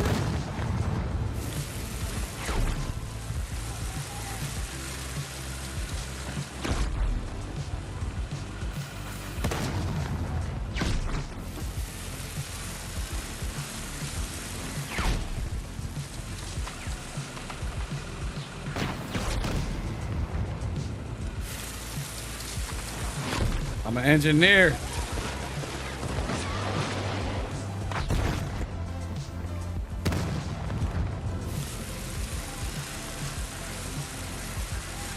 Oh, that's a nice jacket. I like that. Hey, thanks for the revives. Appreciate it. Hey, no problem, yo. No problem. If you can't hear me, no problem. Actually, the repairs, not revives. You know what I meant. Yeah, I got you.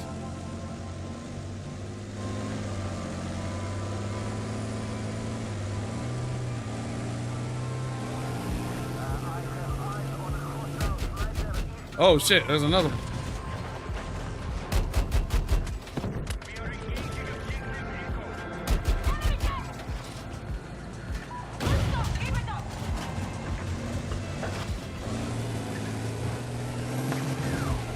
Oh, there's someone over here.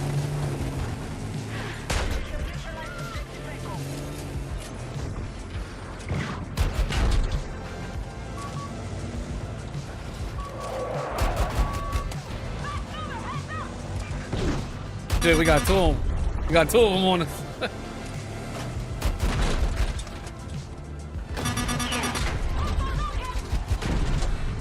I'm gonna get out.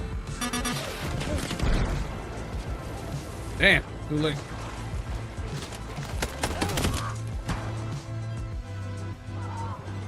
Oh, man.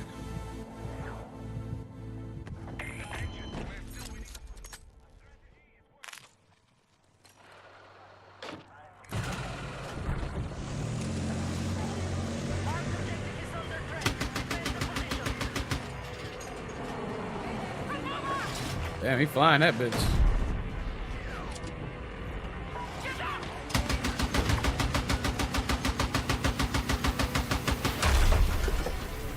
What the hell?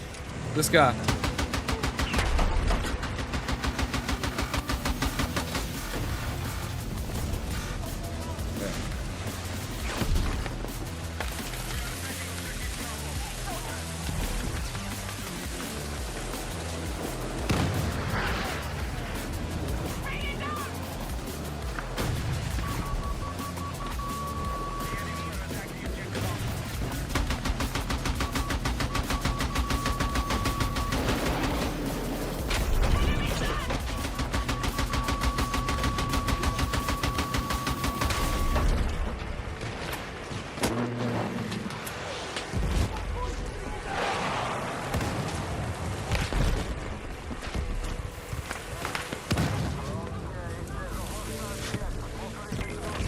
We're trying. Shit.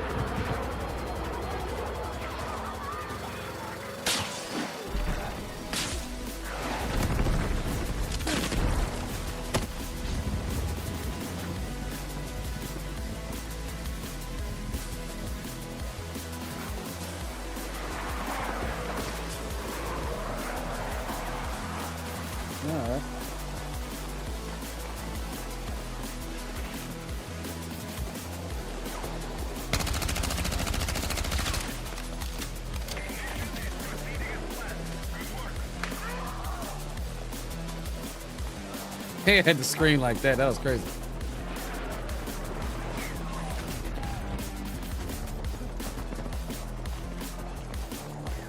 This is like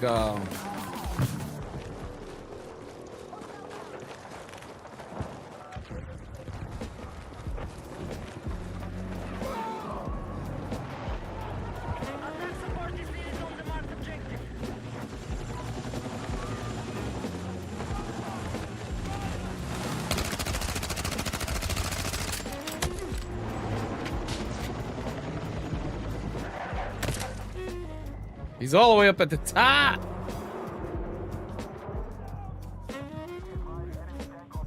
Man, let me 402, man.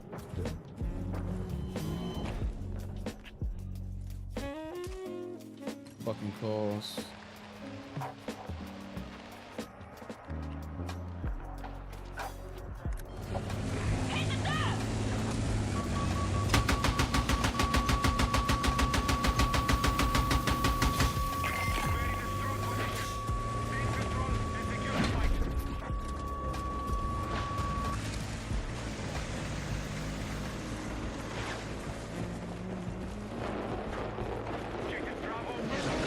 Yeah, I'm getting in a tank, baby.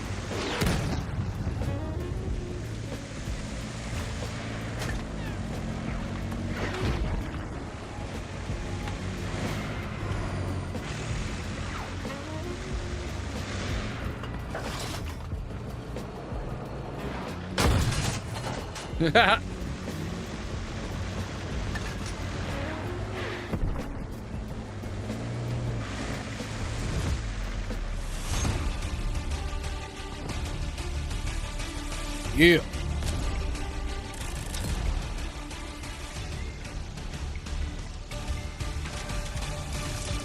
I was in school. We'll talk about it.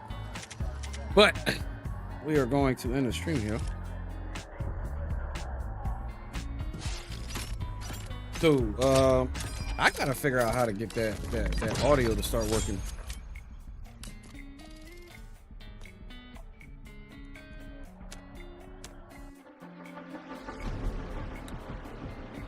So, I appreciate everybody who stopped by and hung out with me, and I appreciate all the likes I got on TikTok, and you know, everybody who came through the stream. We're gonna be ending the stream right now. Yeah. I'll see you on the next one. Everybody have a good weekend, please. Stay hydrated. Keep yourselves well taken care of. All right? Peace.